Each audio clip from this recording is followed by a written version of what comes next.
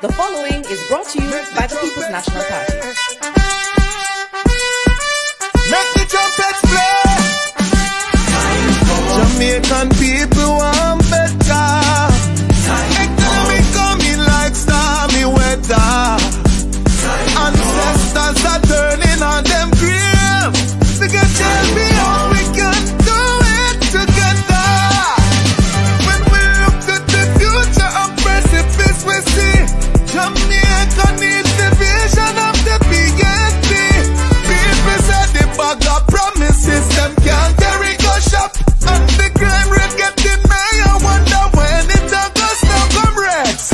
Jamaican people want better. Economy coming like stormy weather. Ancestors are turning on them graves.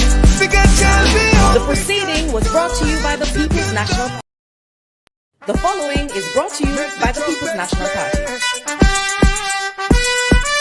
Make the trumpets play. Jamaican people want better. Economy coming like stormy weather.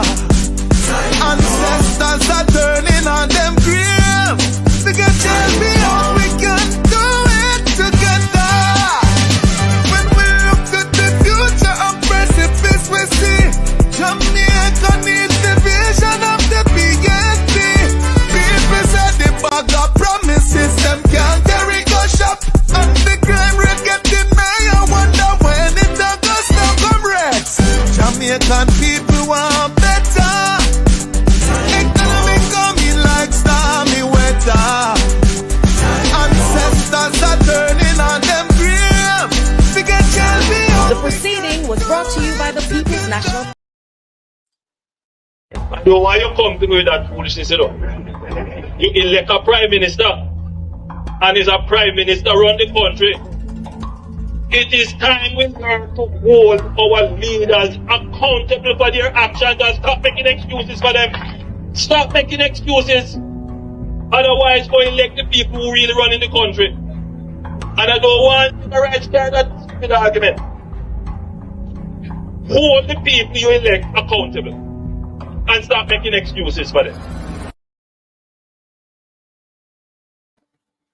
Hello, welcome. Happy Tuesday. Happy Tuesday to those in television land. Happy Tuesday to all our silent supporters. Happy Tuesday to everyone in the chat. Thank you so much for tuning in. Really appreciate each and everyone. As you see, we've had a long day. Tonight's topic is JLP throwing tantrums and attacked IC members today with your host, Byron and Anne-Marie. So guys, remember when you come in, thumbs up the live, share us out if you can. And if you're new to the channel, please show us some support by subscribing. We will be joined shortly by Mr. Rattigan and also Maria from Daisy Magazine. So remember guys to go over and support Daisy Magazine at www.maxter.com/p/Daisy. And also coming up in Toronto, it's going to be a conference with Mark Golding, and it's going to be Friday, November 1st, 2024, and it's going to be at the Westin Toronto Airport at 950 Dixon Road, Toronto, Ontario. So the time is there, cocktails at 6 p.m., dinners at 7 p.m. So make sure you go and let our voices be heard and, you know, support this visit by Mr. Golding. Right, so let me just go ahead and welcome those in the chat. Truck Life, Larry Speckford, Patel Cruikshank, Don Mel, Maureen Vassel, Varys White, Ludell Brown, Yuna Vassel, Cheerful Wild Horse, Marva Dice, Rosa, Beverly, Meline, Patel Cruikshank, Warren, Mother Sill. Welcome. Without any delay, I'm just going to hand over to Byron. Levi Smith, welcome. All right. Thank you, honey, for that wonderful precursor. I just can't wait to get into the business of the day. Right, people, can you imagine, right, that we are here anticipating the IC report, right, and particularly to get some clarity as it relates to where Michael Phillips is concerned. But what we have witnessed today, right, is political grandstanding, right, delayed tactics, and obviously kangaroo settings. As we speak, as I speak to you just now, we still have not gotten any clarity as it relates to the IC report and where Michael Phillips is at. Now, tonight we have Rattigan, right, will be coming on later. Right, he spoke to me, he had spoken to me and said he's going to be a few minutes late. So, right, we are going to get on Rattigan later. And of course, Maria, we are going to get on Maria later, and we are going to break down what transpired today. The kangaroo settings that transpired today. It is just unbelievable, people. But you know what? What this goes to show the entire world today, people who are looking in, is to see the extreme effort where Parliament is taking, particularly where the Integrity Commission Oversight Committee, right, is definitely taking the Integrity Commission to a path where it's just useless and nonsensical, right? The questions that they ask of the Integrity Commission, right? But let us get this categorically clear. And I'm glad Mr. Panton pointed it out to them, that as it relates to the completion of investigation done by the Integrity Commission investigators, right? The Integrity Commission Oversight Committee has no say in law, right, to direct them otherwise as it relates to the conclusion of an investigation, right? They have no such authority, right? And I'm glad Panton pointed out that. And the only persons as it relates to how an investigation, right, being processed and being concluded as it relates to within a court of law, right, where it ought to be decided, not to be decided by an Integrity Commission Oversight Committee. I've seen some anti-punky as it relates to Pernell Charles, as it relates to Marlene Malawford, right, and Delroy Chuck. We are going to go through all of that and break it down proper for the people. So let us get to the meat of the matter. The meat of the matter today, that you obviously have seen the diversion tactics by the Jamaica Labour Party. Wanting to say, this is the narrative that they are utilizing. And so sending the report to Big Mama. So the narrative is to say, okay, we have People's National Party Member of Parliament, Daisy Magazine. We have Blessed Sister Maria, Blessed Sister Maria. Greetings and salutations to Sister Anne-Marie and Brother Byron. Hallelujah. Hallelujah. And to everybody in the chat, praise ye the Lord. Praise ye the Lord. Yeah, we're here on another Tuesday again to, help Jamaicans understand that they're better than this. They can be informed, educated voters. But something, I have to say this before we get into the seriousness of all of it. I don't know if you saw circulating on the social media space this blogger who ridiculed Jamaican food. And I said, when I come on, I want this blogger, Mrs. Neda, somebody, but she's he, him, they, them, I don't know, but she's somebody. And she went to Jamaica and had some food, and she came on the social media space to bash Jamaican food. And what she does, and what I love to say on this space is Jamaican food is a brand.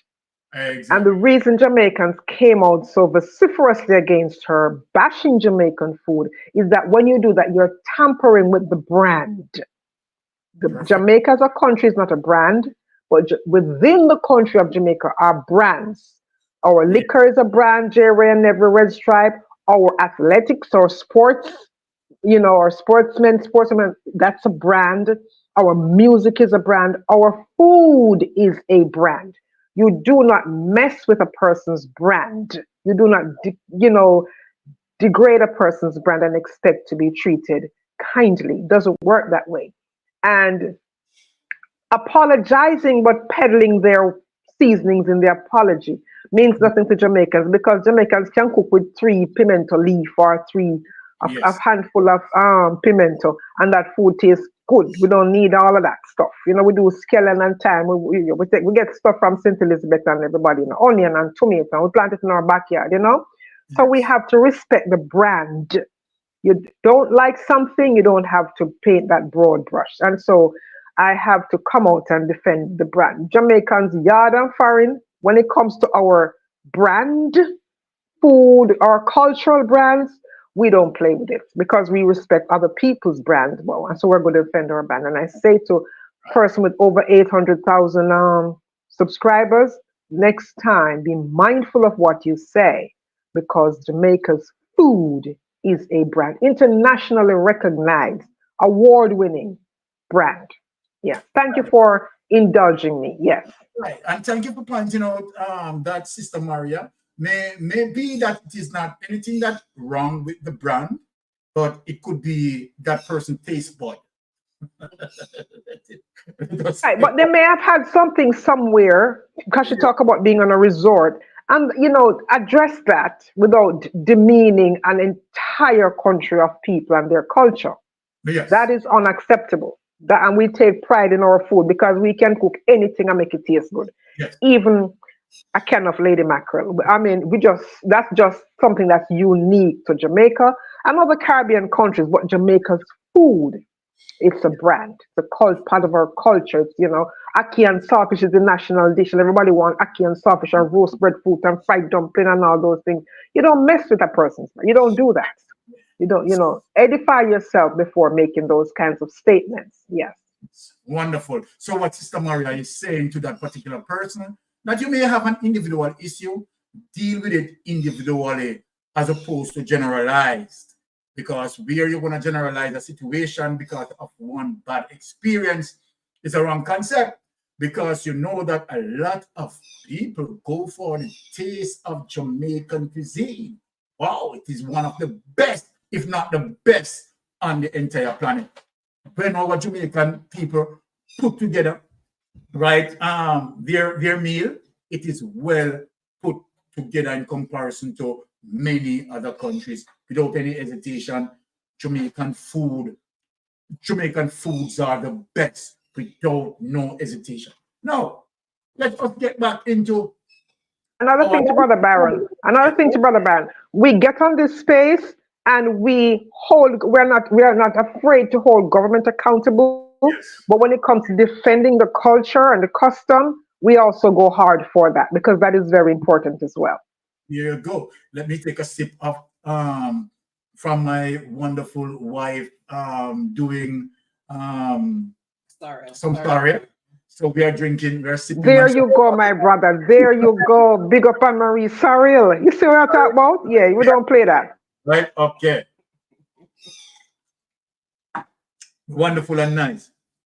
Now, so Sister Maria, where we are going, right, is to the amount of Jamaican people today that anticipating the IC report and want to get into it and get some clarity as it relates to Michael Phillips. And if there are other persons, which we believe that there are other persons, right, that really might be the main, right, players within that IC report.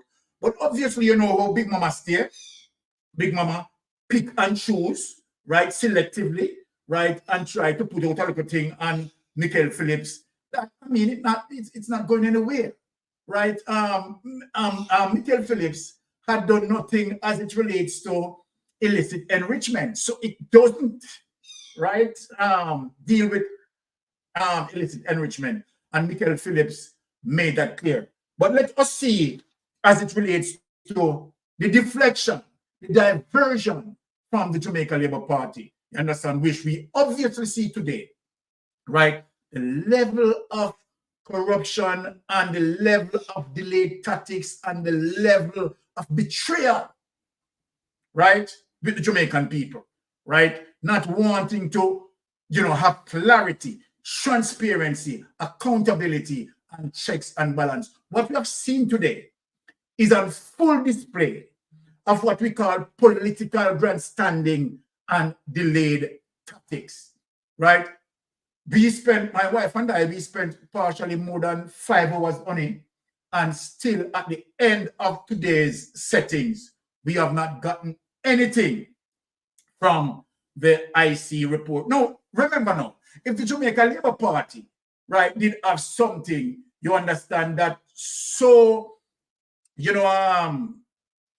going against Michael Phillips, they would have jumped out and willing to have it table.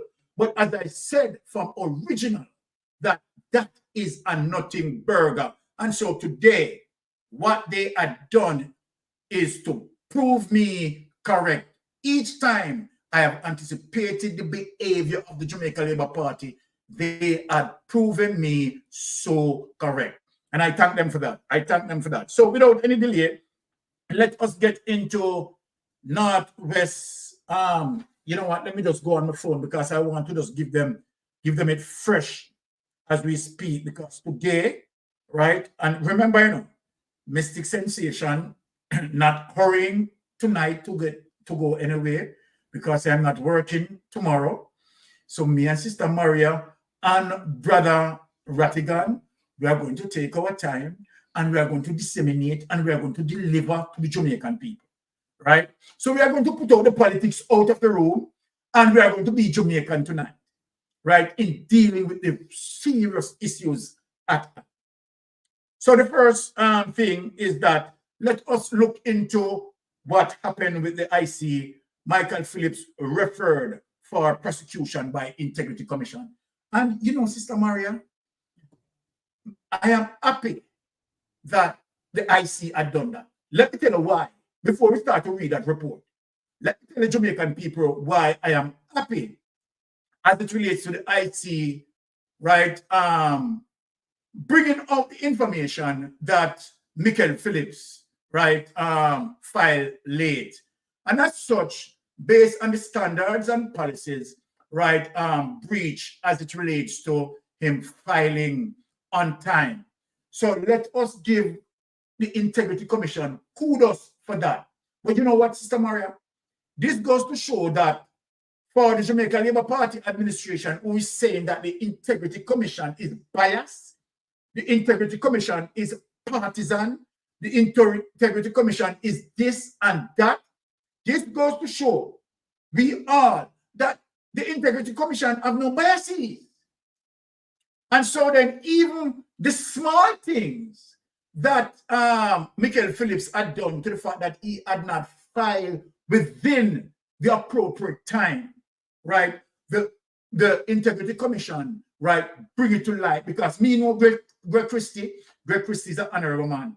And obviously his team, right, likewise. And so then they are showing us all that there's no partisan business when it comes to the responsibility and function of the IC. The IC is going to call a spade. And that is the problem today that we are seeing now, where the Parliament, particularly the IC, the Integrity Commission Oversight Committee, is trying all their shenanigans, right, to try to, find a reason, right, to change the Integrity Commission Act. And let me tell you something, people, what we are going to talk about tonight, because we have seen it today, where the Integrity Commission is now trying to utilize what we call statute of limitation within the process as it relates to their questioning, particularly where Marlene Mala-Uford is concerned and where she is going, want to give, you understand, reason to say because of the IC doing this and the IC doing that, they are going to make amendment. But what sort of amendment that we are anticipating? What sort of amendment that they could have done in terms of not strengthening the IC, you understand, to be more prosecutorial, right, as opposed to weakening the IC. So let us look, Jamaica, where Marlene Malafu Ford is going with this, because that appears to me. I don't know if I am that. I don't know if I am that ignorant in not understanding that where Marlene Malafu Ford is going is to say that a statute of limitation should be created within the system that prior to the Integrity Commission Act 2017 being implemented, right, those cases are to be null and void. No, that can't be our understanding as it relates to where Marlene Malawi Ford is going, right? But, you know, we are going to wait until, say, Maria is here already. We are going to wait until Rattigan come in and then we get into it. But first, let us venture now into the situation as it relates to, right, you know, the Jamaica Labour Party just utilizing a little bit deflection. You understand? And you want to, you understand, push Michael Phillips, you understand, in a little of the mud. But so let us read it, people, without any delay on it, bring up that thing, right? So we are going to get down to business tonight. We're going to make sure. Yes, yes. All right. Let us read this. So as I said, people, it just, I don't know why the Integrity Commission, the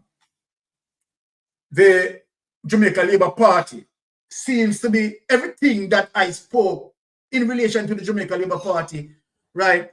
It just seems like I'm a prophet. I'm not a prophet, people. It's just because I know what the Jamaica Labour Party stand for, right? Their level of criminality, let me say that plain. Now, Michael Phillips referred for a prosecution by Integrity Commission, right? Now, the Integrity Commission, right, has recommended that Member of Parliament MP for Manchester North Western, Michael Phillips, be charged with breaching the Integrity Commission Act for failing to submit a statutory declaration within the period stipulated by law. So let us talk about the first paragraph, right? People, at this point in time, we are not going to blame the Integrity Commission investigators for this. The Integrity Commission investigators are doing a fine job, right, in calling out issues like these. So with a PNP or GLP, we are thankful for the Integrity Commission, right, to call out this, because what the Integrity Commission is moving towards is zero tolerance, right? Because when we, right, when the Integrity Commission investigators highlight issues like this, importantly, it ought to be done as it relates to checks and balance, whether you are PNP or GLP. Now let us move on within the report. It was revealed in an IC report which was tabled in the House of Representatives on Tuesday afternoon. Specifically, the opposition MP is to be charged with the offense of failure without reasonable cause to submit statutory declaration for the period ending December 31, 2022, contrary to Section 43, subsection 1 and subsection A of the ICA report. Now, this particular paragraph, right, I have to dwell in it a bit, right, in clarifying something. It reads specifically, the opposition MP is to be charged with the offense of failure without reasonable cause. Let us look at reasonable cause, because reasonable cause is important. Now, based on what Michael Phillips has to say as it relates to his lateness or his tardiness in terms of submitting, right, his statutory declaration, he had explained it, right? So he has reasonable cause as to why his situation was late. Nothing wrong with that. He faces a fine up to 500,000 or 6-month imprisonment if found guilty in a parish court. The court may also make an order mandating him to comply with the requirement in respect of which the offense was committed. The IT Director of Corruption Prosecution, Keisha Prince Jamaica, who recommended that Phillips be charged. Let me stop right here, people. Let me stop right here. Because this is where the leather meets the metal. Now, Keisha Keisha Prince Kamika, I am going to ask you a question, right? Because when it comes to Andrew Holness, it appears as if you're exercising due diligence, right? Because, okay, Andrew Holness may file his statutory declaration on time. But guess what, Keisha Prince Kamika, let me talk to you now tonight about the people that understand. Filing on time, right? Yes, it's important. But also, Keisha Prince Kamika, right? Speaking truthfully about what you had filed is also significant. And so we clearly show that the Prime Minister has lied time and time again on his statutory declaration. The Prime Minister should also be charged, right, for giving false statement pertaining to his statutory declaration. Prince Kamika, you have not done that. You have not done that, Prince Kamika, right? To identify where the Prime Minister, who normally, and you, Prince Kamika, cannot say that the Prime Minister, right, did not intentionally lie. Let me tell you why you can't say it. We have a situation where the Prime Minister had done workshop with the Integrity Commission, right? And the Prime Minister, based on that workshop, right, it speaks in length, right, that you are to state truthfully on your statutory declaration, right?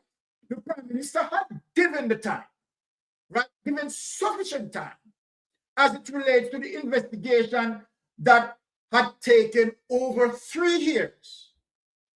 And we have seen where the Prime Minister continued to make omission on his report, right? You are going to say to us that those omissions are genuine mistake when the Prime Minister knew very well, right, and understand very well as it relates to each question asked of him by the Integrity Commission. So, Kamika, you get this wrong. You get this wrong. I'm not saying that Mr. Phillips, right, is not to be charged. Mind you, what I am saying that equilibrium must be spread, right, fairly and concisely. And so then, where you're not dealing with the situation on a fair basis, I personally have a problem with that. Let us read on. Noting that he was in breach of the relevant legislation. Additionally, Phillips failed to pay the fixed penalty of $250,000 that is imposed by Section 43, subsection 3, which constitute an offense under Section 43, subsection 1, subsection A of the ICA. Despite subsequently filing the outstanding statutory declaration, no charges would have been recommended if Phillips had paid the fixed penalty. Now, what we are saying, I am not saying that the stand that you have taken as it relates to Phillips, right, ought not to be done. But what we are saying, while we are not seeing the stand, you understand, being taken, you understand, on an equilibrium basis to be fair and balanced. The Prime Minister of Jamaica outstandingly lied to the Integrity Commission. You understand? And if you lied and you're filing, you are to be charged. I am asking, as it relates to what you had done where Phillips is concerned, why the Prime Minister has not been charged. Let us take that document away. Now, as we said, tonight we have all the time, right? Sister Maria, let me ask you, as it relates, right, to the fact that you are talking about transparency, you are talking about fairness, on the issue of fairness, what is your take on it as it relates to Andrew Holness, who deliberately lied on his statutory declaration and have 2 omissions, right, where he should be charged because there's a section in the Integrity Commission Act said that if you lied to the Integrity Commission, right, as it relates to your statutory declaration, you are to be charged. So, Sister Maria, what say you on what I have just read? Yeah, it is. You know, I was dumbfounded by the her position on the situation. Though per the Integrity Commission Act, Michael Phillips was in violation of that, so he ought to be held accountable. None of us are disputing that. What we're saying is apply the law equally across the board. Remember, and they're saying that he'll be charged because he didn't pay the $250,000. Did they not still charge Dwayne Vaz even after he paid the $250,000? He still had to go to court. So you see, Kamika, Keisha Prince Kamika, she is making so many mistakes, and she's really showing her slip because the prime minister, who is held to a much higher standard, is not held to the standard of the ICA, the way she's holding other people, which tells you, which now begs the question, why? And so I have to question her judgment on this. Not that Michael Phillips is not to be held accountable for not filing early, but given that before they had a situation with Dwayne Vaz who paid his thing, explained why he filed late, all of that, and he was still charged. Now so you have too many discrepancies as it relates to the corruption prosecutor and her decisions. Now, twice she has given Andrew Holness a pass, even though Andrew Holness is not fully compliant with the Integrity Commissions Act. He's not. And she keeps giving him a pass. When you look at the report, it's not only about the 2 bank accounts that he did not report. He has not been fully compliant with the questions asked of him by the Integrity Commission, the director, about his sources of income. So him not doing that, he should be charged for those things. So why has he not? So we have to question her judgment and ask, what is the problem here? Because it doesn't look kosher. And I don't want to say it is political because we are fair and balanced, but her actions would lead one to think that it is being politicized. Because it is not across the board. It is not. It's her findings skew one way. Her judgments skew one way, and it doesn't apply to the other person. Why not? And the other person who must be held to the same standard or higher has never been held accountable. So I have to question her about the why about it for this. Yes. Exactly. Thank you for that input, Sister Maria. And as Syrian Sue said there, different strokes for different folks. Now, we have the corruption prosecutor, right, who ought to be independent, right, of, being political, right, and call a spade a spade. Now, when we look on the context, as it relates to the Prime Minister and many members of Parliament who had received a workshop training from the Integrity Commission, right, and know very well as it relates to what they ought to do in terms of state truthfully and their Integrity Commission filing, right? They have gone through the workshop. So then, for Andrew Holness, right, to have 2 omissions, right? Now, to me, I think it's deliberate, right, as it goes to intention, that the Prime Minister fully aware, right, that he needs to state truthfully on his statutory declaration. And redundantly, we caught the Prime Minister in a lie as it relates to those 2 omissions. However, the way Keisha Prince Kamika processed it, she processed it as a genuine mistake. So then my question now to Keisha Prince. Now you charge Michael Phillips, right? And even when Michael Phillips is trying to justify the reason why he's late, you still charge him. you still charge him. And as what Sister Maria pointed out, as it relates to, because you charge him and you stated the reason as to why he's charged. The reason you said why he's charged is because of failure, right, to pay the initial $250,000. Then let me ask you something now, Keisha, Prince Jamaica. How does it work with VARs who had paid,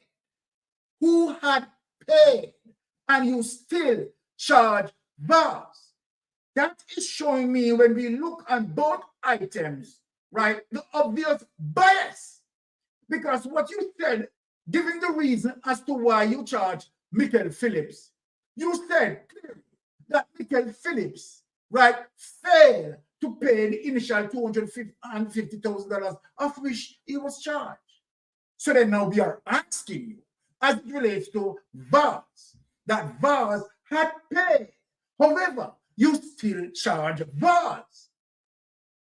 So then what we are seeing from you, you understand, I am going to go a little bit further than Sister Mara to say that it appears as if you are highly political and you are one-sided with your judgment based on the scenarios that I brought in front of the public court of opinion. Rightly so. Now let us show Michael Phillips respond without any delay on it. Let us get into Michael Phillips respond, right, and deal with that. And then we are going to get into today's fiasco, right? And we are going to break down today's fiasco after we get into this, because we have all the time today. Let us read. Northwest Manchester MP Michael Phillips says he submitted documents to the Integrity Commission late and paid the associated fine. Now, want to hear that, people? It appears as if now Michael Phillips is saying something different from the reason given as to why he has been charged. Because why he has been charged is stated that he denied in paying the fine. But let us go further into the detail before we make any form of assumption. Let us go further into the detail. Member of Parliament of Northwest Manchester, Michael Phillips, says he had submitted documents to the Integrity Commission late and paid the associated fine, contrary to what being said as it relates to him failing to pay the fine, and that is the reason why he has been charged. Right? Now, this following reports that he is the subject of a yet to be tabled report from the Commission. The report was recently sent to Parliament. In a statement last evening, Phillips explained that his 2022 sector declaration was late due to delay in getting all the relevant documents. Now remember, let us go back to the first thing that we have read, right? And where the reason given, where I am saying that, of course, Michael Phillips, right, had explained, right, as to the reason as to why he's late, right? Here it is coming out in this document. Phillips said shortly after the deadline, people, the documents were submitted and he has since fully complied with all the requirements. Now let me ask Kamika a question. Because it appears as if now, Kamika, right, you are finding some reason as to why you force a charge on this man and trying to justify reason as why you have not charged Andrew Holness to the fact that he lied to the Integrity Commission. He lied to the Integrity Commission. What Phillips said here, Phillips said shortly after the deadline, the documents were submitted and he has since fully complied with all the requirements. This seems like it is the same thing that you had done to Vaz. You are now doing to Michael, the very same behavior that you have taken against Vaz. You have taken now against Michael and now coming out. You understand? Telling lies. that the reason why he has been charged was to the fact that he denied, right, in paying the fine. This seems to me extremely biased on your part. Now let us read. Let us go along. The MP said, as a public servant, he takes his responsibility seriously. And while the statutory declaration was delayed, it is not connected to illicit enrichment. Well, that is one of the reasons why, you understand, they did not, right, table that in Parliament today. That is the reason why, because guess what? It is indeed a nothing burger. Nothing burger. But to show up Michael Phillips to avoid distractions, right, and delayed tactics in terms of we moving away from the real issue where the illicit enrichment is concerned. And of course, where the other 7 persons who under the microscope of the Integrity Commission are concerned, right? And so then the whole long drawn out process today, where you all know that every Jamaican who tune in and every sensation tune in, we were anticipating the reading of the IC report. But unfortunately, you continue with your shenanigans. You delay tactics. And of course, the mission of burning down the Integrity Commission. Let us read on. Phillips said, all statutory declarations have been certified and the late filing penalty of 250,000 was paid. This goes to confirm, right, to us all that Keisha, the corruption prosecutor, you're a liar. Because you have said that Michael Phillips did not pay the original 250,000, right, that he was fined for. And so then more did added. But here in this paragraph, Phillips said, all the statutory declarations have been certified and the late filing penalty of 250,000 was paid. So then, this is a clear disparity, a clear inconsistency between what you are saying and what Mikel is saying. But obviously, the Jamaican people know that this is a nothing burger.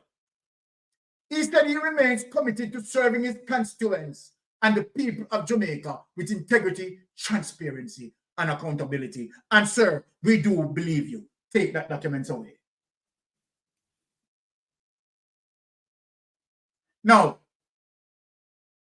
let us speak, Sister Murray, because we are going to go into the details tonight. So obviously, as it relates to Keisha's explanation as to why he had charged Mikel Phillips, is apparently lie,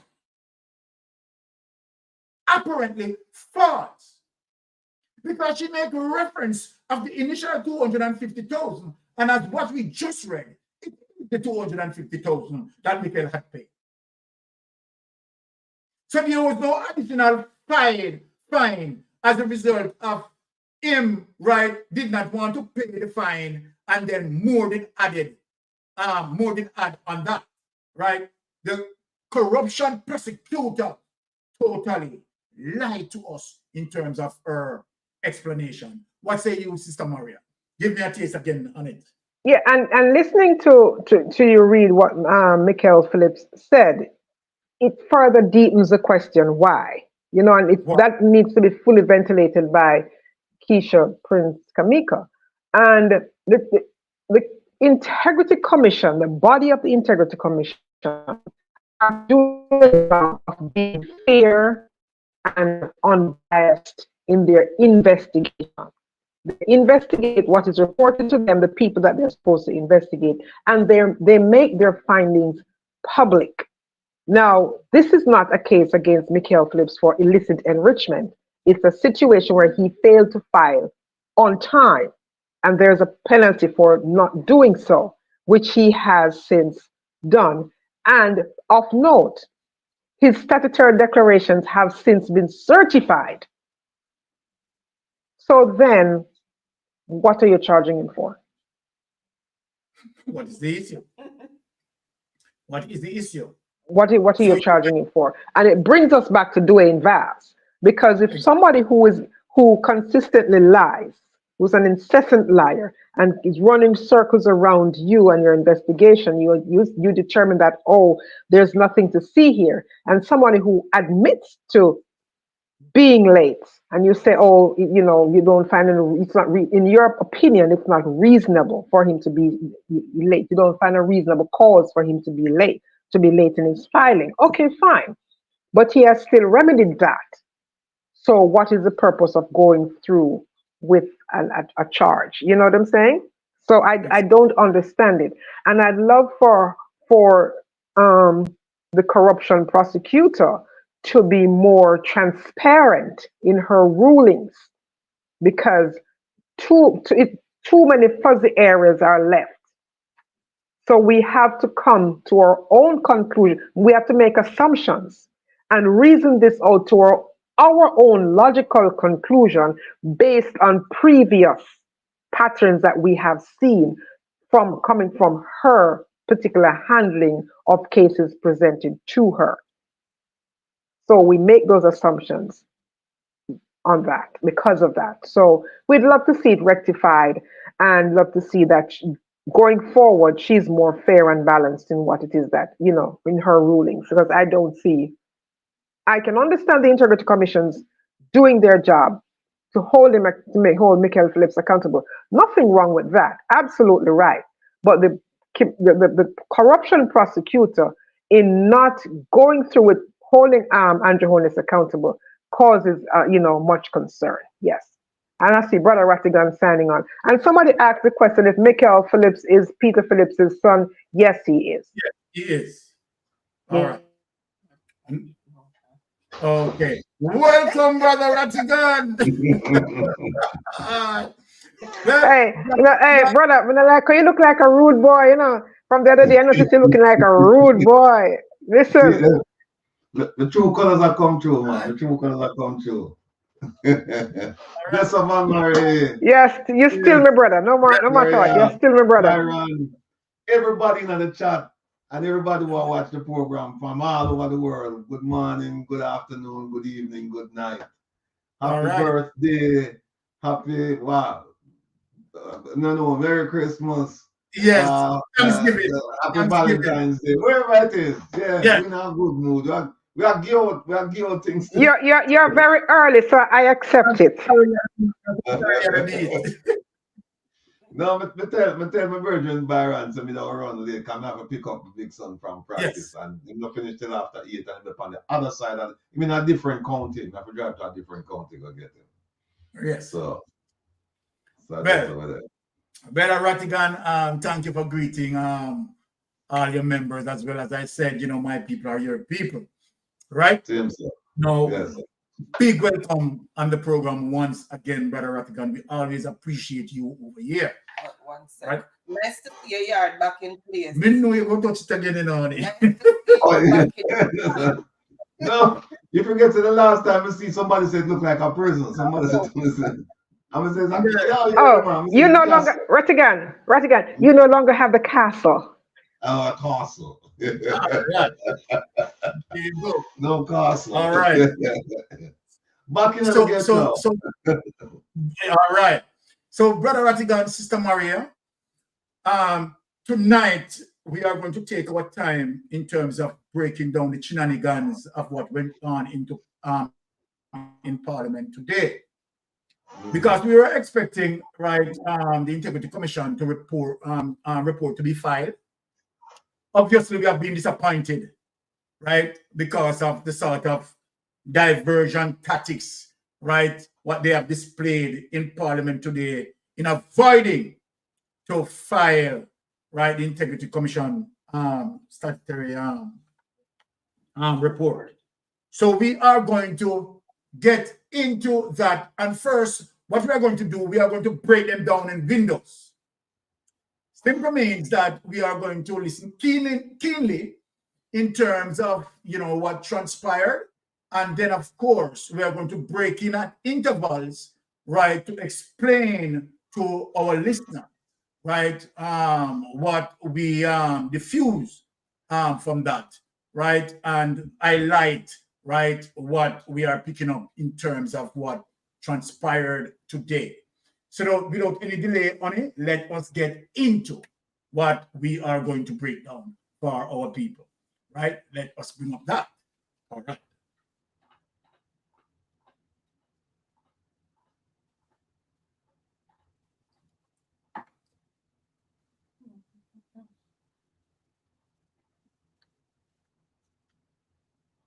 All right, we are coming up with that report, and we are going to get into it right now. There is the executive director and the other directors.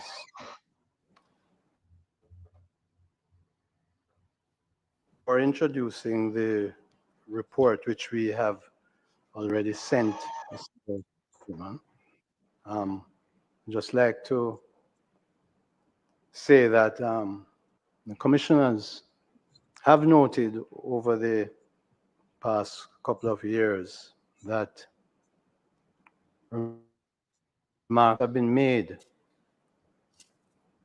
that the commission is partisan and that the commission, that there is malice in its operations. I'd just like to point out that the persons who made those statements know that it is not true. They know that we know it is not true. And then that Jamaicans know not true. There's a situation where 70% of the persons on the voters list do not vote. And it is startling that it could be suggested that the 5 commissioners happen to be partisan.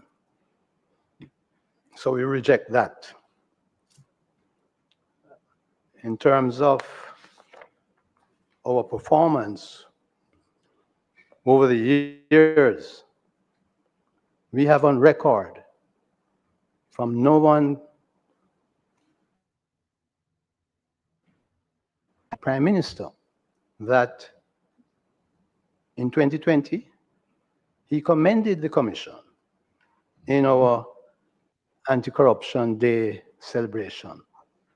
He said, under the leadership of Chairman, the Honorable Mr. Justice Seymour Panton, the Commission continues to distinguish itself, operating without fear or favor in pursuit of a just and corruption-free society.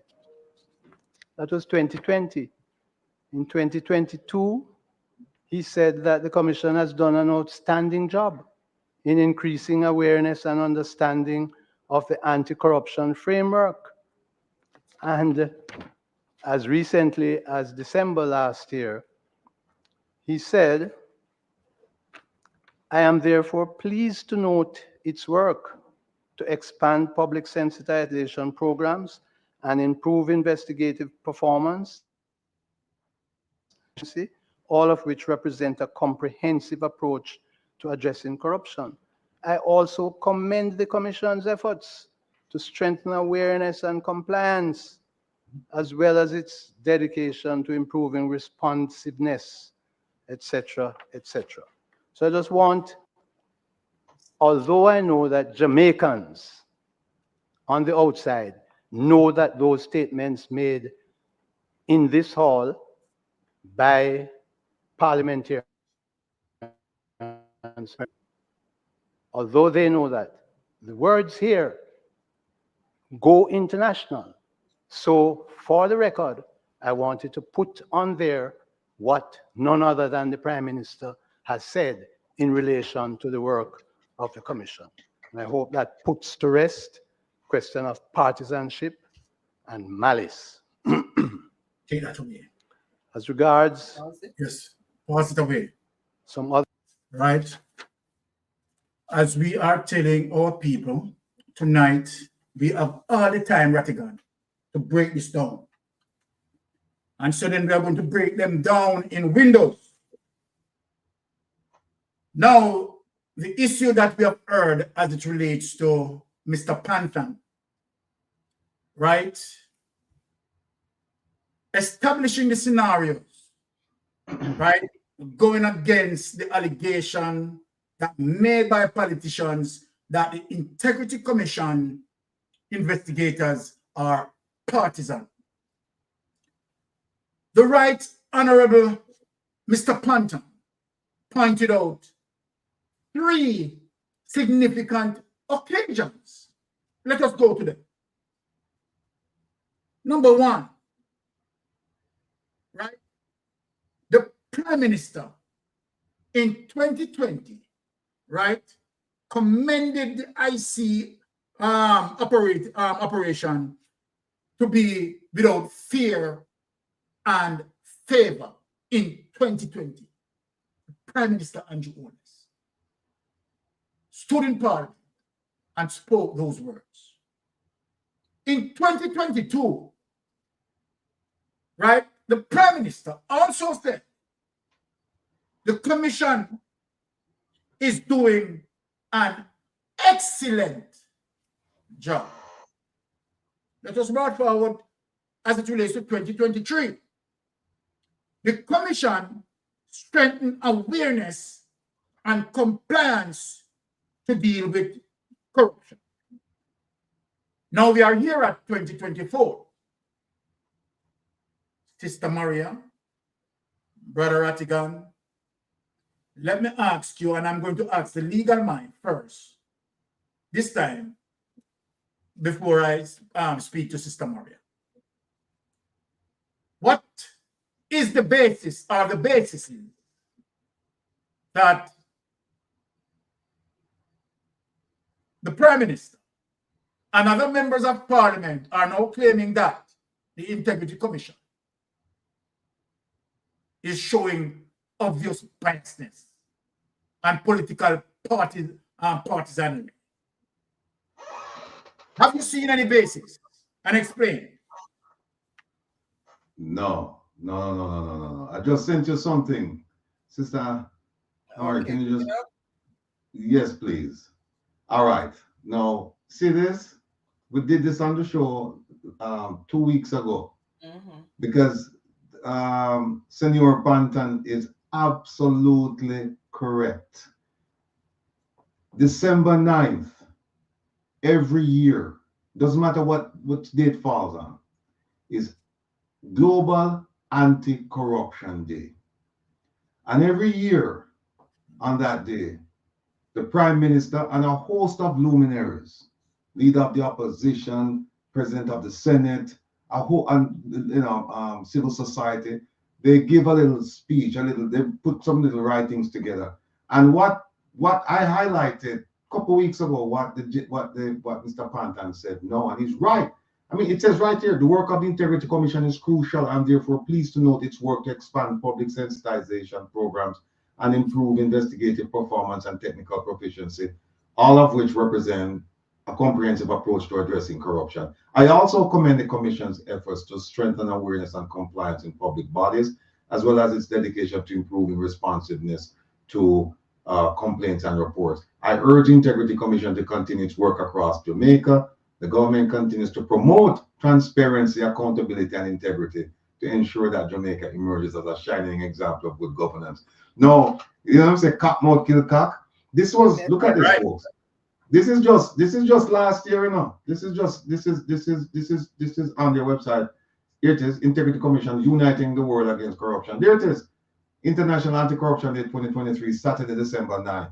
Every year, December 9th. So I want to know what the Prime Minister going to say this December. Because remember, when this was going on, you know, December of 2023, you know, he was under investigation. He knew he was under investigation already. And he said that. Now, I just want to show you one quick thing here, because you mentioned the legal piece. I want to show you something. Where is it? Is it this? Okay. In the 6, you know, when he said that under section 3A, where it says, in the exercise of its powers and performance of its functions under this act, the Commission A shall not be subject to the direction or control of any other person or authority other than the court. All So right. I tell Parliament, we don't have no control over. We can't tell what to do. Right. We feel like answer no, we answer no. The most we can do is just don't fund us. That's all I can do. But I want to show you something because somebody mentioned Malice, right? And I want to show you something here. And I've said it before, and I just need to show it so people can see where exactly they're coming from. I think it's 55. Where are we? 1 second there, my brother. 1 second. We're getting there. I think it's. Take your time, Brother Ratty. We are not. Here it is. Here it is. Here it is. It says right here 55 under section 55, right? Let me big it up so people can actually see it. See it right here. Right. It says 55, 1, 2, and 3 essentially says that they're only, remember the one I just showed you before said, they're not subject to the direction or control of anyone except the courts by judicial review. And now 55 says, okay, if you go to the court, it says you cannot sue the Integrity Commission in court, except where you have gross negligence, malice, or use of unreasonable force. And we define those terms. Gross negligence is a complete disregard for human life. That would be like if you have a school zone, 25 miles an hour, and you have some idiot driving through at 100 miles an hour and hit somebody. That's gross negligence. That shows a complete disregard for human life. That is gross negligence. So it wouldn't apply in this case. The use of unreasonable force, that's where you use more force than necessary to effect an arrest. That wouldn't apply in this case. So what do we have now? Malice. And malice is ill will or improper motive. So that is what they might try to say. But if you notice, when you read the affidavit from the Prime Minister, the word malice doesn't appear. Them use improper motive. Mm-hmm. Because malice no sound. If you said malice, them say, oh, how you can use malice when that they did what they were supposed to do, which was to investigate you. So how is that malicious? You never give them find things where you never give them. And then stuff for them ask you about, you say you now give them the answer. So how is that malicious? So folks, the only 3 grounds upon which, to answer your question, brother, the only 3 grounds upon which you can sue the Integrity Commission is malice, unreasonable use of force, or gross negligence. And we know gross negligence doesn't apply, unreasonable use of force doesn't apply. So the one with them hang them at now is malice. Now that's a steep climb for them to show that the Integrity Commission committed malice. So I am firm in the belief that this matter, when it gets heard, is going to be thrown out. Because now they have to come and show. Because when you show malice, ill will, you have to get into somebody's mind and say, they were thinking of doing this and they did it. That's what you have to show, because all they have to show is that, listen, under the law, we are authorized to look at statutory declarations. You submitted a statutory declaration. We found issues with it. We tell you we found issues with it. We tell you to resubmit. You resubmit and you still didn't give us all the information. We still find more information. And in looking at those, that information, we found a whole bunch of other things that you involved in. How is that malicious? Exactly. How? Exactly. I rest my case. Okay, and I'm glad how you had spoken about that, Ratty. And we need to tell the people. Sorry, 1 quick second. Supposed to say, take it away. All right. We need to tell the people, Ratty, let us reinforce this as it relates to for them to speak, to prove malice. 2 things have to apply here, which is mens rea and actus reus. Actus reus, right. Which mens rea goes to intent, and right. Actus reus goes to the action of the person carrying out the actual crime. And correct. So then they cannot prove that. So I don't see where that is going. Obviously, and I agreed with you as it relates to the court, is going to just show that out, because that is just, Can I make an announcement here? Can I make an announcement, my brother? Yeah. All right, folks, today I finished writing a letter to the Privy Council in England, to the King, and it's going to the King, It's going to the Archbishop of Canterbury, all the religious people. By the way, there are 748 advisors on the Privy Council to the King. Our illustrious Prime Minister is one of them. So I've written, it's going to the King, it's going to the Archbishop of Canterbury, it's going to a few more religious leaders, it's going to all the leaders in the Caribbean who are on the Privy Council, and then it's going to a few British parliamentarians, retired and present. And essentially, I'm asking them to convince him to remove himself from the Privy Council or have the King remove him because of all this nonsense we see going on with the Integrity Commission report, and not just this report, but the one from last year as well, where he was recommended for prosecution and the corruption prosecutor did not lay charges. So what I've done is I've submitted those two reports. I've submitted, and to be fair, I've submitted the corruption prosecutor's report as well, so that they can read it and say the mistakes that she made with in terms of her analysis of the facts and the law. And then I'm also sending in the Prime Minister's affidavit. It's sent to some page affidavit, as well as the request for relief put in by his attorneys. I think it's like 20-something pages. So those 4 documents are going, and so they're going to look at it. The Prime Minister is scheduled to meet with the King. They have some kind of big function. I think it's out in the Pacific. Not quite sure where, but I can tell you that when they get this, and I've summarized everything for them, and I've attached the documents so that they can read the documents if they want. When they get this, it will be a disgrace. He will be disgraced, because nothing that I've said is strays from what the reports have said. Nothing. So the summary that you're reading is an accurate reflection of the reports put out by the Integrity Commission, including the report by the corruption prosecutor. So I just want everybody to know that it's finished and it's sent off.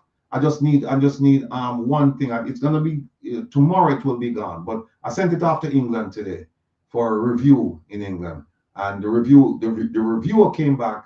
The reviewer is in London, and the reviewer came back and said it's good to go. So tomorrow I'm just going to attach the documents, and I think the person sent me all the emails for all of these people, and he's going to take the one for King Charles, and he's going to walk it to Buckingham Palace and personally deliver that.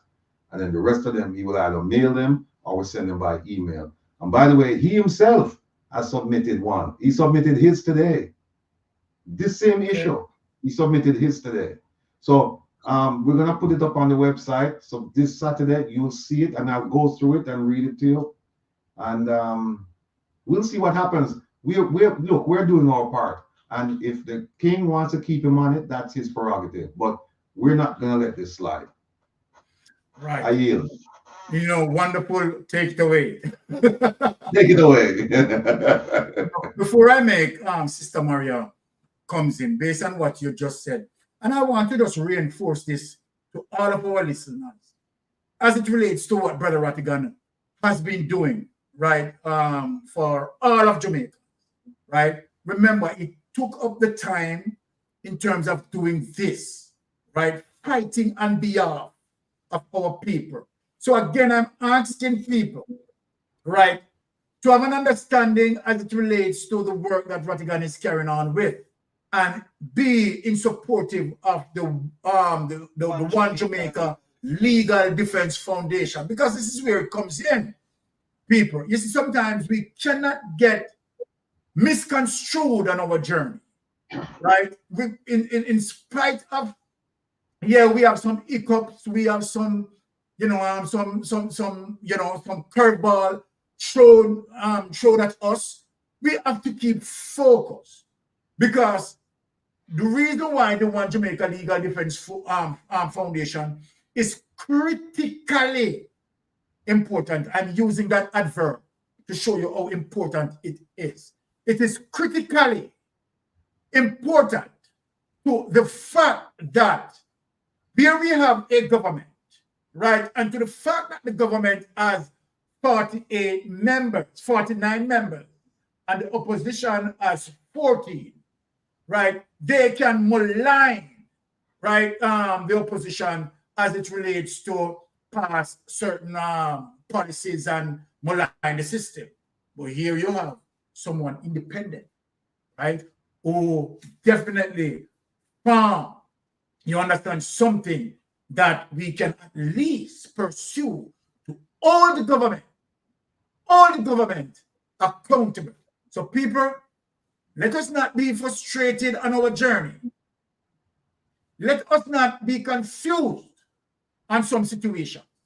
Let us focus on the journey. And I'm asking people, right, please go back on the path in terms of supporting the One Jamaica Legal Defense Foundation, right? Sister Maria, let me bring you in this space. One last quick thing. Keep saying that, but something just things keep popping. Megawatt, I heard you are a subject of the king. So although you live in New York, I'm going to give you one of them letters. Megawatt, by the way, you're supposed to write your own letter now. So what you do is you're supposed to look on the website this Saturday. You're going to see the letter and we're going to go through it. So you can just do whatever you want to do with it and just send it off. No, the thing I wanted to mention is that, like, some people they're getting frustrated because they're saying we hear about this Magnitsky Act, and a lot of them have actually read the act and they realize that it's applicable. Now, these two reports and the other reports I mentioned, they form part of the package that we're going to send in for the Magnitsky Act. And I'm telling you folks, believe me, I'm waiting for a report from someone in Jamaica. And I spoke to the person up to yesterday. I'm still waiting for that report. I believe I'm going to get that report. And once I get that report, the Magnitsky will be filed.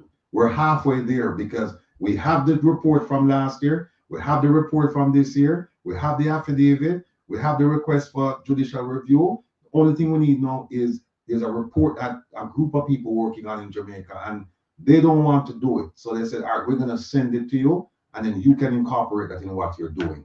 And as soon as I get that, people, I promise you, I am going to go down to Washington. I don't live far from Washington. I am going to go down to Washington myself, and I'm going to go see a lot of people. I'm going to have lots of copies, and I'm going to drop it off. So just bear with me, please. All right, I yield. I finally yield. Thank you for that. All right, Sister Maria. Let me bring you in the space. Go ahead, Sister Maria. No, man, Ratigan, you're a rude boy. You can chat. You can chat anytime, man. You earn the right to chat. Chat about. Yeah. So, Fantastic Five, I am not sleeping. Fantastic Five text me, I said, wake up. I'm not sleeping. Okay, so yeah, back to the Honorable former Justice Seymour Panton. You know, he came bringing receipts, and he put them all on the spot by using the Prime Minister's own words against them, because they came out, you know, they were ready to rake them over the coals, and they were sadly mistaken. It didn't work for them. But the Integrity Commission is there for a reason, and it is to hold them accountable. It cannot only be good when it affects a few people, and when they're involved, then it's problematic. Because the Prime Minister, on one hand, praised them, and on the other hand, he wants to render them unconstitutional. And then, like the chairman said, the only person that can chat to him is the courts. And he knows the courts like the back of his hand. So like them say, chat to me back, but not chat to me front. That is basically what he said to them. They need to, and the truth of the matter is, do you realize that the Integrity Commission is operating within the legislation drafted and implemented by the very same parliamentarians who are now saying to him, why are you doing this? And they're now questioning the integrity of the Integrity Commission. They who have no integrity want to do that. So you have to ask yourself the question, what kind of buffoonery is going on in the parliament? Because it looks like a kangaroo parliament. They really cannot be serious about legislating in that space with any integrity if they continue to behave this way. Where's the transparency? Where's the accountability? What they should have done is they should have had a committee in Parliament asking the question, why is the Prime Minister still in office? Why has he not stepped aside? And where are the names of the other persons who are under investigation for illicit enrichment? Those are the things, that's the kind of committee meeting they should have had today. So to be, grilling the body that is holding them accountable, it's really a sad day. And that is not how a democracy operates, because they basically want to bully ride them into shutting up. And it's not working, because these are career legal ease. They're career legal professionals. They do, they know their stuff like the back of their hands. They know the Constitution in and out. You have Seymour Panton, you have Greg Christie and others, you have Ryan Evans, you have all these people. They know what they are doing. They are no slouches. They're not slouches. So how can you be putting them in this position when the truth of the matter is you should be ventilating the corruption that is bringing the country to a screeching halt? Because when you look at the country from one end to the other, you see corruption in every space. And there are no discussions. Nobody is addressing the meat of the Integrity Commission as it relates to the Prime Minister. 28 bank accounts. He has not been compliant in having a full conversation about his sources of income. And so they're not having that conversation. They're skirting around it and beating here and, going after the shiny objects, while the real issue is not being discussed. And they're in an election year. And are these people now saying to the Jamaican people, go ahead and vote for this man who has 28 bank accounts when you don't even have one? Hundreds of thousands don't even have one.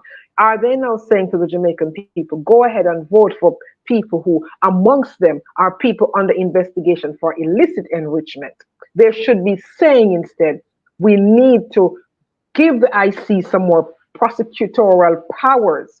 We should be removing the gag order to allow them to come out and say who is under investigation from the get-go. It will not impugn their character if they're found if they're found not guilty. It won't impugn their character. They will just go through the process and people will know who they are. And the Jamaican people will follow the process from start to finish. But when they put a gag order on everybody, themselves, the Integrity Commission and everybody, yet, as soon as the report comes out, it is leaked to one radio station. So all of those things in there should be discussed. And also, why have the same oversight committee that have the IC directors in front of them, why have they not had a community meeting addressing the leak?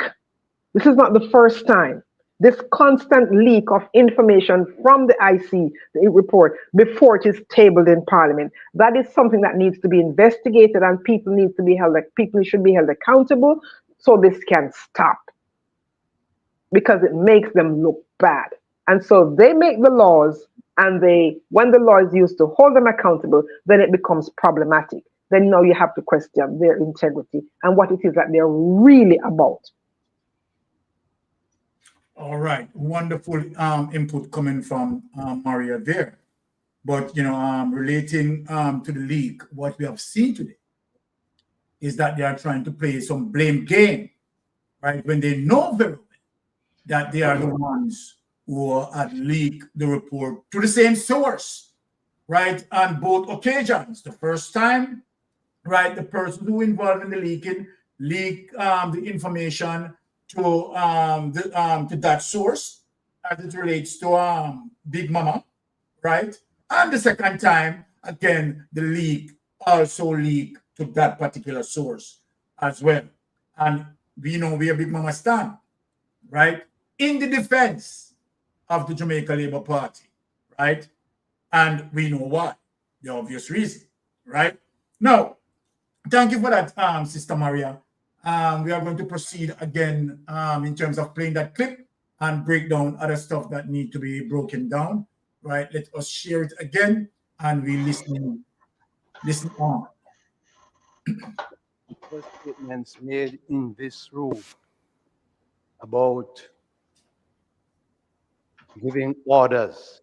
The commission takes orders from no one other than the court, and it needs to be understood. The commission takes orders from no one other than the court.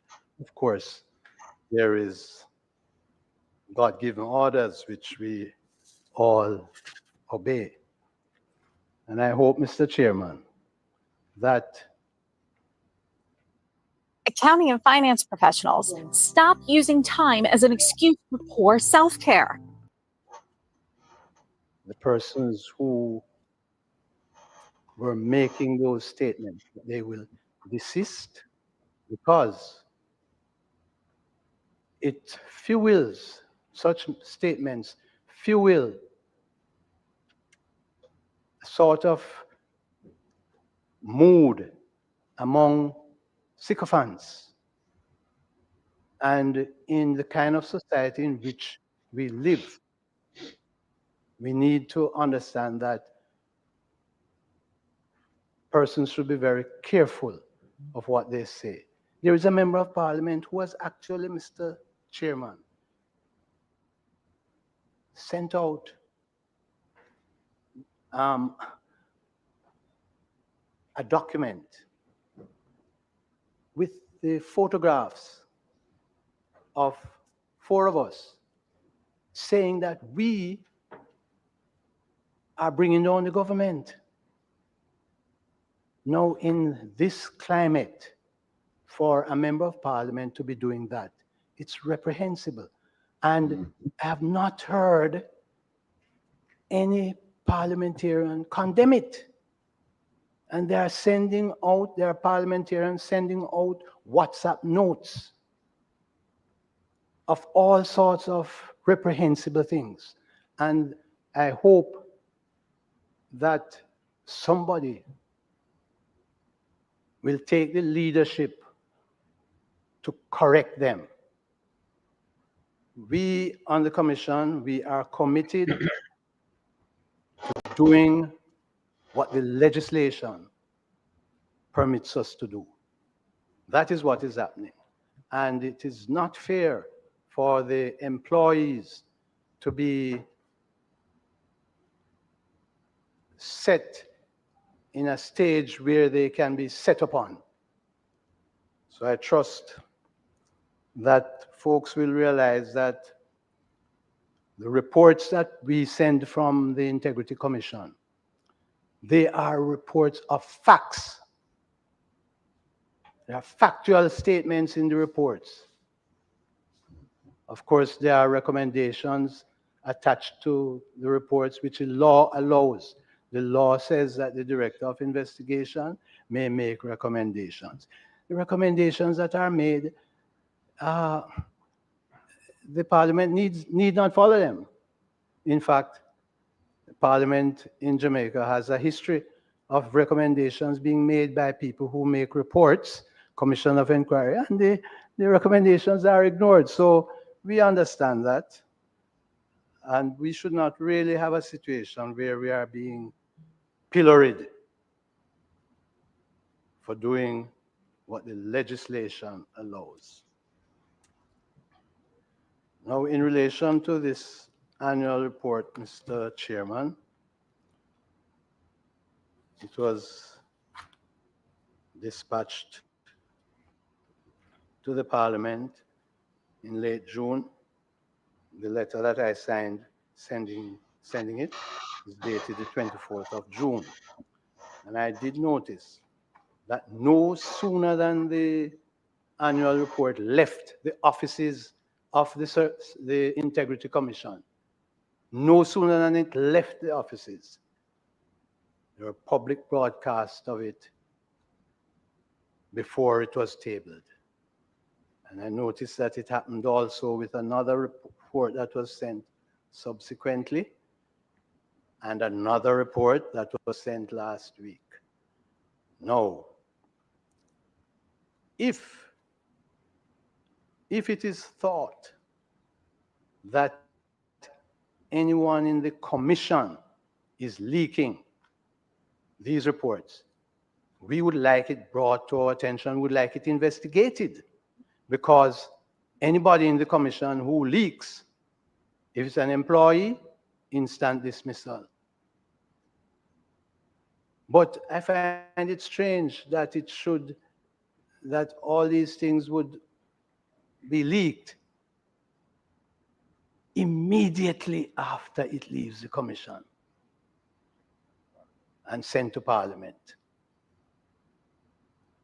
I find it puzzling to understand if it is happening from the commission, why is it that it is delayed? The leak is delayed until it is sent away from the office. I cast no aspersions, but I want to add a personal note, Mr. Chairman, if you'll allow me, that back on this question of malice, I have been a lay preacher in the Methodist Church for decades. Malice is not in my makeup, and it is not in the makeup of the commissioners. And there may be persons who need to repent, and they can join me at church, Providence Methodist, any Sunday. I don't know if something is wrong with the water in Parliament, why some people, the moment they get into Parliament, they say certain things and behave a certain way. I don't know if that is it. As a result,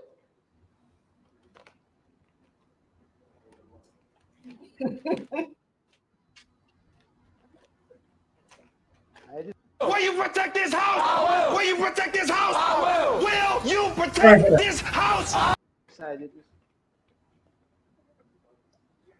I wasn't going to take the chance of drinking any water here.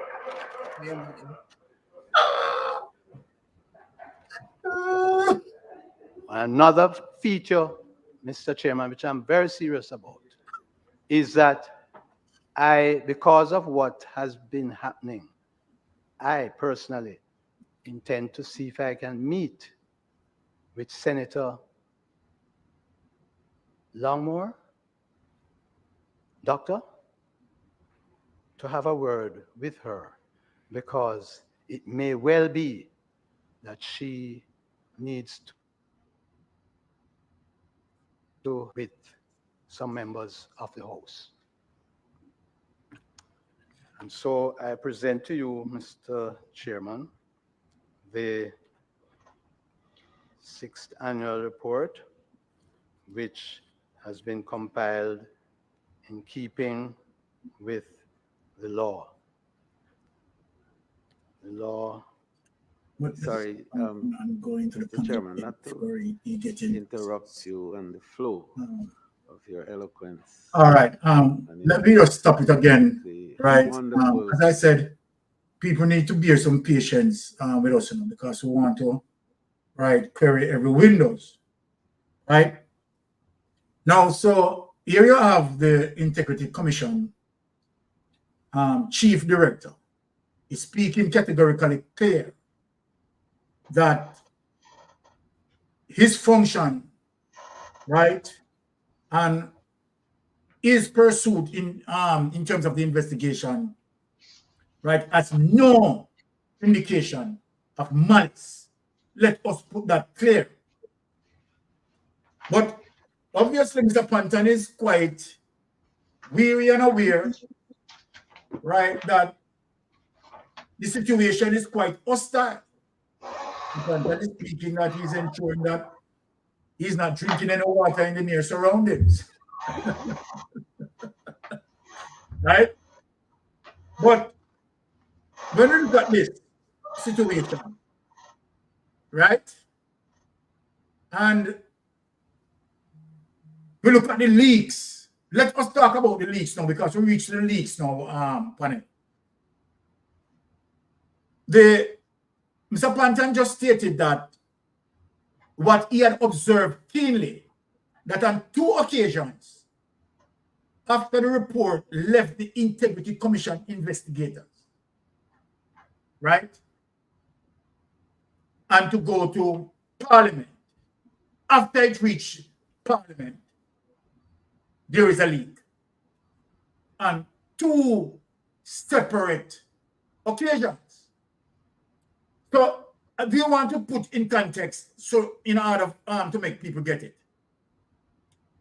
The leak did not happen while the investigation was in process, right? Or in the ambit of the Integrity Commission. However, the leak happened on two occasions after it was sent right to Parliament. Now, panel, let me begin with Maria. So obviously, based on what Mr. Pantan said, we want to go, you know, with the perception to believe Mr. Pantan as it relates to the two scenarios of his curiosity in saying that, you know, while the investigation is taking place and, you know, it's in the ambit of the Integrity Commission, there is no leak. But on two occasions, right after they sent it to the Parliament, then there's the leak occur. What say you on the matter, Sister Maria? Yeah, I am with I'm just a Stanton on that, because it you know, it would pique one's curiosity, because it's not like, you know, it's not the first time this is happening. But this is not about freedom of the press and protecting one's source. I don't see where this comes in here. You know, Rattigan can correct me on that. But it is something that needs to be investigated, because it is happening too frequent. And given that this particular, just one radio station, and given that this particular radio station is always parroting propaganda for the government, you know, it leaves more questions than answers. And then one has to, you know, take from it who within the government is giving this information to the station. And here the thing is, the report is sent to a handful of people. It's sent to the speaker. This particular report was sent to the speaker, the deputy speaker, the president of the Senate, and who else? Was it 3 or 5 people, or 3 persons? The clerk of the House, and Tom Tavares. No, but it was sent to the speaker, the deputy speaker. 3 sent to the deputy speaker, the president of the Senate, and the clerk of the houses.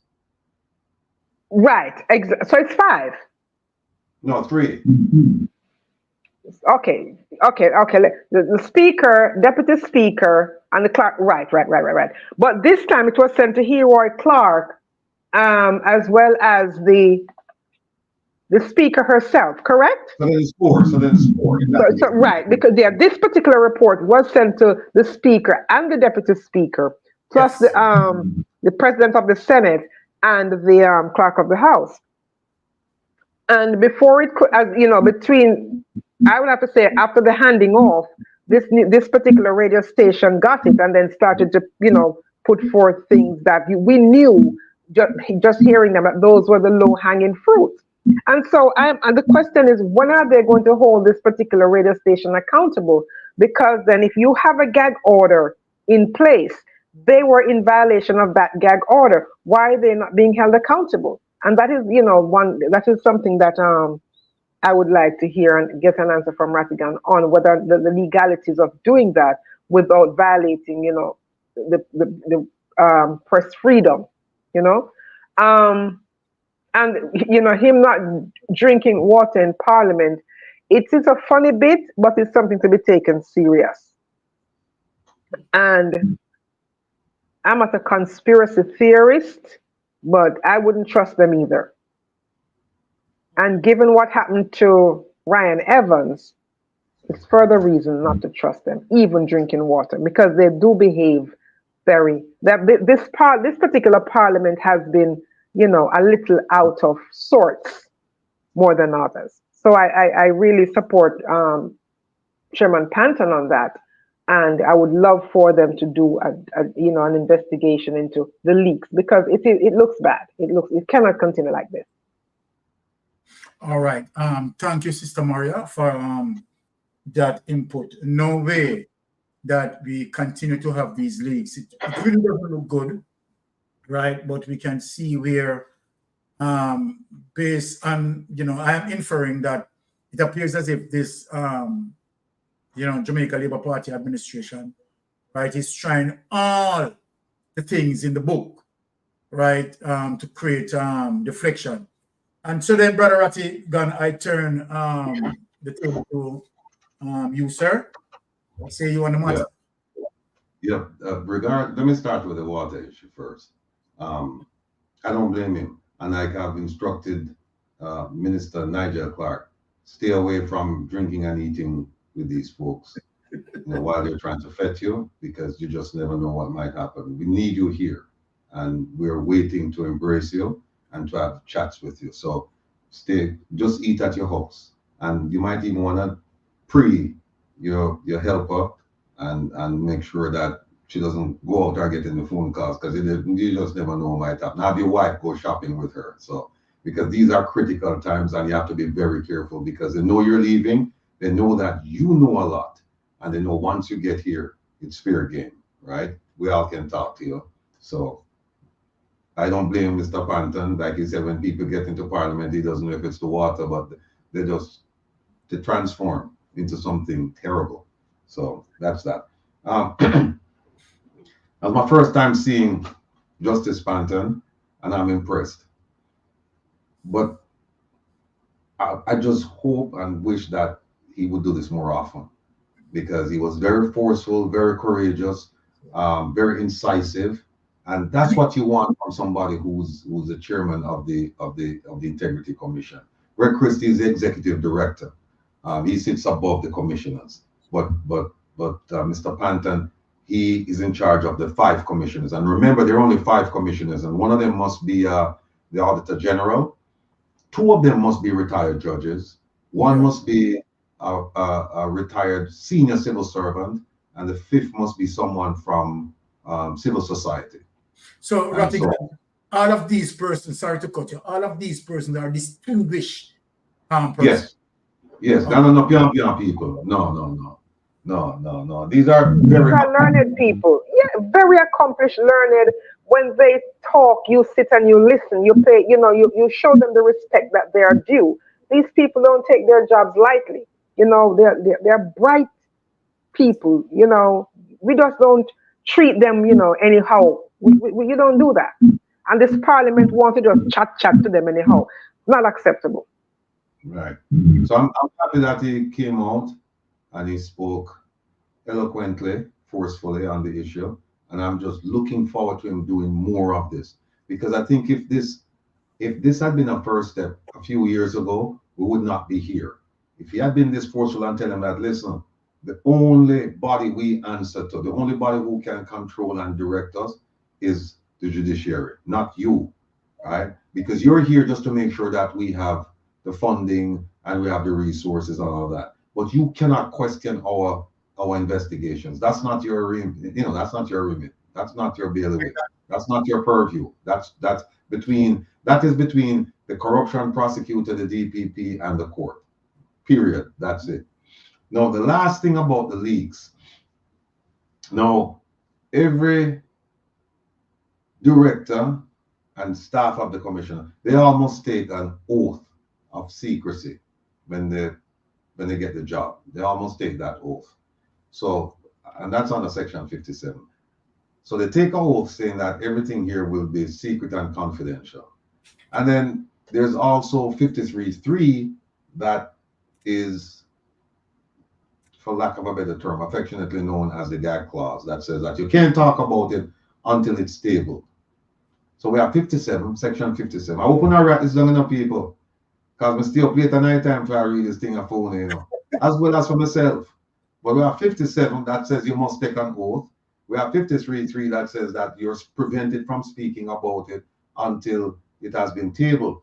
Now, what's interesting about this law is that, about this Integrity Commission Act, is that 56 talks about confidentiality, right? 55 talks about privilege, but 56 is what we're dealing with. Confidentiality regarding information. Here is the shortcoming of this law. It doesn't affect a media house from talking about leaked information. It affects employees of the Integrity Commission. And you hear what Justice Panton said immediate dismissal, but it's more than that. You can be fined up to $1 million and you can be sent to prison as well. I think it's right here. Yeah, you're correct. You're correct. Yeah, $1 million or a term of imprisonment not exceeding a year, up to a year. Right? So you can do all that. But the law, it only speaks to people who are employees or who are involved with the Integrity Commission. So for example, somebody who leaks it, like let's say a parliamentarian, just for the sake of the discussion, because if you listen to what Justice Panton was saying, he wasn't giving any credence to the fact that it could have been leaked by the Integrity Commission. He said, as soon as the report left, it was leaked, right? So he's saying we're not responsible. And then he went on to challenge us. He said, if you know about somebody in the Integrity Commission who is leaking, please let us know. We want to deal with that. So that's one of the shortcomings of this law, that it doesn't go far enough. It just speaks to, and it says right here, it says, let me see, it says, every person having an official duty under this act or being employed or otherwise concerned in the administration of this act. And I'm sure that the media houses are going to say, we fall outside these categories. So you can't punish us for publishing stuff that your people should have kept secret. In fact, you know what? Let me just, if you don't mind, let me just put it up so people can write this down for me. Yeah. Here we go. There.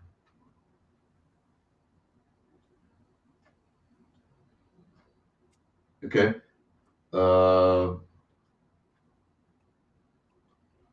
There it is. That's section, people. Just remember section 56. Well, before you go to section 56, section 57 is the one that talks about the oath. Section 50, here it is, right here.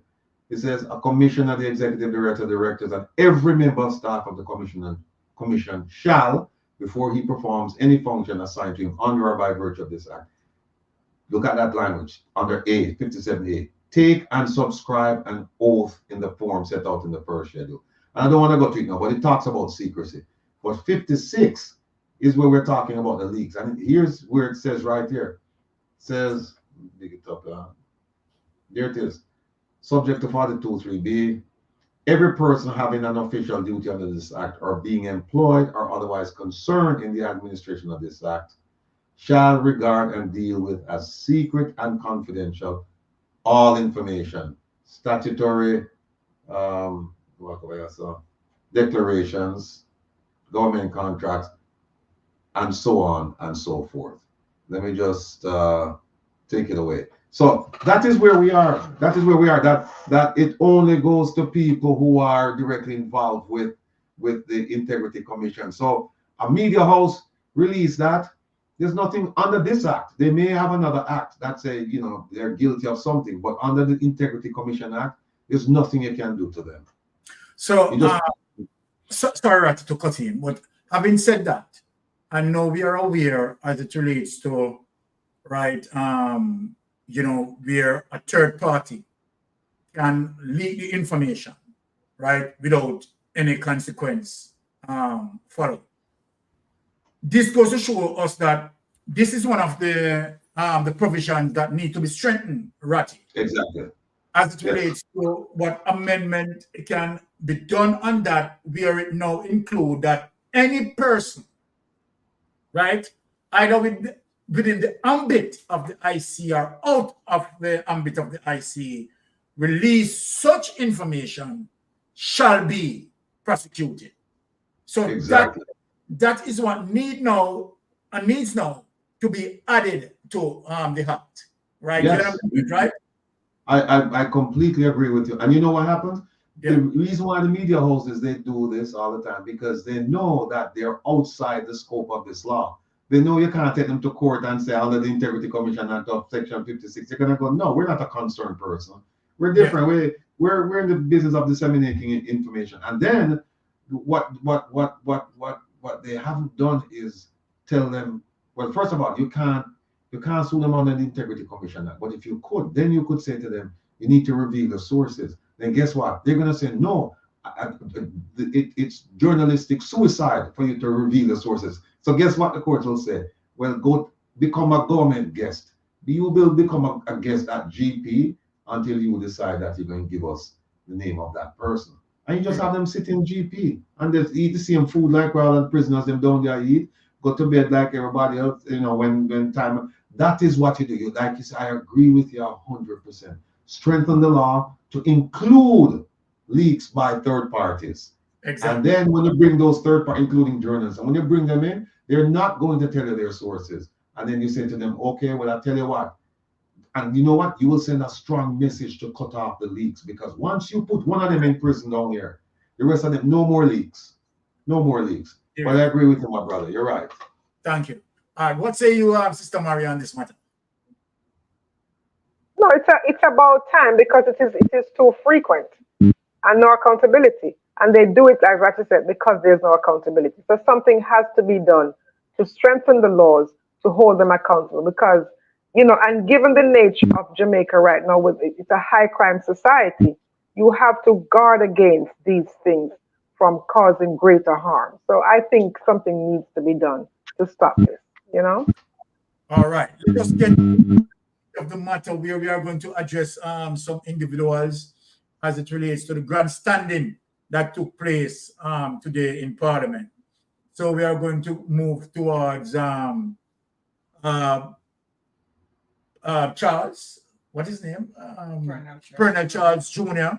We are going to move to Malafort, and we are going to move to what is his name? Chuck. All right, thank you for that, Tony. All right, so let us go to that, and we speed it up to address these people, right? Let us bring back that clip and speed it up a bit until we get to those persons who we want to address, right, tonight. All right.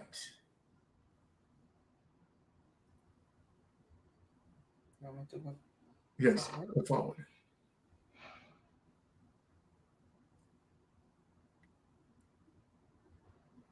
I want to talk to address Pernell Charles. Okay, yeah. As explained a while ago regarding illicit enrichment, you, Director, would still expect that it would be treated within Section 53, subsection 3 of the Act, and that would not be then part of what would be public knowledge until it is tabled in Parliament. Meet CradleWise, an all-in-one baby sleep solution. Thank you very much, Chairman. Yes, indeed. The notice, having received the notice, the declarant is, or anybody else who comes into contact with the notice, should not breach Section 53 by announcing that there is an investigation. And you may refer to Section 56, that is even more restrictive than Section 53.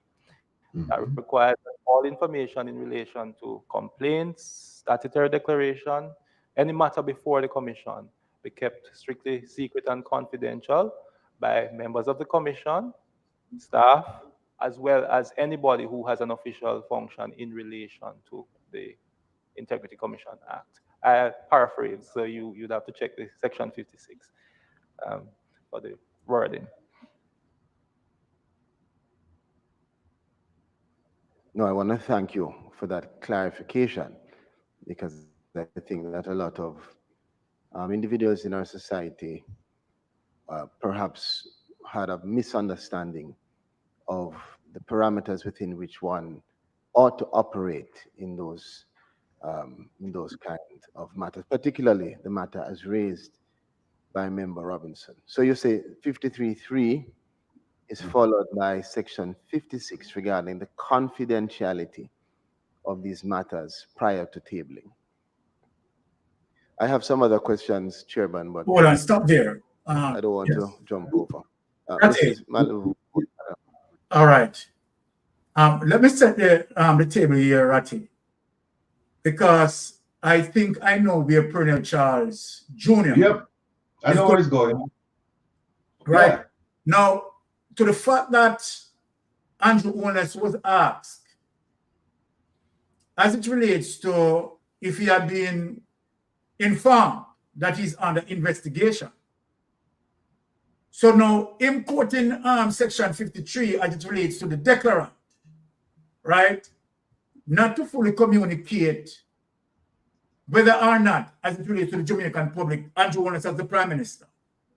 When Andrew Holness asks if, you know, he has been informed by the Integrity Commission as it relates to illicit enrichment, as it relates to the investigation. And he said, no. Isn't this a way to justify that Andrew Holness obeyed the law because the declarant is not supposed to speak on the investigation? Right? Sort of catch me up on that, Randy. Yeah, 53. Yeah, 53. Yeah, that is concerned. And he said it. He said that under 53.3, if you are notified that you're the subject of an investigation by the Integrity Commission, then you're prohibited under 53.3 to speak about it as the declarant. Now under 56 speaks to employees and people of concern, people with an affiliation to the Integrity Commission, saying everything must be treated as secret and confidential. Even after you leave, you can't speak. If you're an employee, you can't talk about it, right? But I think also what he's trying to, and I don't think he formulated the question properly, because I think when he mentioned illicit enrichment, I think what he's trying to say is that the referral to FID, right? It shouldn't have happened that way. He's saying that it shouldn't have come out in a public way, even though the matter was, and I think he realized that, wait a minute, if it's tabled, then they can talk about it if it's tabled. But what he's saying, the investigation is not completed. He's trying to make the argument that it's not completed, so therefore you shouldn't have come out and put the document in the public. You shouldn't have put it in a document that's now in the public forum. But the thing that he forgot was that who tabled it? It was Hero Clark. It wasn't the Integrity Commission. It was Hero Clark. I think they would have had the prerogative to say to the Integrity Commission, hey, wait a minute, we can't table this. They could have gone back and said, we can't table this because of this reason. Because if you do this, then you're gonna expose something that has not been fully vetted, something that has not been fully ventilated. But the fact of the matter is that it was tabled by Hero Clark, a member of the Prime Minister's party. So I think you can tell just looking at him and the way he's formulating the question that he didn't think it through properly. Because if he's thinking that when they asked the Prime Minister, and the Prime Minister said no, right? Then the Prime Minister was certainly within 53.3, which is you have a right. You're prohibited from speaking about it until it's tabled. And if he's talking about the referral, well, it was tabled. So the question that he asked was stupid. It was of no moment, because either way, it's good. One, it was tabled, and the other one, it wasn't tabled. So the Prime Minister said, no, I'm not under investigation. No, I said the Prime Minister now, to some degree, is a buffoon, because what he should have done, and I mean, he's been having all of these people advise him. If I were advising him, I'd say to him, look, you have nothing to say about any investigation. They asked, Mr. Prime Minister, are you under investigation? You just, one answer, go read 53.3. I have nothing further to say. Read 53.3. We can't talk about any investigation until it's stable. End of story. But him get up there and say, no, which he spoke about the matter. He spoke about the matter. He lied. He spoke about it. And they were not so sure that he was truthful about it either, you know, because we know he got a letter on May 3rd, and we know he made a statement about August 17th. So, and a lot of things back and forth between the attorneys and the Integrity Commission regarding the investigation went on. So,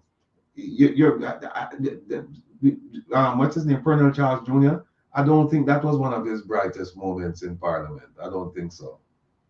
Exactly, because what I established there as it relates to Section 53, subsection 3, right, that, you know, during the investigation, right, the IC, right, or any persons within that remit cannot, right, be speaking on that investigation. However, the question that asked to the Prime Minister, right, as it relates to if the Integrity Commission, if he's under the investigation of the Integrity Commission, and where you're right, the Prime Minister should have himself protected under Section 53.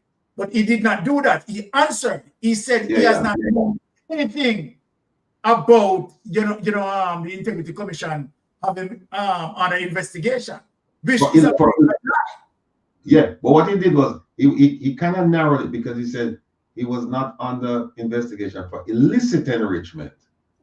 He narrowed it, right? For illicit enrichment. But here's the thing. Illicit enrichment under the statute is considered corruption. Yes. It is corruption. So when they ask, are you under for illicit enrichment? And he said, no, it's a play on words because he's still under investigation. Because 14, what is it? Section 14 of the Corruption Prevention Act, it lays out in illicit enrichment. Mm-hmm. So he made a mistake there. Well, no, I don't even want to say made a mistake because some of these things that I've read, they don't seem to be mistakes. They seem to be deliberate acts. Deliberate, sir. Deliberate. But you're right in saying that, you know, him shouldn't say anything, you know. Him shouldn't say anything. Right. So we understand where Colonel Charles Jr. is going with those questions. Sister Maria, jump in right here. When Colonel Charles Jr. opens his mouth to speak, all I can think about is Colonel Charles Sr. owning 1,500 acres of land in St. Thomas. So he really has no credibility. And poor people not having the land. Who's, you know, I'm not, yeah, the credibility thing is bothersome for me. And when you look at the people asking the questions of people who have integrity, you really want to say, you know, wrong time, not the right people. Like, he is out of his depth there, you know. And the truth is, what they should be doing is bringing legislation to Parliament to remove that, to make sure that they can speak, because that has to do with the gag order, correct, Ratigan? Sorry, what was that? That has to do with that clause has to do with the gag order. 53.3, yes. Yes, right. So they should be bringing legislation to not have to remove the gag order, so they can openly speak about investigation, because not knowing is more dangerous than knowing. And I see it's affecting the people, yes, because it's corruption.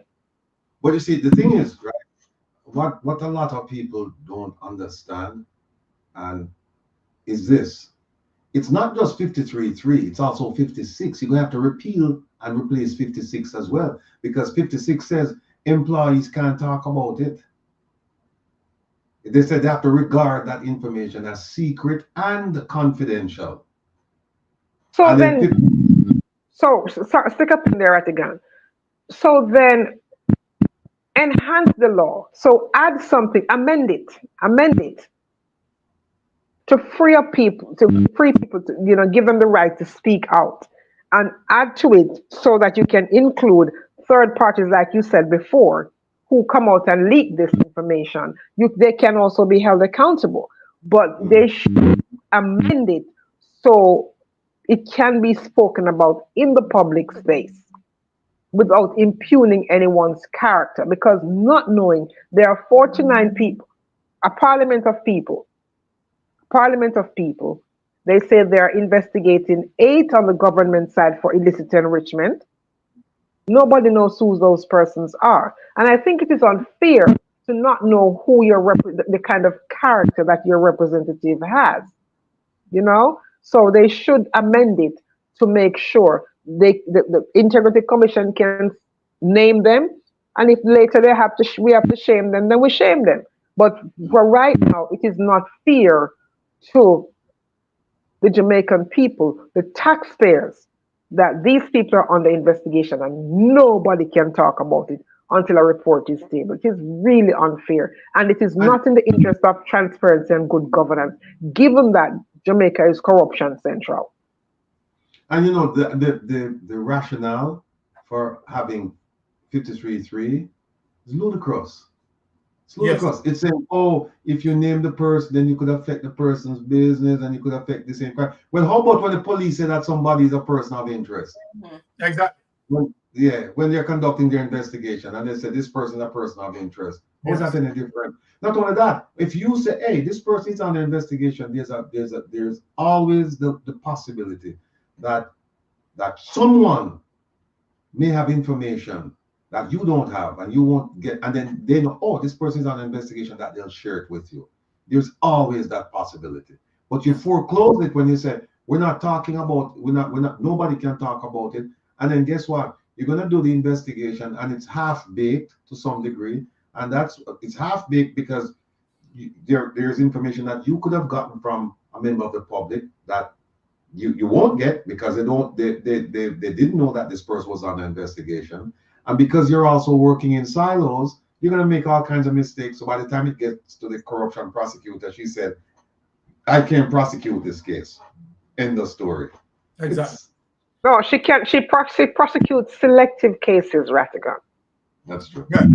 You know, so you have to question her, her judgment on her judgment calls, because a lot of it doesn't make sense. Though I agree that, the Integrity Commission Act stipulates certain things, and when you run afoul of that, you're supposed to be held accountable. However, when other people do it and you don't apply the same standard, then we have to question that one person's integrity. One quick question, Mark. When you read the Prime Minister's 70-some-odd page affidavit, you know what's missing? Quite a few things. I don't see anything about Barita and this $50 million loan where he claimed he put up a collateral. Barita claimed that he put up collateral, and then we found the Integrity Commission, they found out that none of this collateral was put up for this $50 million loan, and so instead of it being a secured loan, it turned out to be an unsecured loan. Now you know what Barita will now have to explain to their shareholders how is it that this took place. Barita will have to explain to their shareholders how is it that the Prime Minister got a $50 million loan with no collateral put up front, and that is completely absent from his affidavit. There are quite a few things I noticed things that were damaging that they just didn't put in the affidavit. But you know what? God not sleep, and the judges them eyes wide open, because I sincerely believe that they're going to throw this out and it's going to backfire upon the Prime Minister, because him think him can buy time and him can confuse people. We don't understand, is that despite what you hear them say, oh, the passing rate in Jamaica for CXC and blah blah blah, it's way down, and you still have a whole heap of people in Jamaica who have sense and can read. Exactly. And you have people outside of Jamaica who can do it. And the one who can read at Jamaica, people who can read in and outside of Jamaica, we are going to teach them. We are going to teach them so they will just listen to rhetoric and that. We are going to show them the document and say, even though you can't read, talk to your neighbor and ask him to show you what 56 said, what 53.3 said, what the other provisions them say about what the Integrity Commission can do and what it cannot do. So let's up yourself with sensation. Love it. This is why we have but you know something, Ratigan and Mystic? Here's the thing. The substance of the report damning against the Prime Minister is not being discussed. They're just skirting and picking here and picking there, and and they're talking, because even you listen to Charles Jr. speak, And he's speaking and talking about how the Prime Minister praised the Integrity Commission, and so he wants to make note of that he praised the commission. It's the same Prime Minister who is now suing that same IC that he praised. Make that make sense. Look what's stupid. Look what's stupid. Every law in Jamaica, every law, right, must go through Parliament, right? But guess where else it must go? It must go to the Attorney General. You have to go through it and pass through it for legal sufficiency. And then guess where it goes? It goes to the Governor General for his assent. So now they're suing the government. So guess now who is going to have to represent the government? The Attorney General. The same man who said this past legal sufficiency. Now they want to go back to him now. This same man, Derek, McKay, I think his name is. Derek McKay. Him now going to have to go step up now to go represent the government. It's crazy. So, it's crazy. And the gaps that existed in the Integrity Commission Act, right? I don't think that the parliamentarians, right, are moving, in any effort to correct those gaps, or in essence strengthen the Integrity Commission Act, because of course they can escape through those gaps, right? They can escape through those gaps. Now, let us go further. But hold on a second there, Byron. One second, Byron.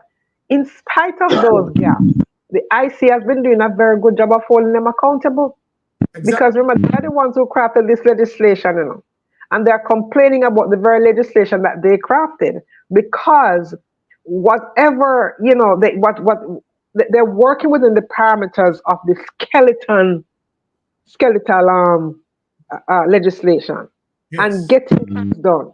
So, and now, and you have to ask yourself the question, then if you have so many loopholes in it, and they can work around the loopholes to bring these kinds of reports, can you imagine if there weren't these loopholes and it was strengthened and given more prosecutorial powers? Can you imagine how effective it would be at really holding not only politicians, but people in the business class, upper class, holding them accountable, and start to rid Jamaica of the kind of corruption that has overrun the country and that is bleeding and depriving people of good services in Jamaica? It would have been effective, but it's not there, and we hope that it will get there some way, somehow. Well said, Mario. I mean, $1.7 trillion missing SSL saga. I mean, we have to get to the bottom of this. Right. Let us proceed as it relates to going further on that clip. Right. And listen up. Before you go to the next, I'm seeing that Member Malofort is not quite ready. So. I just want to ensure that my other two questions are answered. The one related to the percentage of investigations that are referred to third parties and the rationale for that, and then in relation to the decision not to publish contracts and whether the Integrity Commission is open to independent legal advice on that particular provision, and to ask the specific provision in the Integrity Commission Act that the Integrity Commission has relied on to support its decision.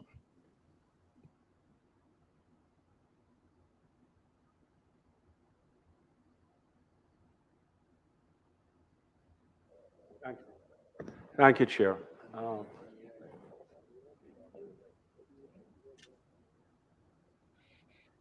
Thank you, Mr. Chairman, and committee members. We are happy to be here and to answer your questions.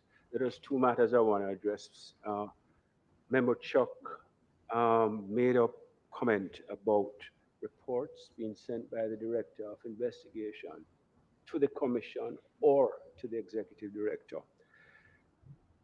The Executive Director has no substantive function when it comes to investigation reports. It's merely procedural. And the process is governed by Section 54(1) of the Integrity Commission Act, and I'll just read it. And it's important that we can bring clarity to this thing, because I've also seen it on social media. The ED has absolutely no role to play when it comes to investigations. It says, on completion of an investigation, the Director of Investigation shall prepare and submit to the commission, not to me, to the commission, through the executive director, a report of his findings and recommendations. So it merely comes through me. And for clarity and for full understanding, we can tell you what the process is. The director of investigation sends me the report. It's password protected in case it gets somewhere, but it comes to me by electronic means. Once I receive it, literally within minutes, and this applies to all the reports I've gotten over the past nearly 5 years, I send it to all 5 commissioners by email. And then via another means, which I will not disclose, I send the password. And that's all I do. He sends to me, and I send to all the commissioners, and I copy him so that he knows that it has been sent to the commissioners. And he would have provided me with the password by another means, and I will send that password to the commissioners. That's all I do. And then once the commissioners decide, in keeping with section 54.4, that the report should be tabled into Parliament, they instruct me to proceed. And then the cover letters that you see, which accompany the investigation reports, I sign on behalf of the commission. That's it. So, Member Chuck, I hope that clears it up. So it's not that it comes to me or the commission. It's always going to the commission, but through me. The third question that Member Robbins asked, I can address that. Member Robbins asked about the QCA reports. These are quarterly contract award reports. I had developed that concept back in 2006 when I was Contractor General. And the Office of the Contractor General during my tenure and subsequent to the end of my tenure under the stewardship of Mr. Dirk Harrison had continued to publish these on a quarterly basis. And I can tell you that up to now, in 2024, so it's 2006 to 2024, we're still getting the information from public sector agencies. And a report on that is actually the Director of Investigation, under whose portfolio that falls, still reports on it. Because remember, the Director of Investigation has assumed all the functions that the former Contractor General had. So public bodies, you'll be happy to hear, still provide that information on a routine basis, but we don't publish the database as we used to. And we stopped publishing it after we consulted among ourselves within the commission as to whether or not the continuation of the publication of the database would violate section 56. Now, Member Robinson, you said 53. 53 doesn't concern the QC, it's 56. And we hear references to the gag clause, which is 53.3, which speaks to a prohibition not to talk about investigations until report they're on a table in Parliament. But the thing about it, the irony about it, is that section 56.1 is much wider in its purview than 53.3. If you didn't have 53.3 under 56.1, you couldn't do what 53.3 says you can't do. So it's 56. That's a relevant section, and I'll read it for you. Subject to section 42.3b, and 42.3b is a section which requires the Commission to publish the annual summary statutory declaration, or a summary of the statutory declarations of the opposition of the Prime Minister. So it says, subject to that, every person having an official duty under this act, which means all of us, commissioners and employees, or being employed or otherwise concerned in the administration of this act, hereinafter called a concerned person, shall regard and deal with as secret and confidential. Then it specifically addresses certain categories of items, and then it has a catch-all, or what lawyers will know as a est justem generis clause. It says, shall regard and deal with as secret and confidential all information, statutory declarations, government contracts, prescribed license, and all other matters relating to any matter before the Commission, except that no disclosure made by the Commission or other concerned persons in the proceedings for an offense under this Act or under the Perjury Act by virtue of section 17.2 of that Act shall be deemed inconsistent with any duty imposed by this section. So in a nutshell, what it does is that it prohibits or it requires all employees of the Commission and the Commissioners to regard as secret and confidential any of the matters listed here, including government contracts or any other matter which is before the Commission. Now, I've heard talk that a matter is only before the Commission if, and it goes up. But it's very clear. It says any information dealing with statutory declarations, government contracts, license, or any other matter before the Commission shall be treated as secret and confidential. And subsection 3 of that section makes it a criminal offense, punishable by fine or imprisonment for any of us to do that. Now, Chair, I agree with Member Robinson that this section is drafted much too wide. And perhaps it was not the intention of Parliament for it to capture so many things. And we have addressed that in our proposals for amendment to the Act. Prior to Capado, the main pain point was time. Deployment straight up failing. And so we share. Take that away. Ratty. Yeah. Just let me ask some questions here, because when it comes to a government that dealing with transparency, checks and balance, right? And that sort of clause in the Integrity Commission Act, particularly where it comes to, contracts given out to contractors, right? Where it is claiming that if certain things are under said investigation, it must, as it relates to confidentiality.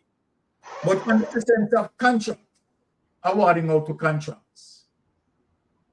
If a government want transparency, why would the government make a move in terms of not having transparency with these contracts being highlighted? And they're misconstrued in something here.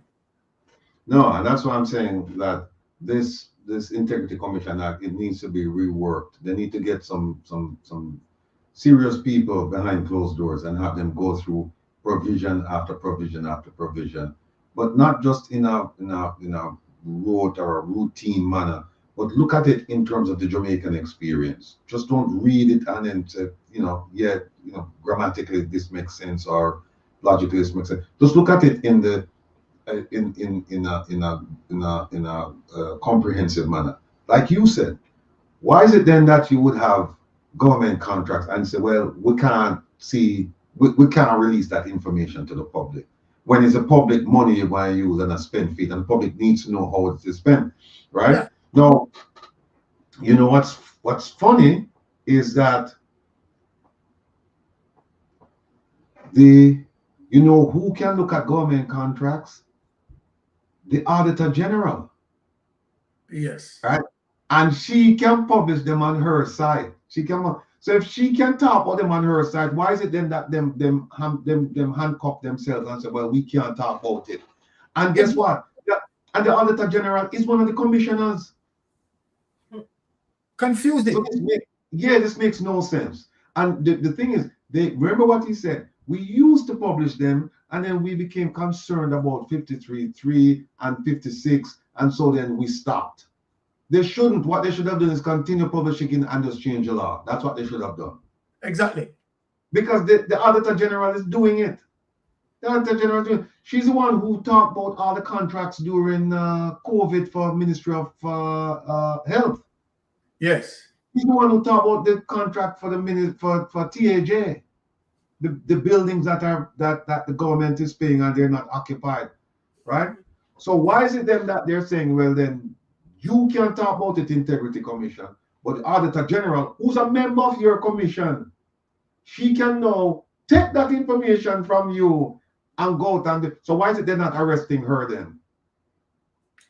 It just quite confusing. And then right, isn't that they have a jump portal where we can access the jump portal and see who been awarded contracts and so forth?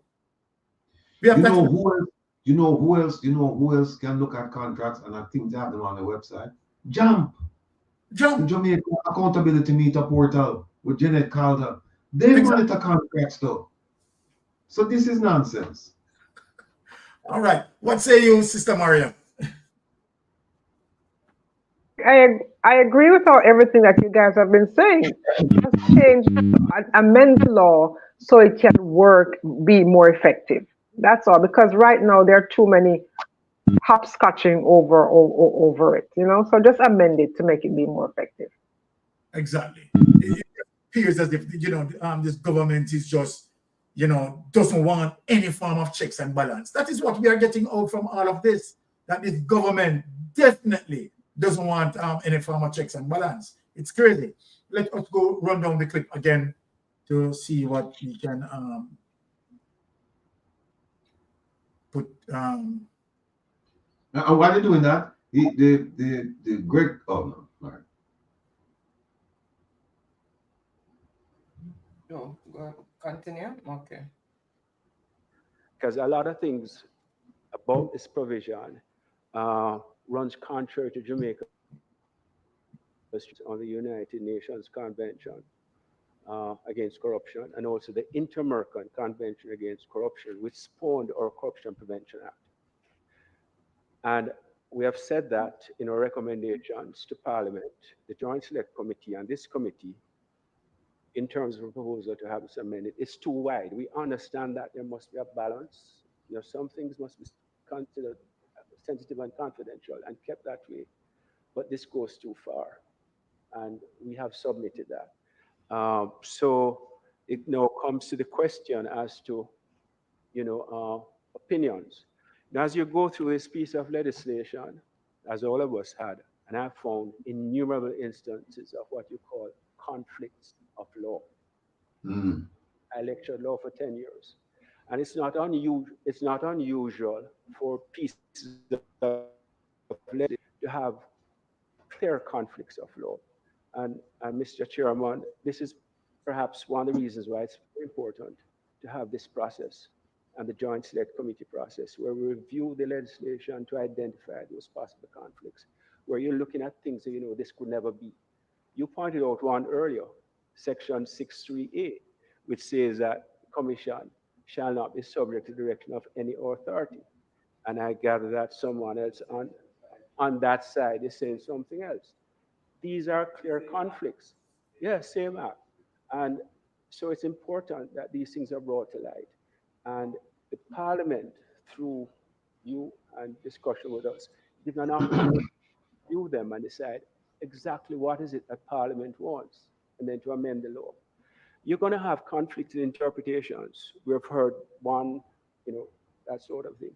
But I think these are provisions which are ripe for consideration, and they are ripe for review and amendment, for Parliament to reflect actually what it is that they want. But as our chairman said, we believe in the rule of law, and we try to reflect that in our work. And as I said, we did not just get up one day and say that we're going to stop publishing the databases. That database has over, I think, $250,000 contract award entries, running into over $1 trillion.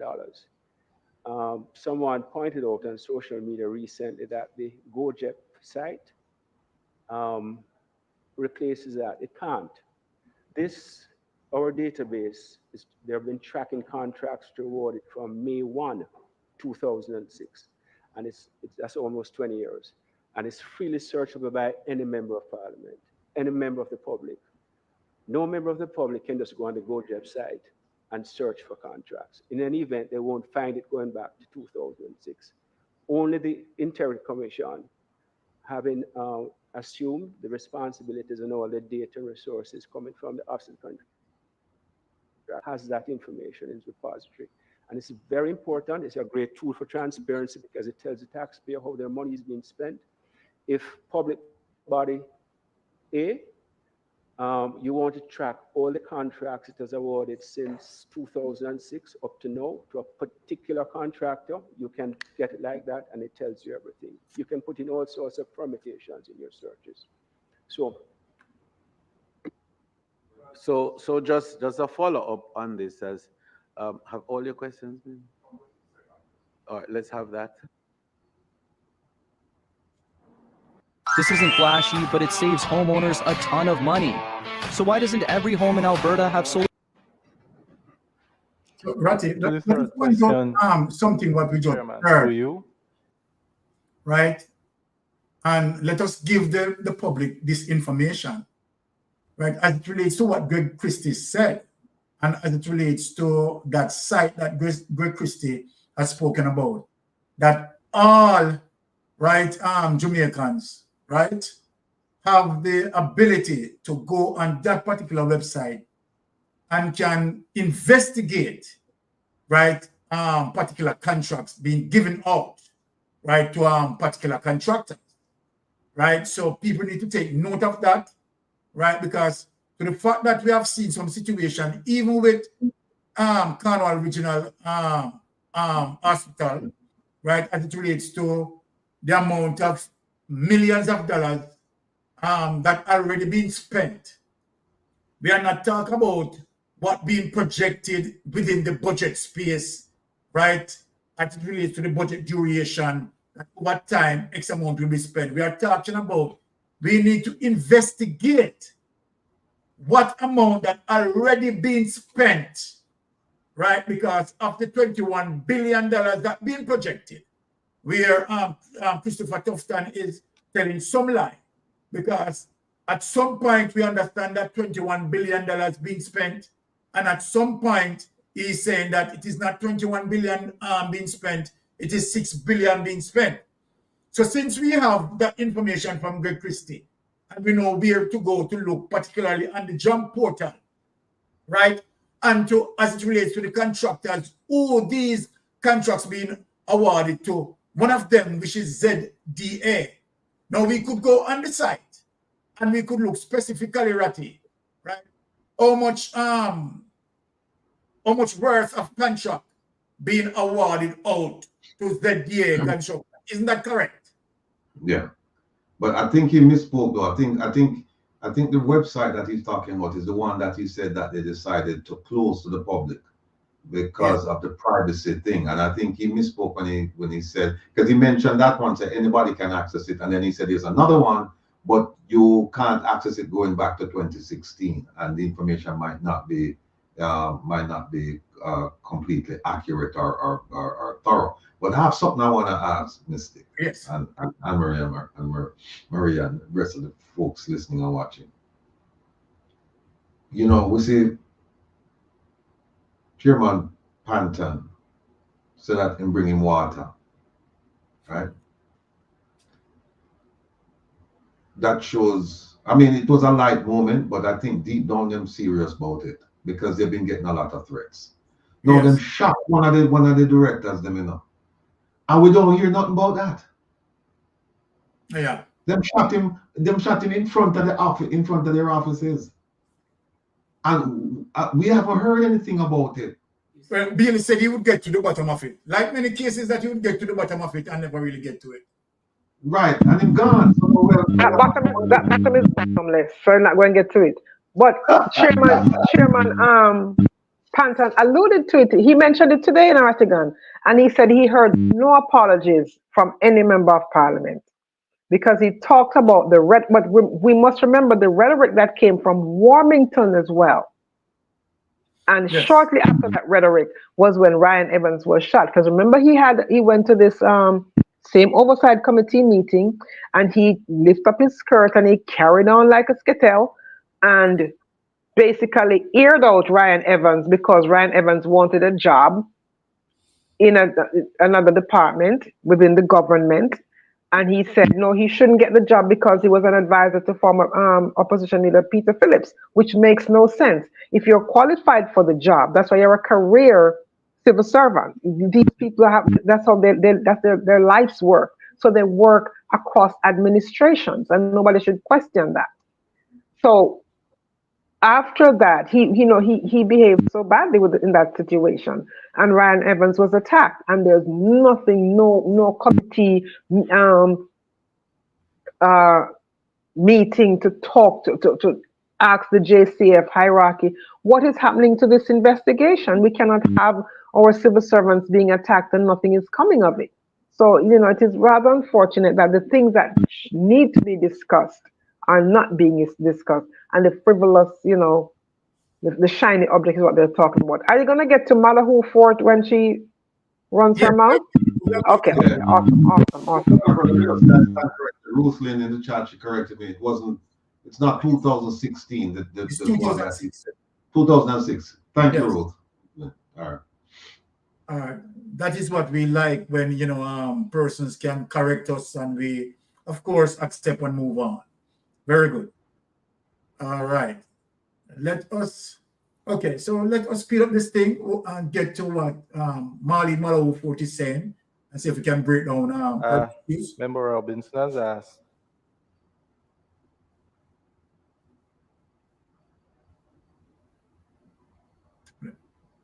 No, go back to it. Let us hear what he has to say. Yeah. Learn and Chester. Dive into a thrilling chess adventure where provide commentary on a statement made by the IC around it, which was useful. But you haven't told me if it is that a member of parliament specifically would be constrained while on the investigation in 56 or 53.3. Member Charles, you've asked a question and I provided my answer.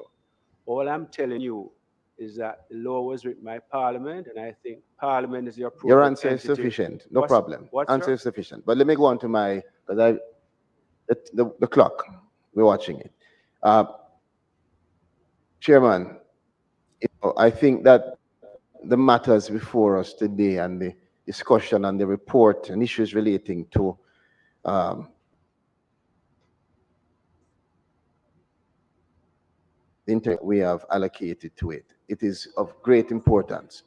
But I want to say this. Thank you for the clarity in relation to any other person. That includes members of parliament. But let me go to what I see as an insightful and thought-provoking opening from our chairman of the Integrity Commission this morning, who it is an honor for me to be in the position to listen carefully to what the Honorable Justice Panton said. And he has made a statement to the nation, which is very clear and which causes me to have deep concern. It is evident the frustration expressed by the chair in relation to perhaps the perceptions around the Integrity Commission. And it is concerning to me of the impact that might have in terms of the operations. Nevertheless, I want to join with Chairman Panton is one, highlighting that our Prime Minister has given full support to the Integrity Commission and acknowledging even the commentary of the Prime Minister in terms of how he views the Commission and how he views the importance of its objective. It's important to put that on note so that the public can know that that is feeling of the Integrity Commission in relation to the Prime Minister's stance. Secondly, I want to acknowledge the strong rebuke of any statements that contribute negatively to how our society sees the Integrity Commission or sees even our engagement. And matter of fact, the specific words were such statements that fuel a sort of mood among sycophants and that focus on the society, and that we need to understand persons, we have to be careful of what we say. And in that context,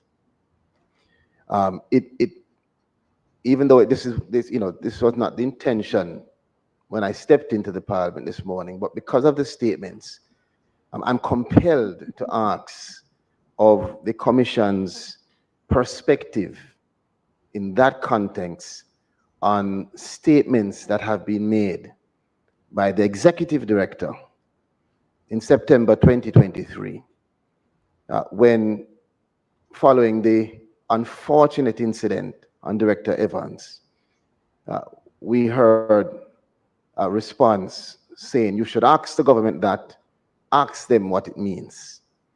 I note the response in writing, the explanation, but I would like to know objectively, and this is not an attack. In this space, we should be able to have honest, open conversation, and the country wants to know this.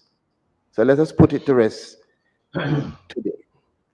What, Chairman Panton, is your perspective on those comments from our executive director following such a significant and unfortunate incident? Do you consider those statements to be statements that you would categorize as such that fuel a sort of mood among sycophants, and statements within the category that we should be careful of because of how the society would view them?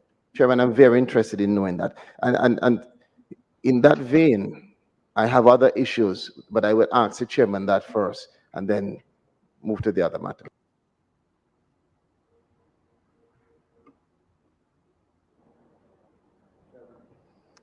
Yes, Chairman.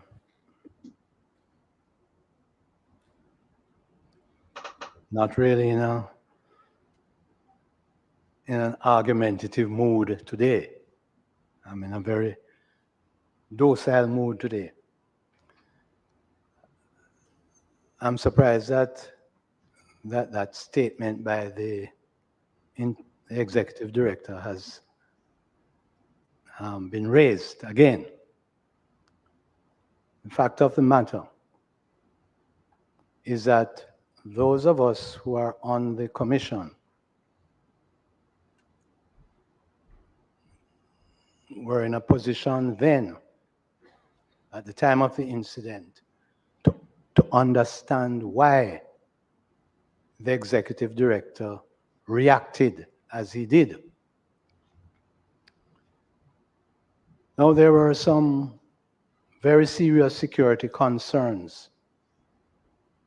I don't want to go in depth, but I have to say, because I have been asked, that Commissioner Anderson, Commissioner of Police Anderson, gave certain instructions to one of his senior members, and those instructions were not carried out. Had those instructions been carried out, the incident may well not have happened in respect of Director Evans. And in fact, Mr. Chairman, as a result of the disregard of the instructions of Commissioner of Police Anderson, I had to write a letter to the Prime Minister of Jamaica, copied to the Minister of National Security, exactly 1 week before this incident. And there's much more I could say, but the reaction by the ED was, to our mind, understandable. I leave it at that. You know,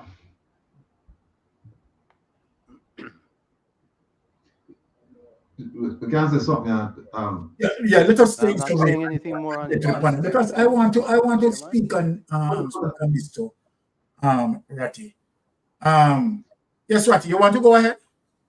Yeah, you know, that's what I'm saying. We have some nincompoops all over the place, you know, because Greg Christie is sitting next to Mr. Panton. Greg Christie is the one who made the statement. Why are you going to ask Mr. Panton, what are your feelings about what Mr. Greg Christie said? Ask Greg Christie what I'm saying, what I mean. He's exactly right there in front of you. Exactly. And I'm ask this man up. You understand it? And then if I talk about sycophant, you know, people use these words and they don't understand the meaning of it. A sycophant is somebody who says something insincerely about somebody, flattering them to get some benefit. Yes. Right? And Here's another word, malaprop. That is what you would call somebody like that who misplace a word. Them don't understand what they must say. When they must throw it, oh, sycophants. No, that's not what they mean. And if you want to ask the man a question, the man is sitting right. Why you go ask? You go ask the chairman of the commission about a statement made by the executive director of the commission who sits above the chairman. You see how foolishness that. Exactly. But Ratty, my bone of contention, where I'm going with this. Here is Colonel Charles drilling the Integrity Commission, right? Investigators as it relates to what transpired as it relates to the shooting of one of the director of investigation. And where Greg Christie made a statement. And so then now Colonel Charles is creating a narrative to say the statement that Greg Christie made, right, is one that is quite accusatory, one that is putting the government into a bad light, and where the information go there can appease, you understand, people with certain mindset to eat on the government. That is where he is going. Now, let me ask the public a question right now. You have a member of parliament, and I'm talking about one named Warmington. Yes. Warmington, right? Who doesn't care what comes out of his mouth. And here is Greg Christie. Here is Colonel Charles, right? Now, knowing to the fact that Greg Christie is in a situation where you have to say that these investigators, their life have been threatened based on what being demonstrated and based on what they are investigating, right? Not so loved by the Jamaica Labour Party administration. But when Warmington comes out and speaks freely in critiquing the Jamaican, the People's National Party, and accusing them, right, that the media and other entities, right, are wanting to damage Andrew Holness and so forth. I want to ask Colonel Charles if that within itself, right, is not threatening to our democracy and will appeal to what he calls sycophants out there. You understand? To look, right, to look on the media as an enemy as it relates to their government. Isn't that so, Ratty or Maria? Isn't that you see that a one-sidedness? I don't understand why. Exactly. Asking the questions. I honestly don't understand. Well, here's the thing. The man is a kaba because that makes no sense whatsoever. But here, did he consider the context in which the executive director made that statement at the time? That wasn't, he didn't bring that up, and that's what he should have talked about. That factored. He didn't just come out and say it because he had nothing better to do. There was an issue that forced him to say that. Another thing is, when the report came out the other day, and it was damning against the Prime Minister, what was all this chatter about? You know, this basically attacking the Integrity Commission, and people must go and march on the Integrity Commission. And let's use Charles's words now. The sycophants went to the office of the Integrity Commission to protest, and the pictures of them protesting. So Charles is talking, but he's not talking with any sense to give clarity to what I don't even think he believed what he was saying, but he opened his mouth and words just coming out, and he thinks it makes some sense, and because his surname is Charles, he thinks he's relevant. But the truth is, them say liberty come through carelessness. He's not, I mean, to have people, those persons on the committee, sitting with that winner and having to answer field questions from a Charles and a Mala Huford, it's an insult to the integrity and the eloquence and the intelligence and the eruditeness of these people. The man is a kaba. He has no business in that circle. He's out of his league. And I do feel strongly about it because no man, I'm sorry. These are revered people. These are people we revere. When we are grown up, we respect these people. When you see them, you say, yes, sir, no, sir. Yes, miss, no. You understand what I'm saying? No.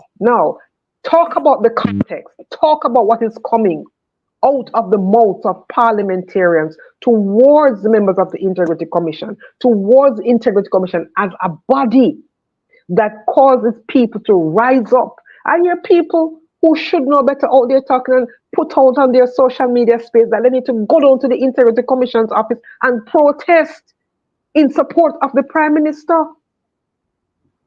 Why was that allowed to happen? Why did Charles not address that? And no parliamentarian has come out and condemned those actions. And in the words of ISAC, context matters. There's another phrase that we used to use when I was growing up, along with kaba kawa, kuro kuro. This is in kuro kuro. Because here's the thing. These people, I mean, they lack foresight. I mean, they're not strategic thinkers, they're not critical thinkers. Because look when him run right up in our brick wall with Chairman Panton. Because here Panton said to him, he must say, he said this and talk about the government. And Panton said, listen, I wrote to the government to the Prime Minister a week before this thing happened. And the security matter about. And I'm saying if they had taken the proper action, this would have not happened. So him shut him down right. So I hope them not ask this question again, because Panton forgive him respect, Chairman Panton come out with it.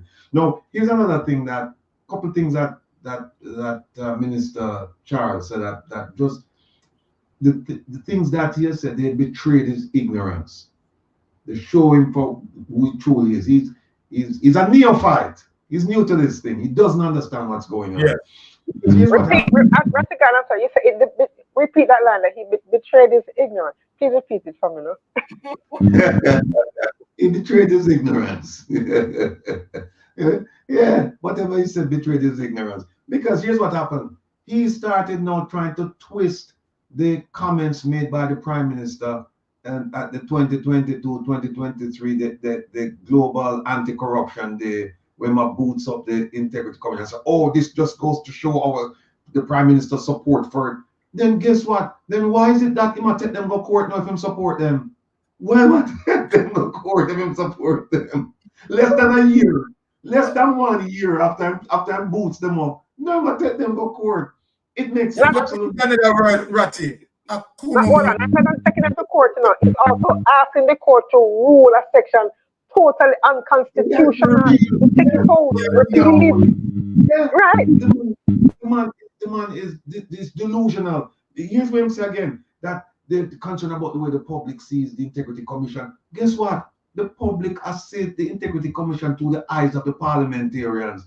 Exactly. Like Maria said, at them inside them and say, these people are partisan. These people have displayed malice, right? And so we have to go down there and try. And them are do it. I know them and say, but look at what the people are doing when they're the ones to be blamed.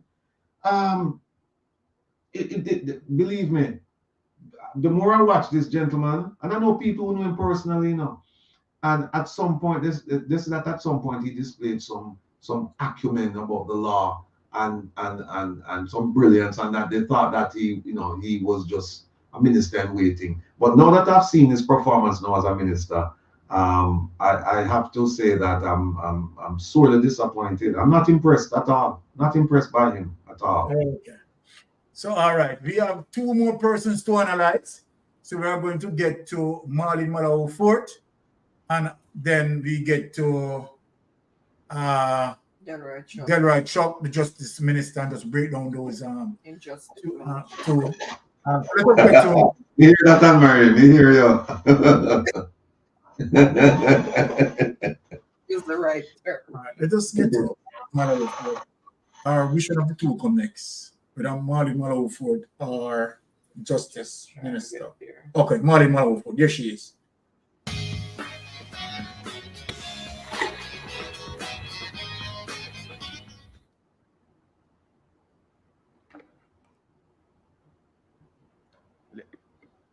Press again. No, I'm not of that view. Thank you. The second question is whether The first question. you, Let's go back to the on first behalf of question. We want to hear has clearly. ever refused. Yeah, start from here. Okay. I join in welcoming the Commission and its staff to this sitting of the Oversight Committee. I have about 4 or 5 questions. I think the exchanges are helping us to gain clarity on a number of issues. Chairman of the Commission, Justice Panton, whether you are of the view that the independent exercise of statutory functions means that one is accountable to no one else.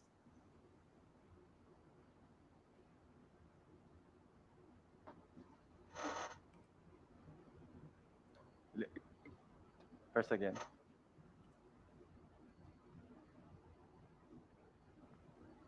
No, I'm not of that view. Thank you. The second question is whether you, on behalf of the Commission, has ever refused or rejected an invitation to attend upon a meeting of the Integrity Commission Oversight Committee prior to today. No.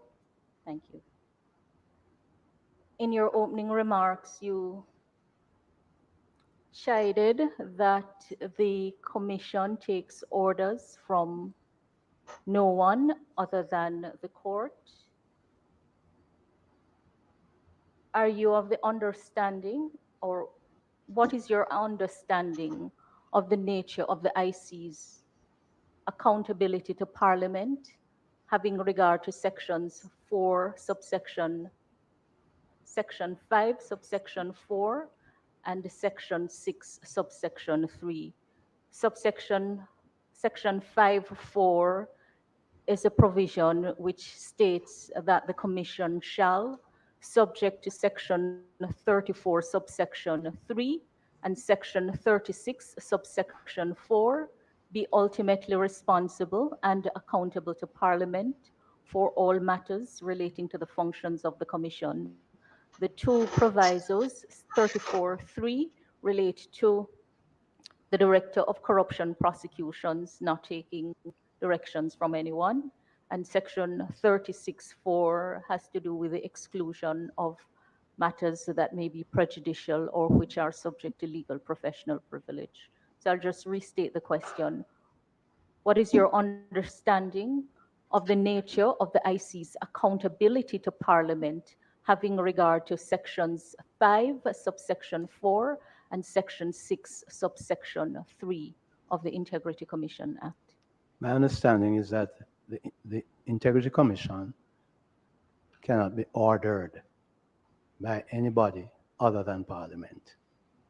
That doesn't mean that it isn't accountable, because everybody is accountable in public life to at least the public. You said to Parliament, I think you meant the court. What's that? You said cannot be ordered. Cannot be ordered by anybody other than the court. You said Parliament. Well, that of course would have been a big slip. Because that would not happen. My other question at this time? I thought you said 3. No, I didn't say 3. Oh, so then like... Or at least I don't recall saying 3. You don't recall?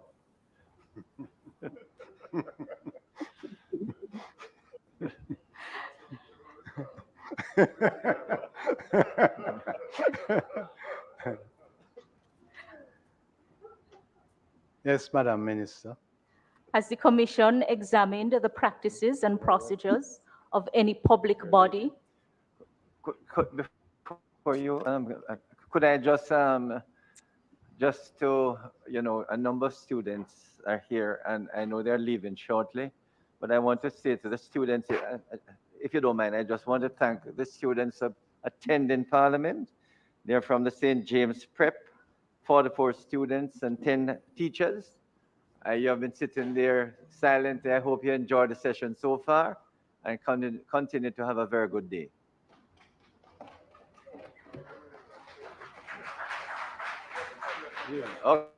Okay, it's okay. You don't have to clap. You can go now. All right, okay. Continue. Has the Commission examined the practices and procedures of any public body with a view to making recommendations to the Parliament in relation to the revision of those practices and procedures? Directing attention to the function of the Commission set out at Section 6(1)(d) of the Act.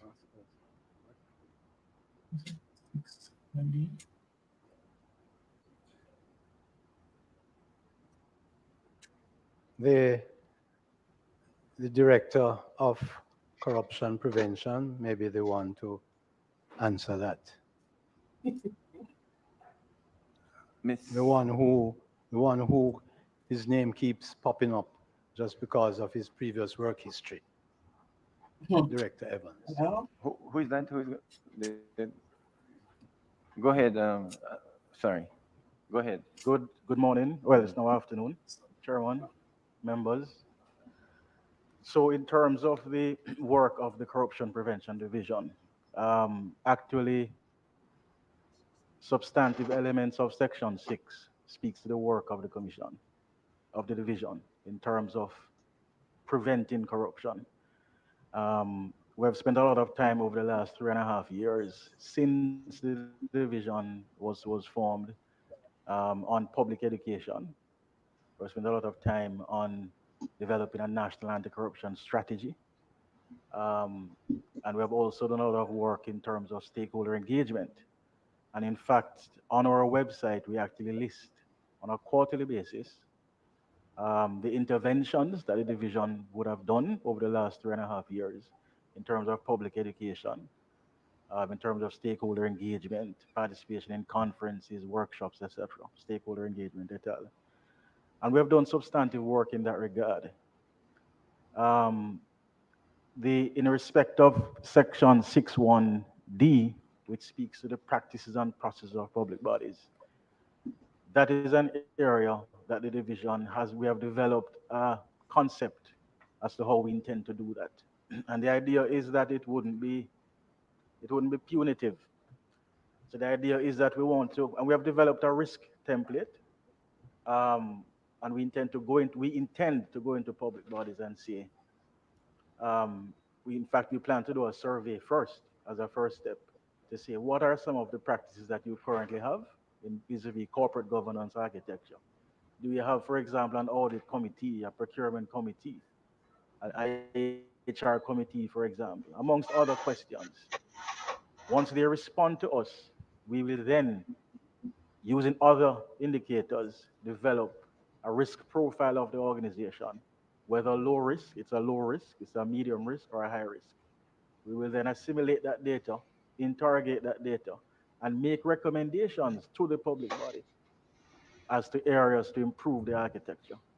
In addition to that, the investigation division does in fact, in its reports, makes active recommendations vis-a-vis risk assessment of public bodies. So as a division, we haven't formally started the process yet. Again, the division it's a young division, 3.5 years, and we have spent a lot of focus on other areas, but we do intend to advance this particular area in this fiscal year. And I can assure you of that, member. Okay. Thank you. I have another question at this time. Sure. Hold on. Before in the investigation of complaints. No, man, play out our thing, man. Play out our thing. Okay. Yeah, man, play out our thing. Yeah, man. All right.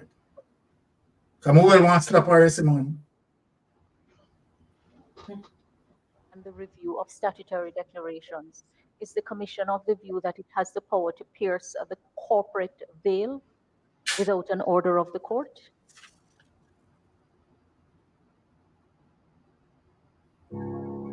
Introducing the Narwhal Freo Z Ultra.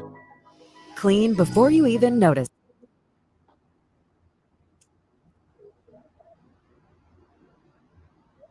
In fact, right. Yes, I'm doing so. So for members of the public who may be listening and watching, in law, a company is regarded as a separate legal person. And there are specific principles of law in relation to how a company is treated vis-a-vis its shareholders and its directors. And I'm just seeking an understanding of how the Commission carries out its functions. So I will repeat, whether the Commission, in investigating complaints or in its review of statutory declarations, is of the view that it has the power to pierce the corporate veil without an order of the court. As a collateral question to that, can declarants or should declarants be asked about the assets and liabilities of limited liability companies, of which the declarant or the member of parliament or public official is a member? Hold on. What basis Let us answer do you because we don't want to consider to that question of piercing the corporate that veil? man yet. Let us get back to, yeah, I know that he followed up, but we understand all of we understand all of her queries. So let us get to Marlene Malawford situation here and what Marlene Malawford objectives are. So one, Marlene Malawford is challenging the Integrity Commission investigators in saying that to the fact that the Integrity Commission investigators believe that they should not take any directions from no other entity, right, as it relates to investigation, right, other than the court, right? There is a section in the Integrity Commission Act, Ratty, that you previously showed, right, where that section is concerned. But however, Marlene Malawford is, I think, appealing to another section. I think it is section 6(1)(d) of the Integrity Commission Act, right? Is saying that, okay, the Integrity Commission Oversight Committee can give directives to the IC investigators as it relates to investigation that might be being completed, right? That they can decide otherwise. I don't know if that's where they are going as it relates to the Integrity Commission completing an investigation and, you know, make some, send it to Parliament that the Integrity Commission Oversight Committee now can call them in and based on, you know, their queries and so forth, they can make recommendation. Is that what we are getting from Marlene Malawford? Well, here we go again. More kuro, more kaba kaba. All right. And here is why. And when I mean it in a descriptive way, not a derogatory way. What do I mean by that? I mean that her thoughts are not arranged properly. There's like most of the people we've seen asking the questions, their thoughts are scrambled. It's like they're just grabbing at straws. They didn't think this thing through. First to comment, this same lady is the lady who made a big stink about signing the Code of Conduct. The Code of the Nolan Principles of Good Governance that talks about transparency, accountability, honesty, fairness, leadership, and so on and so forth. She refused to sign and made a big stink about it that the Integrity Commission had to respond, and they named her in the letter. They named her, saying that this is the lady who got the training and look at how she's behaving. So that's number one. So to me, you have essentially disqualified yourself from talking about anything having to do with transparency, accountability, all these things, because you refuse to sign this note saying that you believe in these things, even though you received the training. The second thing is, she brought up section 5.4, and she was basically talking about 5.4, right? And 5.4 says, let me just put it up, and it's probably easier if I put it up and people can see that I'm talking about. All right. There we go. Share. All right. See, boy, that's why I'm telling you, I have to thank my mother, and I'm a pray for her soul every single day, because my mother tell me one time, said, I know it's a family program, but it kind of late now, children not watching. She said, me will sell me drawers for you stay in a school. That's what my mother tell me. She told me that. As long as in a school, me will sell me drawers for you stay there. Yes. Right? Now, look at what this says. This says the commission shall, subject to section 34.3. 34.3, ladies and gentlemen, has to do with the corruptions prosecutor, saying that she's the ultimate prosecutor, right? And section 36.4, it has to do with the exemption, legal professional, it's a legal professional relationship, meaning that you can't, and information that's prejudicial to a trial. So what would happen in 36.4, if you have a relationship with your lawyer, the Integrity Commission cannot get that information. Like if you have a written document that, unless they can prove that it's criminal in nature. Yes. Right? The court can say, issue an order, say, no, we cannot countenance criminal activity here under the guise of it being a legal relationship. But if you have a relationship with your lawyer and your documents going back and forth, the Integrity Commission says those documents are exempt. The Integrity Commission cannot get them. Another section 34.3 speaks to the supremacy of the corruption prosecutor, except where you have the DPP getting involved. Now, so it says the commission shall, subject to section 34, be ultimately responsible and accountable to Parliament for all matters relating to the functions of the commissioner. You notice it didn't say commission. It's saying the commission shall be ultimately responsible for all matters relating to functions of the. They use a definite article. The. Yeah. Who are they talking about when they said the commission? They didn't use indefinite article and say relating to the functions of a commissioner. They said the commission. That's why I'm telling you that there are so many things wrong with this statute. So the first thing is that I have no idea who you're talking about, because the commission shall be ultimately responsible and accountable for all matters relating to the functions of the commissioner. And then they say, okay, functions of the commissioner. What are the functions? The functions are in 6. Look at this. The functions of the commission shall be to investigate, to prosecute, blah, blah, blah, blah, blah. Well, guess what, ladies and gentlemen? If the Parliament should ask about investigations that have not been tabled, now you run into a 53.3 problem. Exactly. They can't talk about it. So I don't know where these people get this idea that they're going to come up and ask questions. What she should have done, here's what she should have done. And Ms. Malahuford, if you're listening to us, here's what you do with something like this. You ask the question as to whether or not it should be amended. But you don't ask it like you want to trap the man.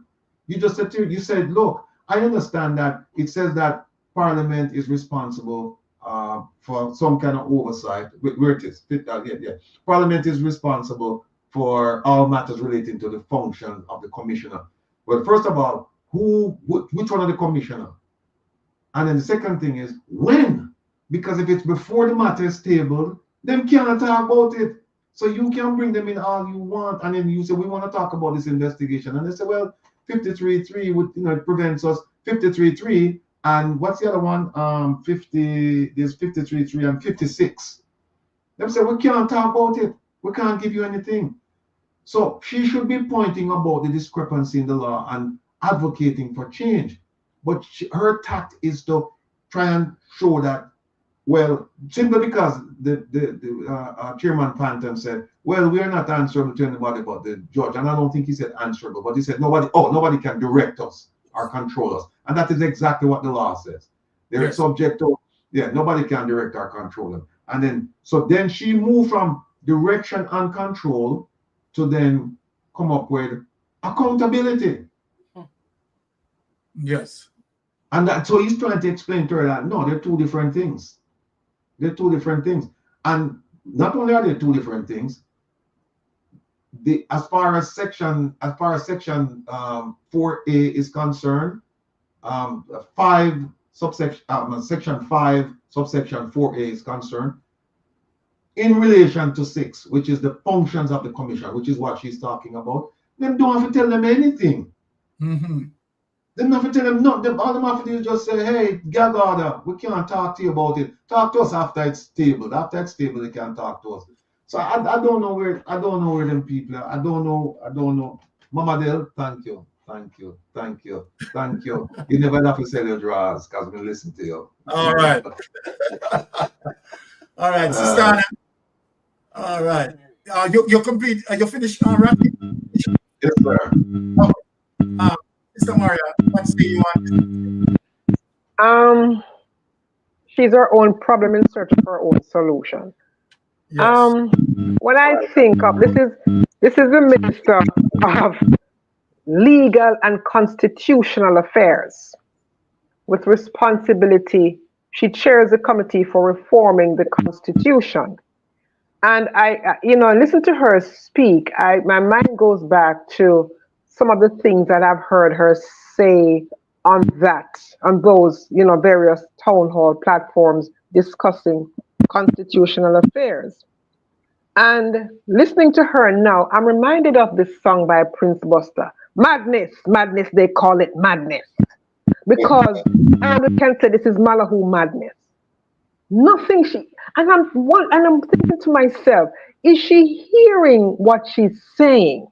Did she think this through to a logical conclusion and still come up with that same question? Because it really makes no sense. It doesn't. And then she's talking about for the persons who are listening. And I love for you, Mystic Sensation, to play it out and play the response from the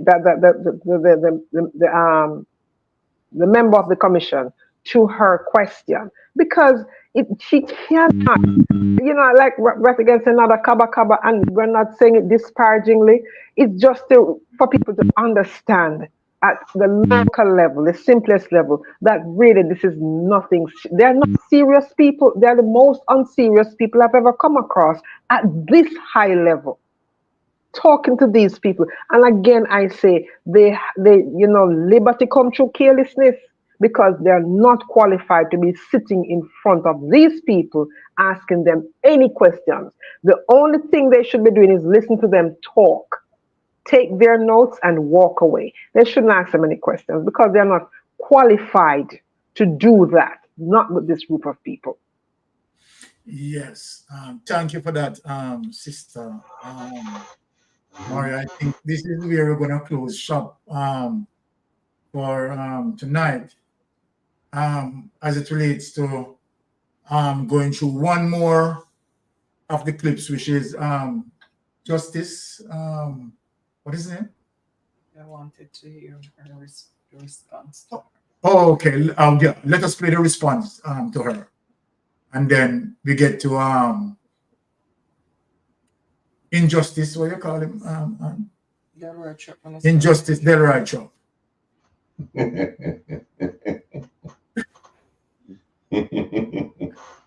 Chairman, presiding through you to Member Malahu Ford. Before proceeding to answer your question, though, I am constrained in saying that there are certain matters before the court, and a part of the application deals with the issue of the corporate veil, and I would be very responsible to go down that road at this time, except to say that insofar as we have operated, we believe that we are complying with the law as it is. My question does not relate to any particular case.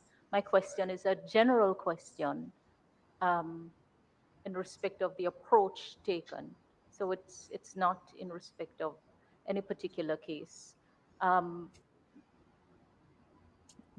Those who have spoken have been at pain to reference the law, even offering a view that some provisions of the law may be in conflict.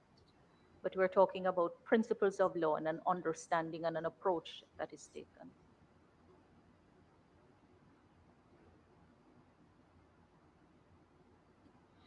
Hold on, let me answer. Check your website on Wix. Let me answer. Let me answer. Yeah. Let me answer. Yes. The concept, and I remember this from corporations, because corporations was my first class, I think, on a Wednesday. I remember I used to get up early and go there and listen to the brethren. Piercing the corporate veil, it means this, that a corporation has a separate entity from the individuals, right? Yeah. And so when it comes to liability, that's where they talk about piercing the corporate veil, where you can go after the corporation. Now, there are several ways that you can pierce the corporate veil, right? Because generally you cannot. If there is fraud, if you can show that there's fraud, you can pierce it and go after people. You can pierce the corporate veil and go after individuals, because the corporation is there as a shield, right? And so the people are acting behind it. So if you can show that there is fraud in what they're doing, you can pierce the corporation, the corporate veil, and then you can go after the individuals, right? In terms of liability. Another way that you can do let me answer another question. So in the instances of money laundering, can you also pay the corporate veil? Yeah. Okay. Yeah, because it's a crime being committed. And then also with the if you have the corporation and the individuals, if their roles are so intertwined that you can't tell who is acting, as we have seen in the case with the Prime Minister, as the Integrity Commission pointed out there, at some point they said we really couldn't tell who was acting, whether it was the Prime Minister or it was one of his corporations. We couldn't tell. And so they wanted to pierce the corporate veil. And that's one of the reasons why they said we are going to attribute the income of the corporation to the individual, because we cannot tell where one starts and ends and the other one begins. We can't tell because they're so intertwined. Take, for example, Imperium, right? Imperium had 1,000 shares. Of the 1,000 shares, 600 of those 1,000 shares were allocated to the Prime Minister. The other 400 shares were not allocated. So he owned that company outright. Now, there were things that Imperium did and where the Prime Minister did, and they couldn't really tell. So in that case, you can say, well, we're going to go after the individual. Exactly. We're going to pierce the corporate veil, because we can't tell the difference. Exactly. So there are several more instances where you can pierce the corporate veil. But the whole idea of it is that you cannot go after the individuals. They're protected. The corporation stands as a shield. And so what they're saying is now you can pierce the corporation and go after the individual. So this is what she's asking again, Kuru Kaba Kaba. I don't know why she's wasting her time on this. So there's a confusion that clearly existed, right? The as it relates to piercing the corporate veil, the Integrity Commission can decide, said, okay, let us go after the Prime Minister in this instance. Yeah, and that's what they did with some of with aspects of the investigation. And they said it. I can't find it now because we're running out of time. But they said it. They said, look, and they discussed the whole concept of piercing the corporate veil. And they were saying one of them is when the roles become so intertwined that we cannot separate them. Okay. Listen to this young man. Listen to this young man school her. Yeah, listen to this young man school her. Well, let the Sister Maria, let me take this call. Yes, caller, you're on the line. Go ahead. Good evening to you and your wife and Maria and Mr. Rattigan. I've been following this discussion and has been listening to snippets of what has been happening in Parliament as regards to the IC. But there's just one thing that jumps out at me when I listen to all the speakers from the government side. To my mind, all of them, at the end of the day, is really and truly trying to protect the Prime Minister, to cover up for him that he does not face the consequences of his action. As simple as that. I'm not really taking long, but I just want to make that point because everybody's skirting around what has been taking place with this parliamentary gathering. But when I listen, it really and truly is telling me that all of them is really going around just to come back to the conclusion that they must cover up for the Prime Minister. To me, that is how it appears to me, quite frankly. So that's all I have to say for the night. I don't know if you agree, but that is my position based on listening and watching and hearing what everybody has to say, including the IC representatives themselves. All right. You have anything else to say? No, just that for the time being. All right, just sit back in class and let me respond to you. As it relates to what the gentleman just said, as it relates to his observation that, you know, they have been skirting around the issues. I think I want to go parallel with that gentleman. I am totally in agreement with what the caller just said, because obviously you can see there's so many efforts as it relates to Pernell Charles, as it relates to Marlene Malawu Fort, as it relates to Delroy Chuck, right? And as it relates to Tam Tavares, right? Trying their endeavor best, right, to protect, right, the Prime Minister from being fully investigated. And to me, I don't know, Ratty, I think I want to see this total settings at what I would call a kangaroo court being executed today, right?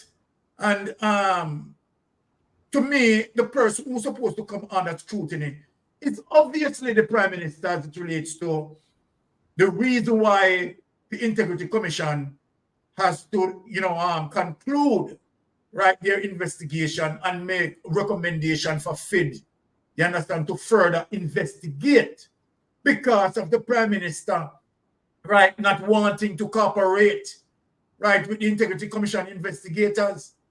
And it is clear that if the Prime Minister doesn't want to cooperate with the Integrity Commission investigators, obviously, as it relates to his source of wealth, obviously the Prime Minister is hiding something.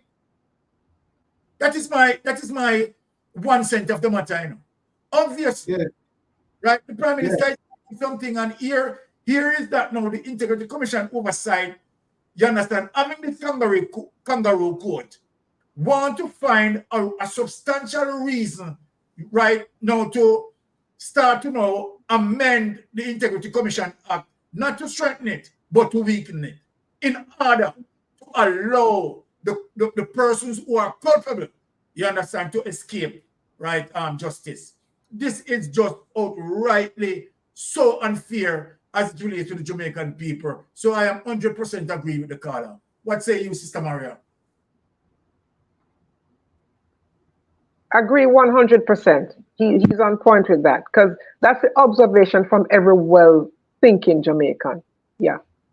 All right. Ratty, what say you on the caller's opinion? No, I agree with the caller, because the questions are not carefully thought of, and they're skewed towards the incident concerning investigation of the Prime Minister by the Integrity Commission. That's where it is. they should be talking about, hey, how can we fund you? How can we give you more money? Hey, what about your attrition rate? How many people leaving? How many people have you retained? Where can we get equipment from? They should be talking about the efficiency and effectiveness of the Integrity Commission, trying to make them better, provide them with their tools so that they can do. Instead, it's almost like a critique of the investigation of the Prime Minister. It's nonsense. And like what Ann put up a while ago, what the person in the chat said, if there's one word you can use to describe a corporate veil, it's liability. That's what it's about. It's about going after the persons, the directors, the people who are running the corporation, as opposed to the corporation taking the brunt of the liability. And that's when you have fraud and you have illegality and you have people who are working, they're doing things that you cannot tell the difference. Who's doing what? Is it the corporation or these individuals? Then they expose themselves.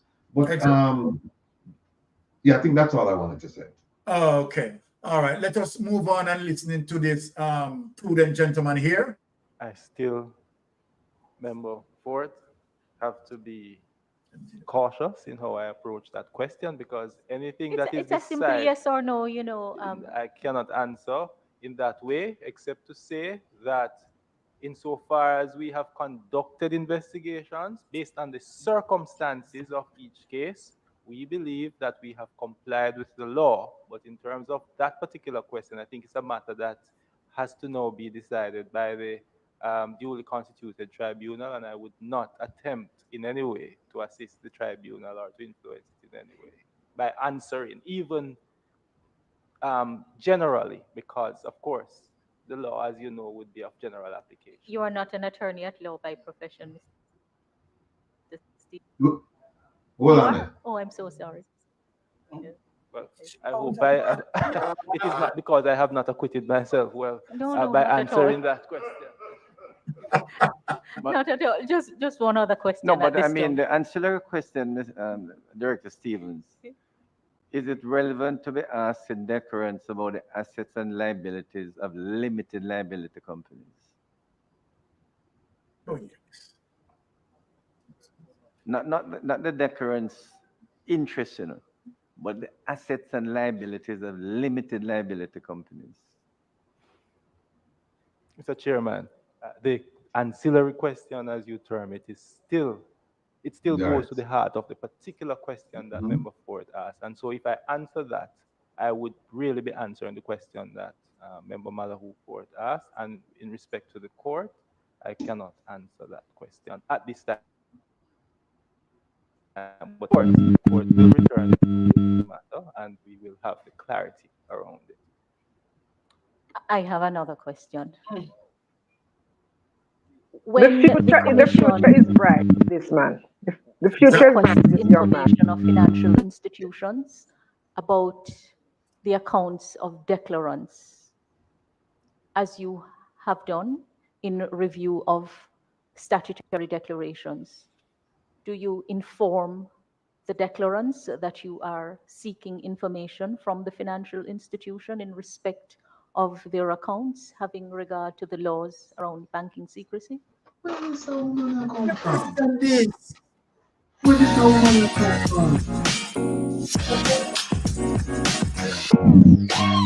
Exactly right.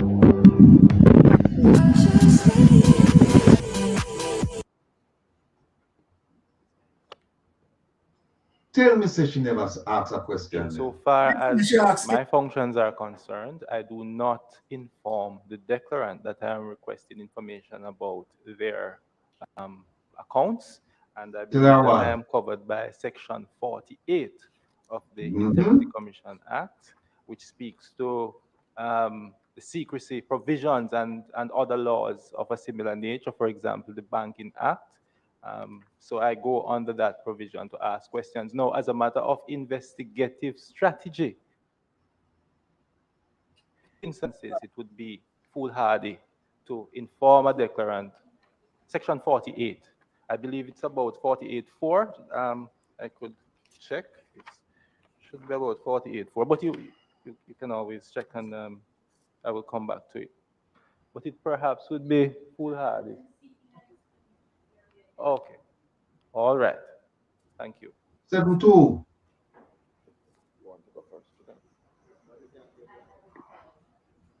Sorry. Chairman, Yeah, okay, Member Robinson. I'm referencing the annual report of 23-24 and the chairman's second page, paragraph 8. And I would like clarity on this particular matter. This is the 23 report? 23-24 report, the chairman's page 2 of the chairman's opening remarks, the end of page 2. If for the 272 is page 8 of the 272 pages, and it's at the bottom.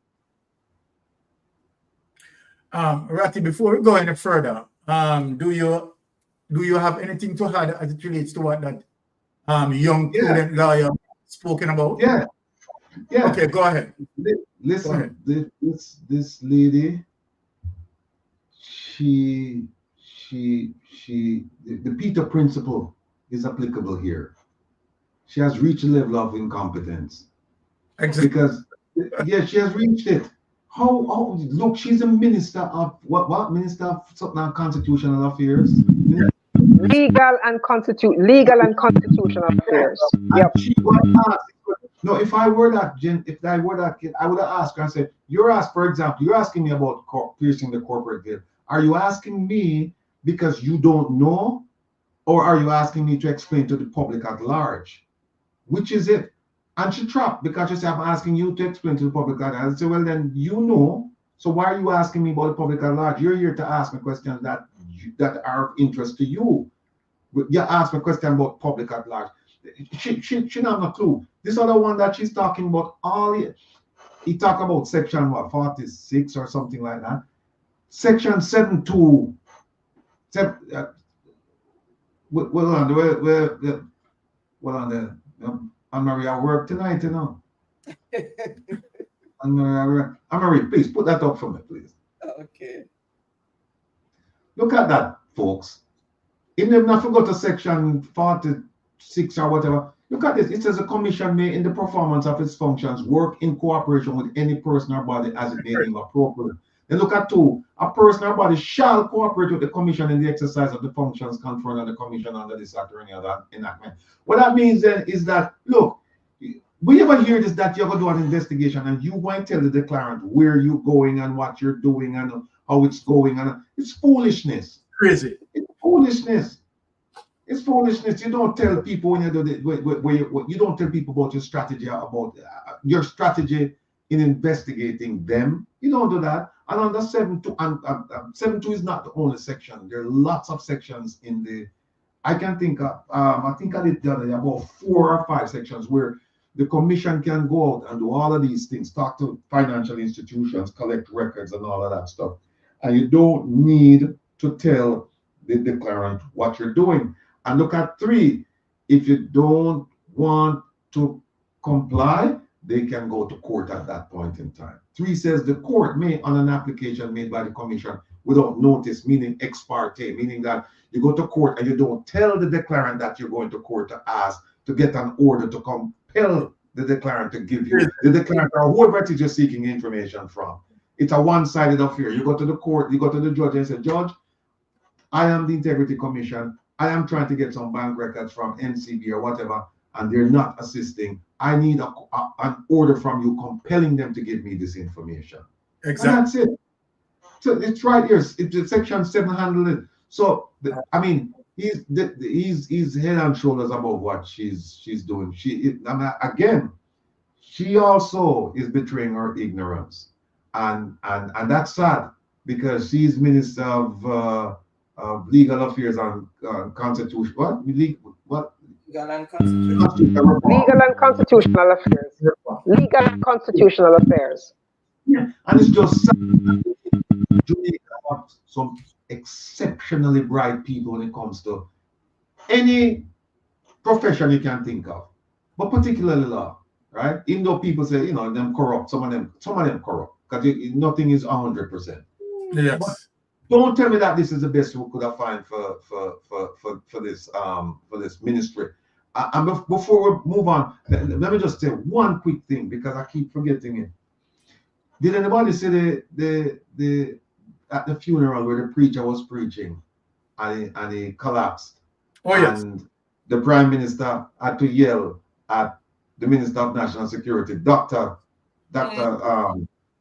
Chan, and tell him to go. Yes. You know why? You know what? Simply because of this nonsense of trying to fit square pegs in round holes. He has indoctrinated this man into thinking that he's no longer a doctor. He's a law enforcement officer. So that's why the man sit down there and never move, because guess what happened? The first rule in medicine is do no harm. And what it means is that if somebody's in distress, you must respond. You can't sit down there and say, well, none of my business. But he sat there because he's been indoctrinated over the years by the Prime Minister that this is my national security advisor. He's not a medical doctor. So when him shout at the man, Chang should have look at him and say, oh, we are go look for tough time. That's what me would have said to him. We are ball off of me for look for your Minister of Health. You know, make the advertisement guy or whatever, make him go provide relief to this man. This is what we suffer from in Jamaica, the friend and company business, where it's not based on meritocracy. We don't put the right people in the right place. We put friend and company. And as long as we continue to do this, this is exactly what we're going to happen. Sorry to digress, I yield. No, man, good digression, because it was Dr. Moray's guy who instantly just knew that, you know, my job is my profession comes first, yes. But back to you wanted to have a gotcha moment with the young, I think that's Mr. Stevens, but yes. You know, she got by her own stupidity, because he fooled her. You understand what I'm saying? And he listened to her, and even though and the thing is too, she made assumptions about him just by looking at him. You don't look like uptown. You understand what I'm saying? You don't look like an uptown person. And the truth is, he reminds me of Isaac. I thought about Isaac when I saw that, and I said, that would be Isaac Buchanan right there, just schooling her, you know, just like that. And he's an attorney. Yes, he is. He's an attorney. And she was like, but you are not a law. And he was like, yeah. And I like that moment. So you do not make assumptions about people just by looking. You cannot judge a book by looking at it, looking at the cover. You have to read the book, get into it, page by page. And this young man must be held up as a model for young people to say, you know something, avail yourself of knowledge, whether it's academic knowledge, vocational knowledge, skills, whatever the knowledge is, avail yourself of knowledge. Because when people like Malahoo Fort come to speak with you, you having that knowledge will make them look bad. Because the truth is, he made her look bad without even, you know, saying so. She embarrassed herself.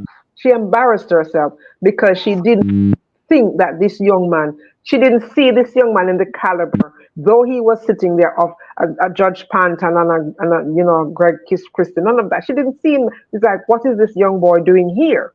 That's just my summation of her behavior toward him. Yet he was more erudite than she would ever hope to be. And I applaud him for that. Go ahead. You know what? You have a sign up right here, you know. You have a sign right next to Maria, and it says "Knowledge empowers." Exactly. I wish they would watch the program and look at that. Yes. Because that is so true. And that is what just killed her a while ago. The knowledge of the young man was so empowering and so overpowering for her that she had no comeback. Exactly. She looked stupid. But you know, well said. Hold on, if you want to discredit her and show her and prove how out of depth she really is when it comes to the ministry that she's heading, just play that one clip right there. Exactly. That's that one. But you know what is totally established from that, as it relates to what the Bible verse spoken about, as it relates to he or she who exalted his or herself shall be abased. Shall be abased. Humble shall be exalted. And that is what we see played out there, right? No, because she act as if she is, more, knowledgeable than the gentleman. But it goes to say, silent river runs deep. No, having said that, let us move on and get some more information to break down here, right? We still have one more persons to go, which is Minister of Injustice, Delroy Chuck. Sorry. 1 second there, Baron. I wonder if this was the director who interviewed Prime Minister Honest. The Stevens. Stevens or Stevens. That's it. So Rattigan. So here's my thought process right now. Could it be why he was so dismissive and not wanting to fully cooperate with the Integrity Commission? Well, no, I don't.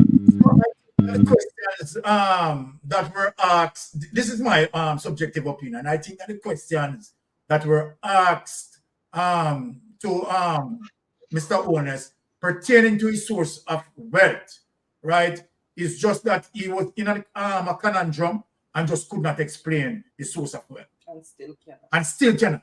Because he had gotten how long, right, over 3 years. So I don't think that it was a situation of him being condescending. I think it is a genuine situation where the Prime Minister having problem to explain his source of wealth. That is my take on it.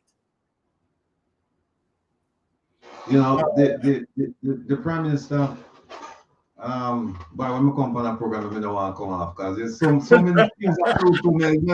Things that flow through me. Because here's another thing, people. And I know we have to get through the other clips, but yes, something that jumped at me. The Prime Minister is claiming that he's claiming with the charitable, with the $94,000 bond and all of that stuff.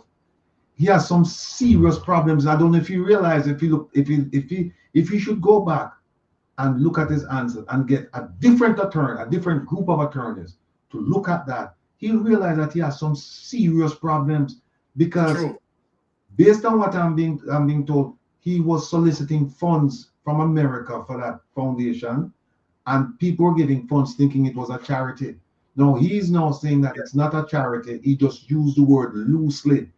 And what happened is that part of the conventional rule in Jamaica is that you cannot use the words non-profit, foundation, charity if they're not, because you give the impression that they are, and people give you money for the things. And therefore, and when you if so apparently he was running a charity that was not registered, because you have to register as a charity in Jamaica. Yes. And if you're not registered, you're a foul of the law. And then also they have to look to see what benefit. And when you register, you get certain benefits. You get certain things tax-free, you get certain things duty-free, you get this, you get that. So now if I'm Integrity Commission, I'm going to look to see what did this charity import into Jamaica? What did it bring into Jamaica? What did it do in Jamaica? Because if he got any benefits at all, then it's a charity. And he was running a charity that was not registered, and it's against the law. He might have a whole heap of problems. Whole heap of problems. Questions, since you're on that front, Ratty. To the fact that the charity processed via persons in the United States, right, to him, right, and where he converted the charity, right, the money being given, right, to his personal use. Can that hinge where the FBI would have an interest, or probably where the Magnitsky Act can be applied? Explain to us. That's you hit the nail right on the head, because that money, if they wired that money into his funds, it would have touched certainly the American banking system. And then now we know that it would appear as if he commingled funds, and then he used the funds to purchase a personal asset, and he had the benefit of using those funds for 3 years. It wasn't until when Integrity Commission went to him and said, "Boss, what you do that?" And think about it. If he wasn't doing anything illegal, then why did he take the money from his personal account and send it back to the charity? If it's not a charity, and if it's his business and everything is on the up and up. Why would you do that?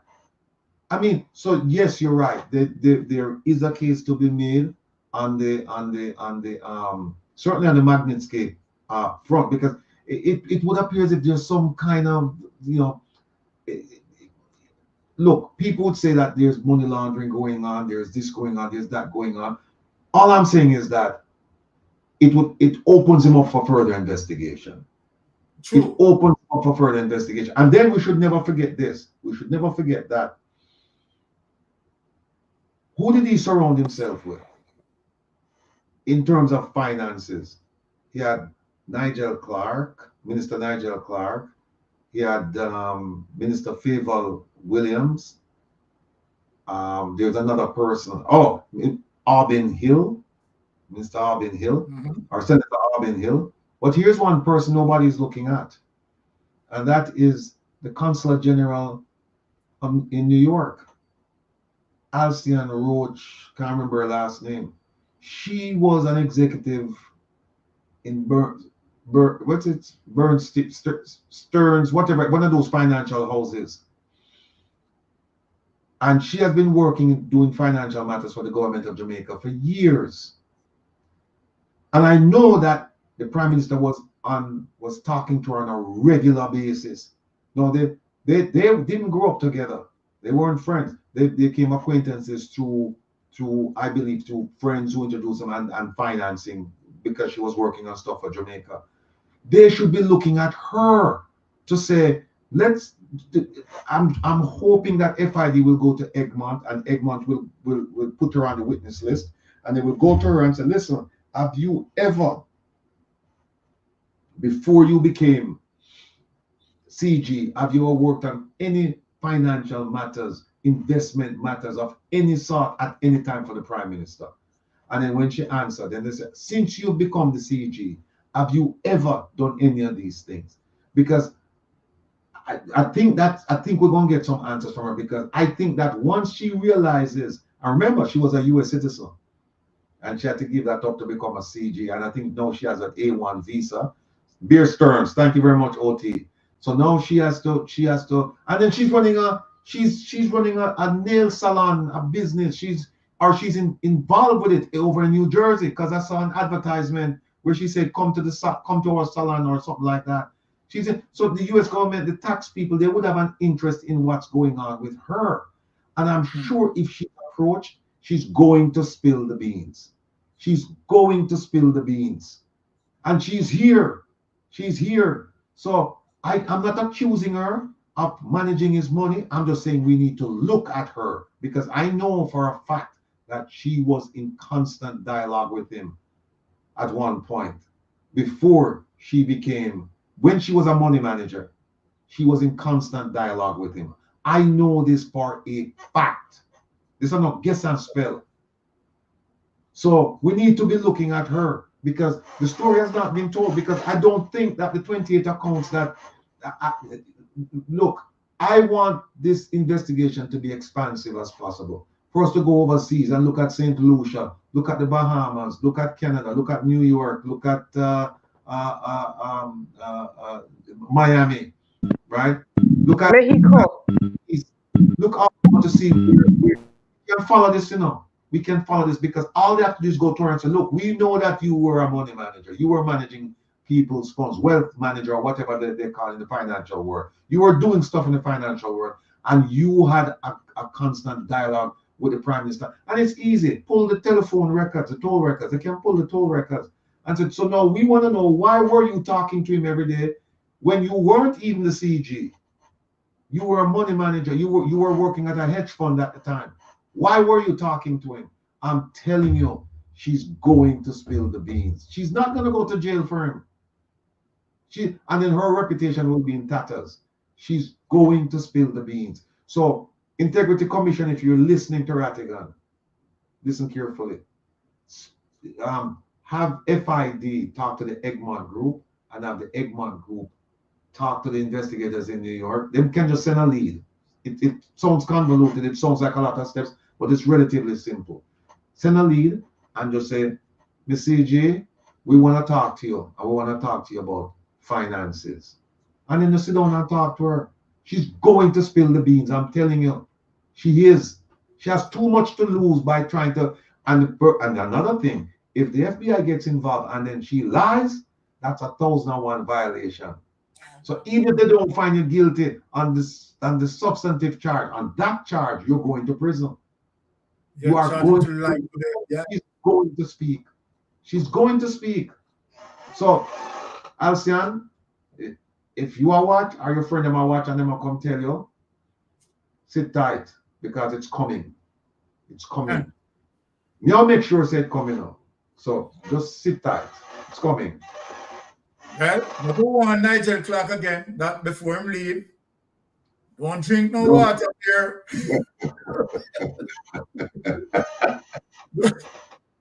So, and obviously, in terms of what we are seeing here, to me, Ratty, the Prime Minister is in a serious bind. Serious bind. Because from the moment FID involved, right, FID is going to go beyond 2021. It's not going to stop at 2021. So they have another guest coming. You understand?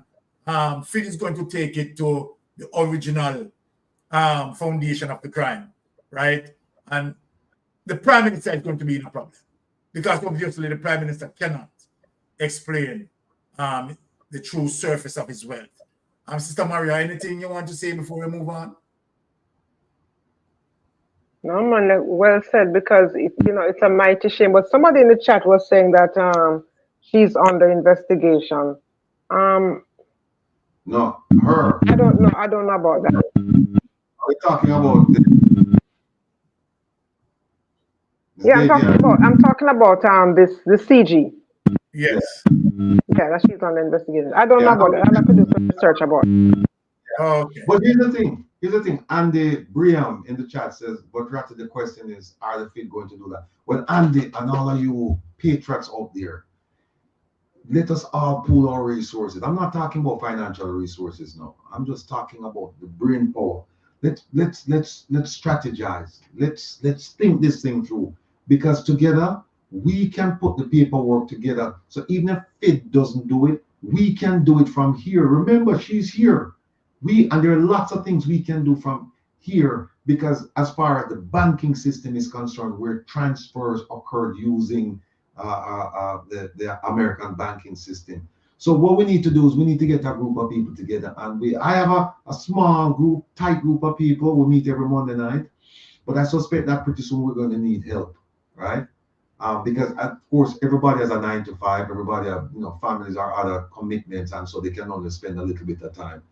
So we're going to need some people to get together, and then we're going to work this thing through. Because listen, we have some bright people in the chat.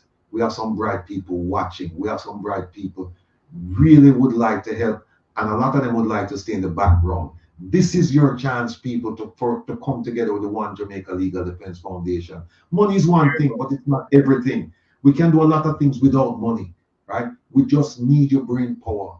We need your service. We need your commitment. We need the dedication. I'm pleading, I'm imploring, I'm begging you to support us in terms of getting the paperwork done, doing the research, and filing these documents, because there are lots of things we can do. And again, I'm saying to you that not that we don't need the money, but money is secondary. We need you more than the money right now. We need you, because if we have you and we sit down and we plan this thing right, because look, I'm doing as much as I can, and believe me,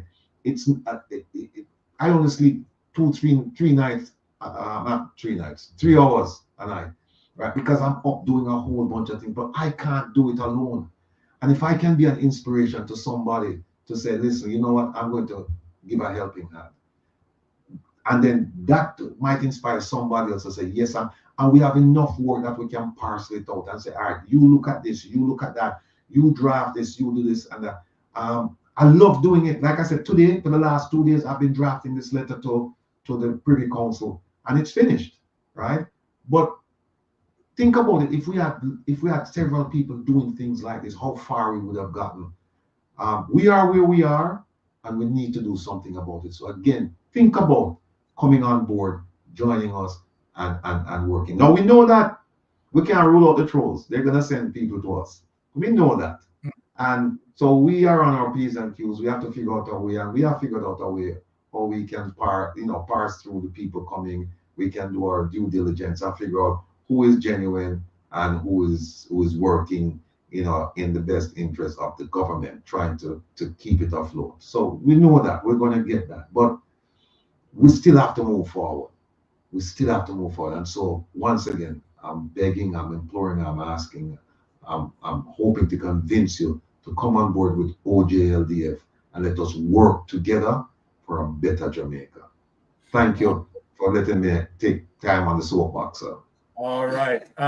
You all here, right? And I totally in agreement with that in terms of what he said there, right? That, go on board as it relates to the One Jamaica Legal Defense Foundation, right? That needs to be supported, right, in terms of, fighting these issues. Now, having said that, let us move on as it relates to these other persons.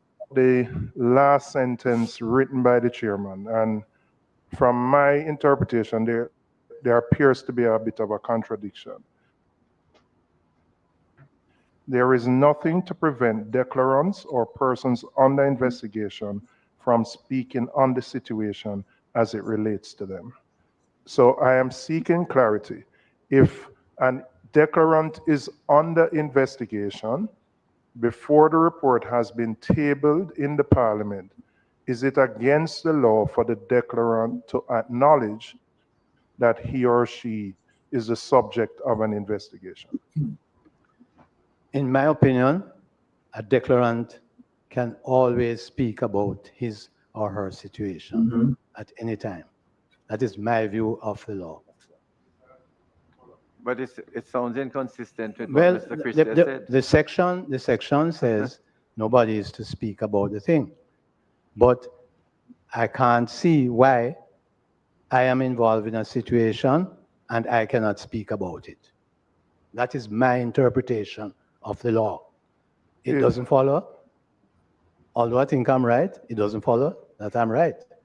I'm going to ask the chairman, is your interpretation of the law consistent with the Integrity Commission's interpretation of the law on this particular matter? What's the question? If the chairman's interpretation of the law, as written here on page 2 of his opening remarks, if it is consistent with the Integrity Commission's interpretation of the law on this particular matter. It's a very important matter because there have been public comments made that no individual can speak on a matter until it's tabled, even if you are the subject of an investigation. But the chairman... No, I don't share that view. Right. But is that I share the view that the commission and other people should not be speaking about matters as forbidden by the legislation. However, in my view, and as I say, it's my view, that a declarant can speak about himself. I don't see anything to prevent that. All right. That is my view. All right. Thank you, Chairman. It's following this question, not a separate question.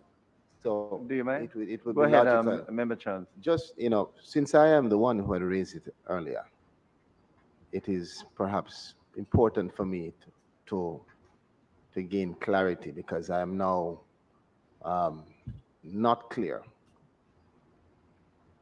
Section 53(3), let me read it. Until the tabling in Parliament of a report under Section 36, all matters under investigation by the Director of Investigation or any other person involved in such investigation shall be kept confidential. And no report or public statement shall be made by the Commission or any other person in relation to the conduct of this investigation. Now, I read the chairman's remarks, and I too noted the sentence that said, of course, there's nothing to prevent declarants or persons under investigation from speaking on the situation as it relates to them. You can't tie somebody out. They can say what they want to say.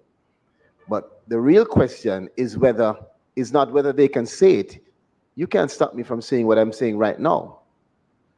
But if I say it, am I in breach of the confidentiality and the constraint that is affected by this section?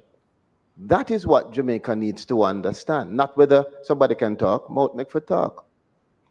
But if you talk, are you contravening this section? That is what we need to understand from the Integrity Commission. All right.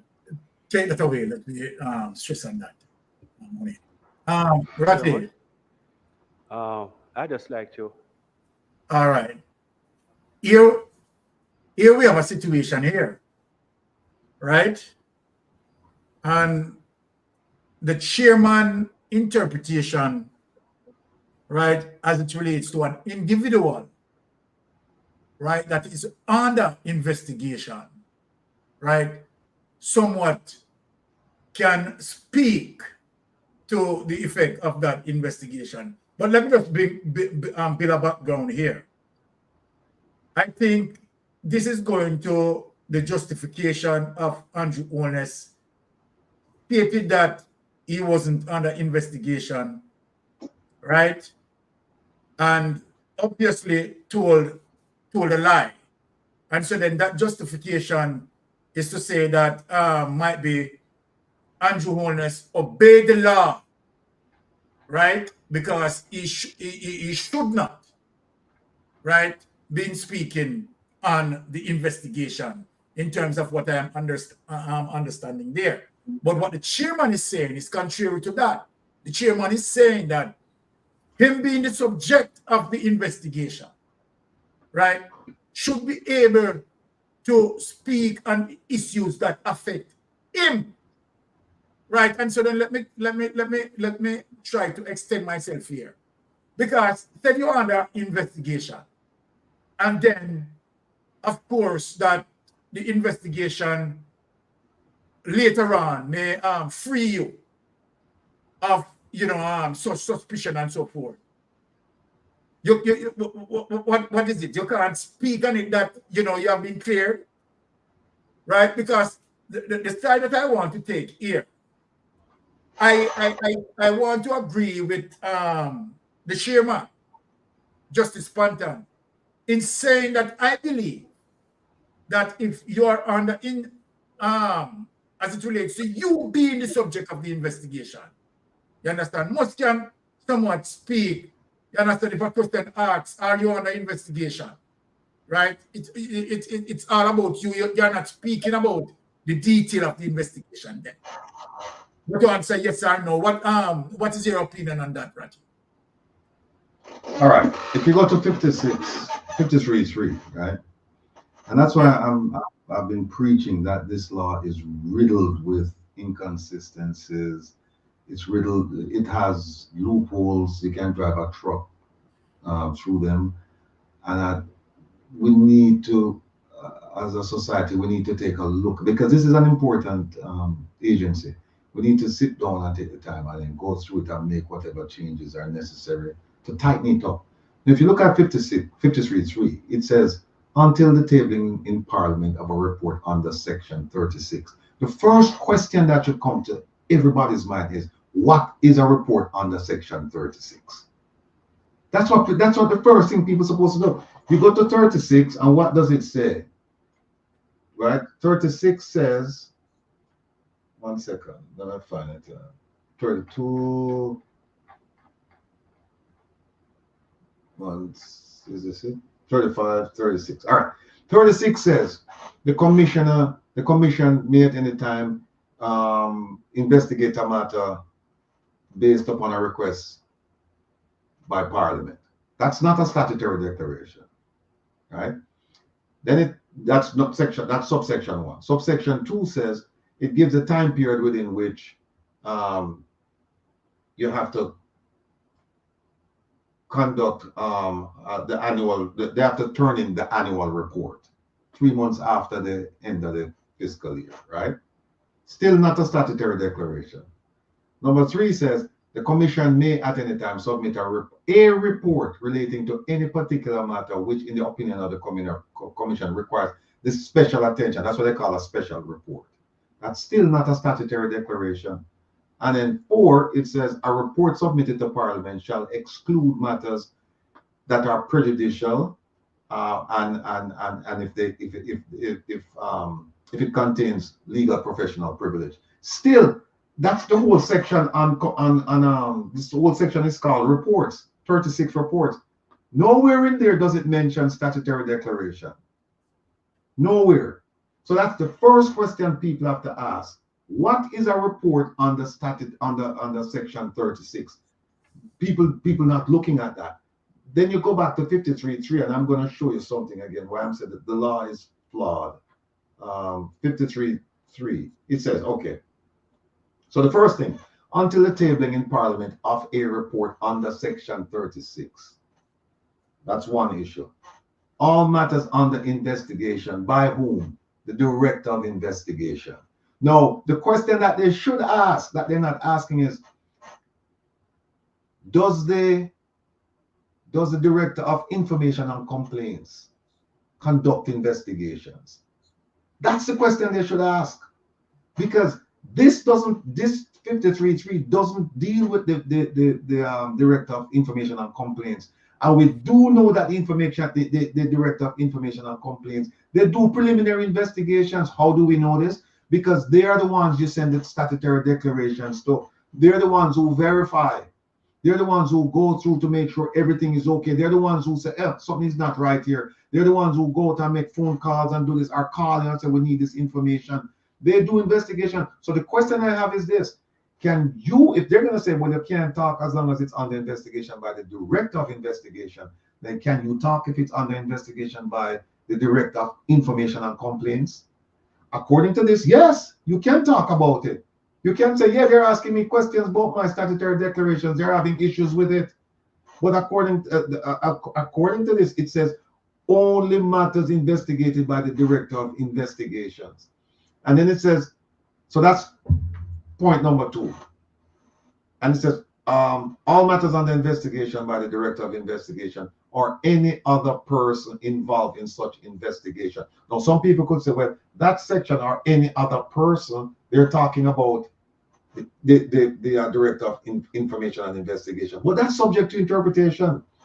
It says, or any other person involved in such investigation shall be kept confidential, and no report or public statement shall be made by the Commission or any other person in relation to the conduct of the investigation, the initiation, whatever. So now let you ask a question when Commissioner Panton said that it is his personal view that if you're being investigated, you can talk about it. No. How does that square with the gag order? Because the whole idea is that you don't talk about the investigation while it's going on until it's stable. So now if they're investigating me and I come and I tell Maria, and then Maria come and she tell Anne-Marie, then Anne-Marie tell Byron, and then Byron tell his neighbor, and before you know it, it's all over the place. You have defeated the gag order. Section 53, subsection 3. Exactly. You've defeated it because the whole purpose is don't talk about it. Nobody is supposed to know until after it's tabled. And now it's not tabled, but because they're investigating me and I have a right to speak, I said, well, I'm going to tell all of my friends that I'm on the investigation. Moreover, here's why why I disagree with Panton. Sorry, with Commissioner Panton.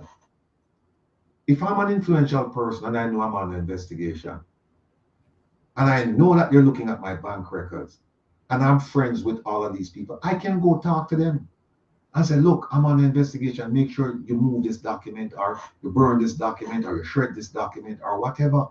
And now what have you done? You have hindered the investigation.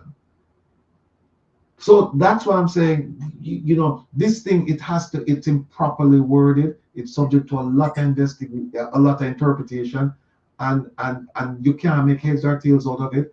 So that's why we're having this conundrum as to whether or not if you're being investigated, if you're the subject of the investigation, can you go now and freely talk about it to anyone? Because I tell you what, if you're in that position and you know where they're going, you know, for example, that they're going to Barita and they're going to ask questions about the $50 million loan, right? And you know the paperwork is not straight. You're going to talk to Barita, the people at Barita, and try and straighten that out. If you're an influential person in the community, you're going to do that. You'd be foolish not to do that. If you know your paperwork not straight and you know they're going to go over there, of course you're going to go over there. So I have problems with 53.3. So basically what you're saying, that based on what Chairman Panton interpretation is, right, would be a breach of Section 53, subsection 3. That is what if the idea is to keep this thing secret and confidential so nobody knows until it's able. Well, yeah, it would be a breach. Okay. Sister Maria, what say you? Okay. I tend to agree with Justice Panton, and here is my reasoning for that. Because as I listen to Charles, bend himself into pretzels to try and find way to coach what he's saying to defend the Prime Minister, I start to think of the Nolan principles of good governance, which holds Andrew Holness to a higher standard. He's the Prime Minister. Yes. So him being under investigation, he should do a national address to the people of Jamaica and say, you know what, he's under investigation and he's complying with the investigators and he believes in the rule of law and he will set that example. Because in the interest of transparency and good governance, he owes that much to the taxpayers of Jamaica. So he should come out and say something about it. Because even in private, him not saying anything in public, in private he can still call up those people and I'm like, and say, you know what, they're investigating. Because the thing is, the politics is an incestuous place. Everybody's with everybody and mixing up with everybody. So, things get around. So he can say stuff, even though he has not said it publicly, he can say it privately. But I do believe, given his position and the weight that comes with the office of the Prime Minister, he owes it to the people of Jamaica to say he's under investigation and he's fully compliant with the investigators. And that is why it is important to not have this gag clause, because the people need to know what kind of people are representing them and why is it roads can't fix and hospitals can't fix and schools can't fix, but you hear that they spend the most money and they are getting the least results. Say something, be straightforward, be honorable, and set that example and make it known that he's under investigation. Well said. As it relates to my personal opinion, I think I want to support Maria's position a bit here. And the reason for me to support Maria's position, I believe that the Prime Minister, you understand, being the Prime Minister and as it relates to the responsibility of what the office holds, and the Prime Minister should be the person leading the mission as it relates to transparency and balance, right? I think that where the Prime Minister asks a question if he's under investigation and knowing to the fact that the Integrity Commission investigators had contacted him, right, as it relates to the nation that he leads, right? So I am not talking about, okay, what the law had established as it relates to Section 53, subsection 3. Section 53, subsection 3 is pretty much clear. But when it comes to the Prime Minister, you understand, under this, burden, in terms of finding himself in this conundrum for the nation, right, to be held in a place of not giving clarity to the nation, where he asked the nation to vote for him, right? And him being the chief architect, right, should be the chief architect of good governance. I don't believe that the Prime Minister, withholding information from the public, right, is in the merit of good governance. So on that basis, I really want to take the side with where Pantan is going. But I understand as it relates to Ratigan, you know, quoting from the Integrity Commission Act, Section 53, subsection 3, it clearly stated what it stated, right? But when we're talking about the Prime Minister, right, and his responsibility, right, where he's supposed to be leading on good governance, I think the Prime Minister should speak on the matter to provide some clarity as it relates to where SSL is concerned and other issues, right? That's my take on it. All right. Well, here's the thing. Here's the thing with that. That's fine, but what I agree with you that the Prime Minister should be held to a higher standard. Exactly. Than everybody else. But then you have to change the law, because then what would happen is that it would look as if it's selective enforcement, like it's okay, and selective interpretation, that you say, okay, we're going to interpret it for him because guess what? He's our leader and he should be this. So I'm saying, no, you can eliminate all that by putting that in legislation and say certain people, they have certain responsibility to the country and they're held to a higher standard, and therefore this is what we expect from them. There you go. Yeah, I agree with you, but I would refine 3. Yes, definitely. All right, let us move on quickly through this clip here because, you know, bedtime and knocking on. Just respond to what was just said. This law was not written by the Integrity Commission. It was written by the Parliament of Jamaica. And if there are flaws in the law which are creating different interpretations, I think that's a matter for the Parliament. It cannot, that hat can't be placed on the Integrity Commission's head. It can't.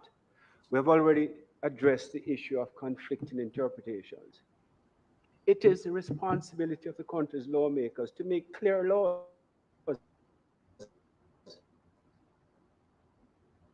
And where we're, jumping over ourselves as to what this means and what that means. That's a matter for the Parliament to deal with. It can't be our responsibility. No, 1 second. It is a conversation that, Chairman, hold on. No, it cannot be that I ask a question, there's a response, and then we're going to move on. I would like an opportunity for the flow for me to respond. Now, Mr. Chairman, this is the second time that the Executive Director has responded to my question or comment in that way.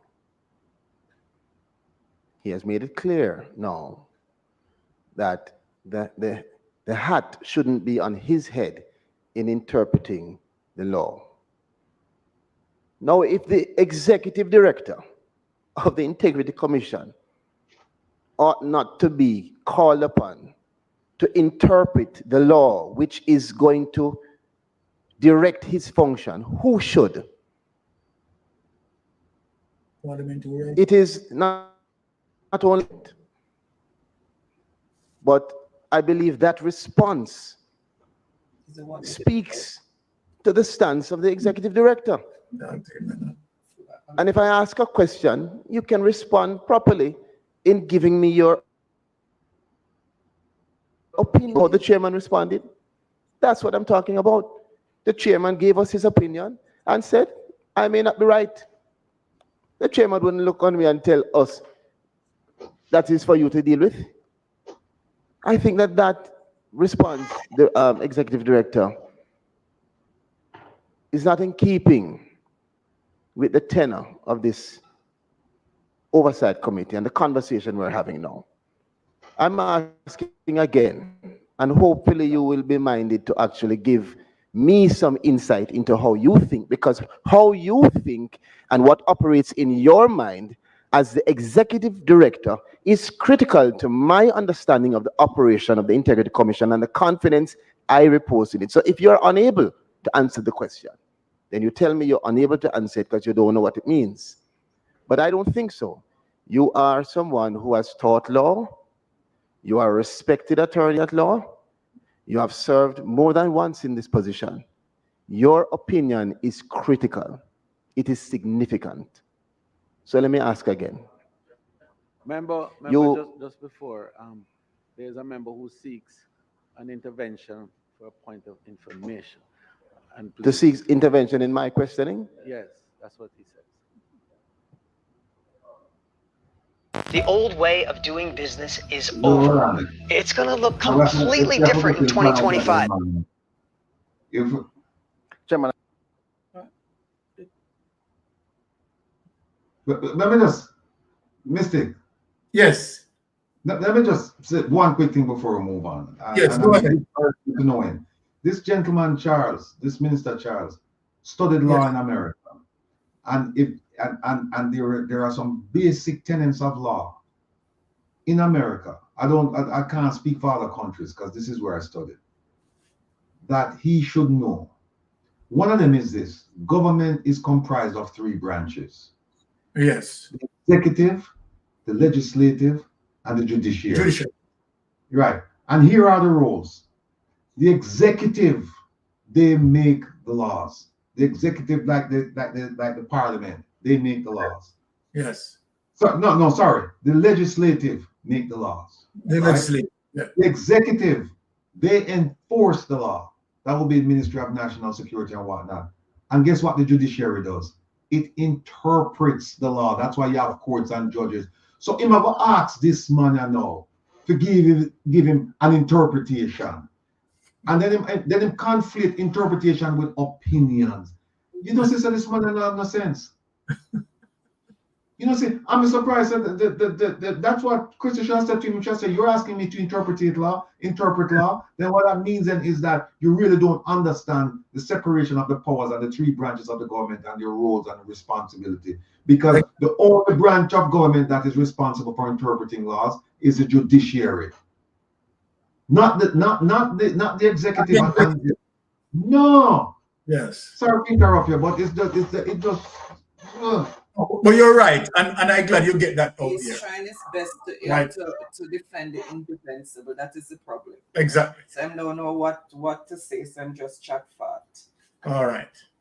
Say it like it is, this. Yeah.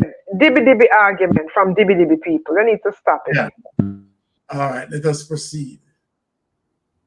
And I just want to note that I was a member of this parliament when this law was passed. And I clearly recall what the intention was. It is to guard against people who are being investigated, being prejudiced. That person can waive whatever protection that he or she might have under the law. It is to ensure that investigations are done in secret so that the person who is being investigated can have that secrecy preserved. But that person can waive that secrecy anytime by saying, I am being investigated and here are the facts. And I don't see anything wrong with that.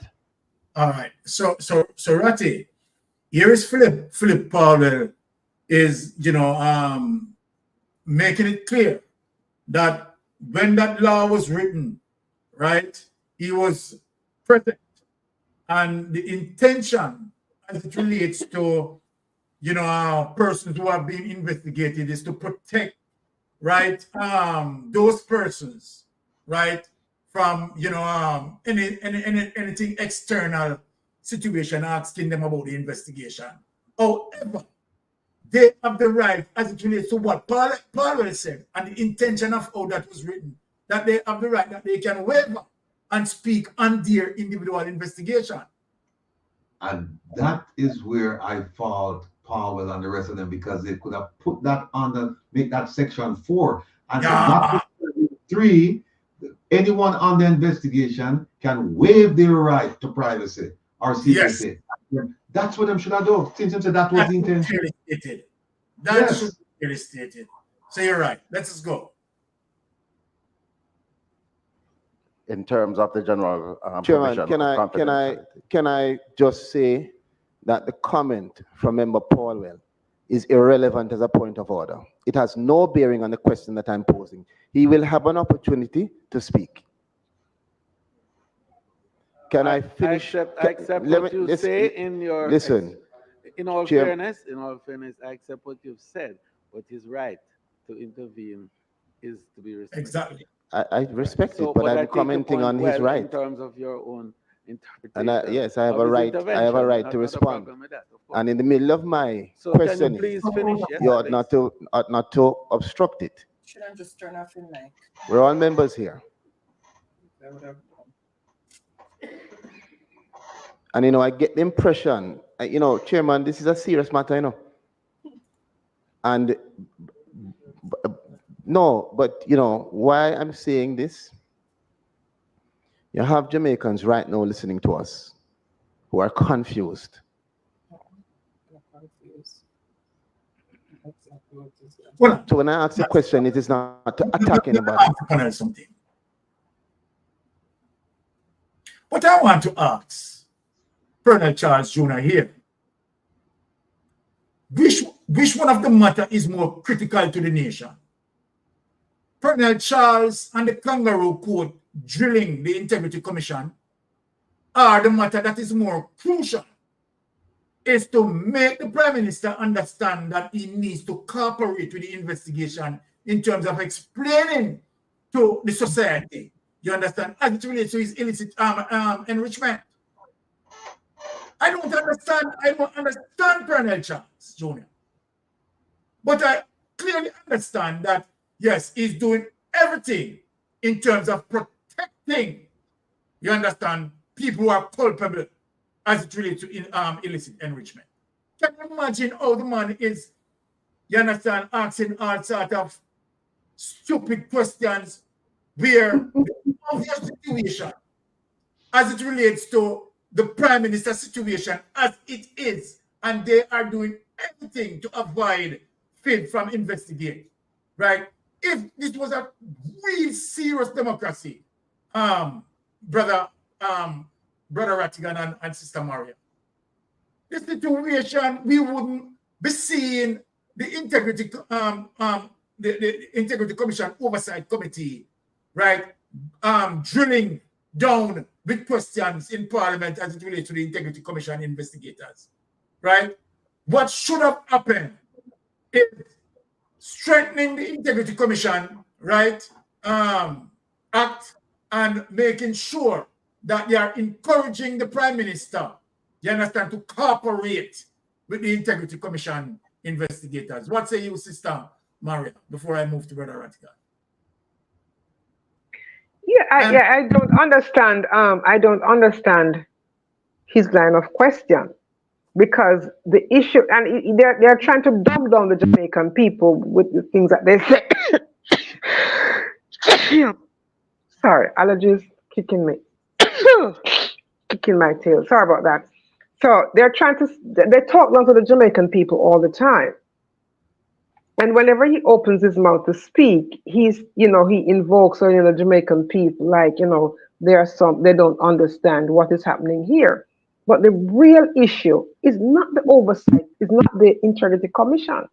The issue is a Prime Minister with 28 bank accounts, and a Prime Minister in the height of a pandemic, a global pandemic, who had the time to start businesses and study and do all of those things while people were dying around him, who had the time to call an election in the height of a pandemic.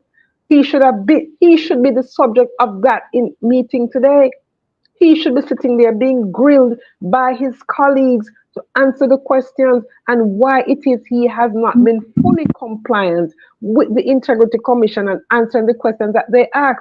What is the source of your income? What are the sources of your income? That is the issue right there, because had it been anybody else, that's what the focus would have been. Nobody would be talking about the Integrity Commission. Nobody would have taken them to court had the shoes been on the other foot. So this is a nothing burger. And, when Charles opens his mouth, he thinks when he talks, he's so nice and he looks intelligent and all of that. But the truth is, he's just it's a dibby dressed up in a pretty suit. That's all. Stop talking to the Jamaican people. They understand better. They see through all the nonsense. They see through the glitter and realize that of a truth, what you're saying has no merit. You're really just trying to defend the indefensible. Makes no sense. All right. Brother Ratty, jump in here. Yeah, very quickly, I agree with you. I agree with Marie. All right. Okay. Let us proceed with. I'm not sent here to be friendly. I'm sent here to be effective. And the question, and this is it. Even me asking this, remember Paul Well is saying you're being defensive or offensive. I'm not being offensive. What I'm being is probing. And maybe because of my legal training, it is not meant in any personal way. I am probing a matter. And I draw the comparison in how our chairman responded, expressing his own perspective and respectfully saying that he could be wrong. And I can respect that kind of response. But I don't accept that as a member of this committee, I can ask a question and it be said, you who wear the hat, not me. That couldn't be acceptable, Chairman. But let me ask again. The Equinox RS is stylish. For clarity, I raised an issue before around section 53 and 56 asking for clarity whether members of parliament who are under investigation are within the constraint of the Integrity Commission Act in speaking about such investigation before those matters have been tabled in Parliament. The response from the Executive Director to me was to read out a comment or a statement rather from the Integrity Commission that says, in my words, all officers or any other person fall within the constraint of the law, and in my terms ought not to be talking about the matter, whether you are in the IC or any other person. I even went on to ask specifically, members of parliament, the response are members of parliament persons. Yes. So that was very clear to me. Now, further to that, we have highlighted a statement, a sentence in the chairman's report that speaks to, of course, there's nothing to prevent declarants or persons under investigation from speaking. My interpretation of that is that you can't time them out. I can say what I want to say, just as I'm saying it right now. But that is not what I think is a relevant question for the nation that is watching us. The relevant question must be, not can somebody talk, but if they speak, are they in contravention of this legislation? Now, for me to pose that question, it's important to answer it. So let me do it again and ask whoever wants to answer. Not can somebody talk, but if they do, are they in contravention of the Integrity Commission Act in its current state? Chairman, through you, sir. I think before you left, I think what this further discourse has demonstrated, and this has been my posture. No, it's on, it's on.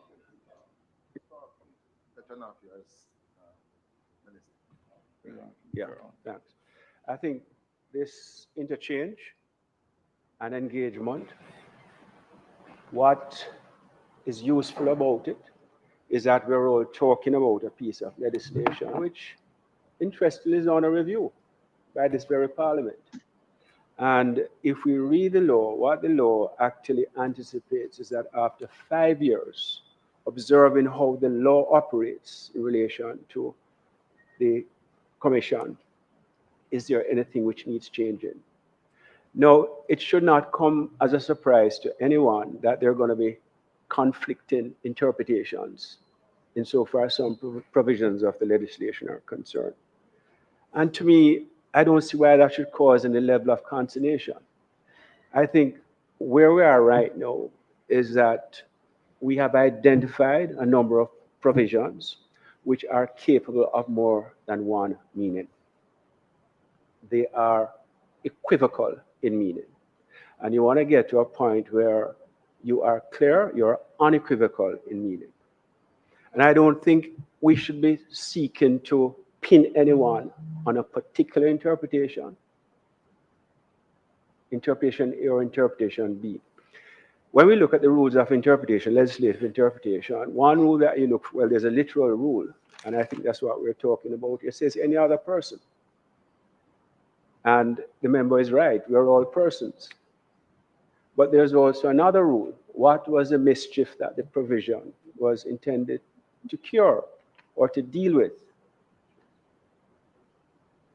Was the mischief that was intended to deal with is members of the commission speaking about the matter while it's on investigation, or as the chairman says, was it intended also to extend as far as to the person who is the subject of the matter?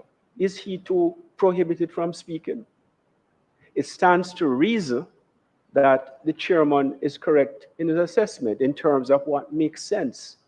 What was the purpose of the provision? The member across the floor, he is hanging his hat on any other person. And that's what I read out. And I read it out in the sense that this is what the law states. Now, what do you, the lawmaker, means by that? And yes, sir, there are members of the public who are listening, and they are confused. And I think right here, it is for us to get rid of that confusion. So I'll just say this, and I've said it before, and I'll say no more. We have identified another provision which is not unequivocal in meaning. And Chair, with respect, this is another matter that I think should go to the Joint Select Committee of Parliament, if you should so determine. And again, I repeat, it's our lawmakers who make the law. They're not infallible. And this is why we have processes like this, review processes. We're not infallible either. And as I say, this process serves good reason, a good public purpose to identify errors. It may not have been Parliament's intent to say it this way. Madam Malhu Ford pointed out that, despite Section 6.3a of the Act, which says that the Commission shall not be directed by any person or authority. Parliament is not an authority. This committee is an authority. And the words are very explicit. They are unequivocally clear. But yet in another provision of the Act, it says that you're accountable. And there's no one on this side who would say that we're not accountable. I've said it several times in this chamber, that we hold ourselves accountable. And we come here to answer your questions and to work with the committee as best as we can. So, Chair, I'll rest it, and I hope the member understands my position. I'm not here to answer questions in a way that satisfies anyone. That's not me. I will give you my answer to a question as I see it. We have identified another provision in the Interior Commission Act which requires address, and I leave it at that. Except I just wish to point out that the explanation that you give raises a lot of questions about just how we have operated and functioned, referencing the law and the issue of the interpretation that we may have on the one hand, and the interpretation that the other particular declarants might have on the other hand. What concerns me at this moment is the actual point you made, E.D. Christie, that the law has to be amended and dealt with dispatch. And I made the comment earlier as chairman of another responsible body that has that overall responsibility, that it will be done, and it will be done with dispatch. Because much of the concerns that are being raised here, because I have to also concern that I have the panel burning out for such a long period of time, and we don't intend to go any further than what we had accomplished tonight. So I just want to close it down here right? And let us just address this last issue. So we are asking the panel for their final analysis on what being said here, and then we close for the night. Right? Yes, Sister Maria. Your last word. The only person that is confused, quite frankly, is Charles, because we understand that there are I don't use the word discrepancies, but there are aspects of the act that need to be amended to make it to give more clarity. But what is happening here is that they are trying to defend the prime minister and to try to create a narrative to now come out and start to talk about go into their spin room to defend the prime minister in the public space. So they're using this integrity commission oversight committee meeting to start doing that. And then you're going to have people who don't read very well and then bundle Jamal, so they don't understand what is being said. And that's why we have to come here and clarify things for them so they understand that what the integrity commission, they did their job. The issue is the prime minister and his inability to speak truth, because they say if you want to know that he's a liar, tell him to open his mouth. And we have proven that time and time again. The issue is a prime minister running his businesses while he's the prime minister. A prime minister with 28 bank accounts. A prime minister whose statutory declarations are yet to be certified 3 years running. A prime minister who has criticized former member of parliament for helping poor people. And they say, well, while you can have feelings for the poor, this is a dark day and whatever it's going to bring down, it's going to destroy the country. And you're telling me that a prime minister who had so much time on his hands that he could be opening bank accounts, with no money, and that is acceptable to these people, running businesses while everybody else on the lockdown cannot find food for their families. He was able to be, moving money around here and there and everywhere. These are the questions that need to be answered. Why is it okay for him to do that and not be held accountable? So everything else is frivolous. Everything, the cream at the top right now is the prime minister and his lack of integrity. He has no moral compass. None of them have the moral ground on which to stand to hold the Integrity Commission accountable. What for? For doing their jobs? So amend the aspects of the act, strengthen it, give these persons, these honorable persons, and those who might come in their stead, the power, prosecutorial powers, that they can have these people prosecuted so that they can finally put a dent in the problem of corruption in Jamaica. Okay. Let me just speak before Ratty, because I want to save the best for last. So we leave Ratty. And before you save the best for last, I have a 7 o'clock appointment in the morning.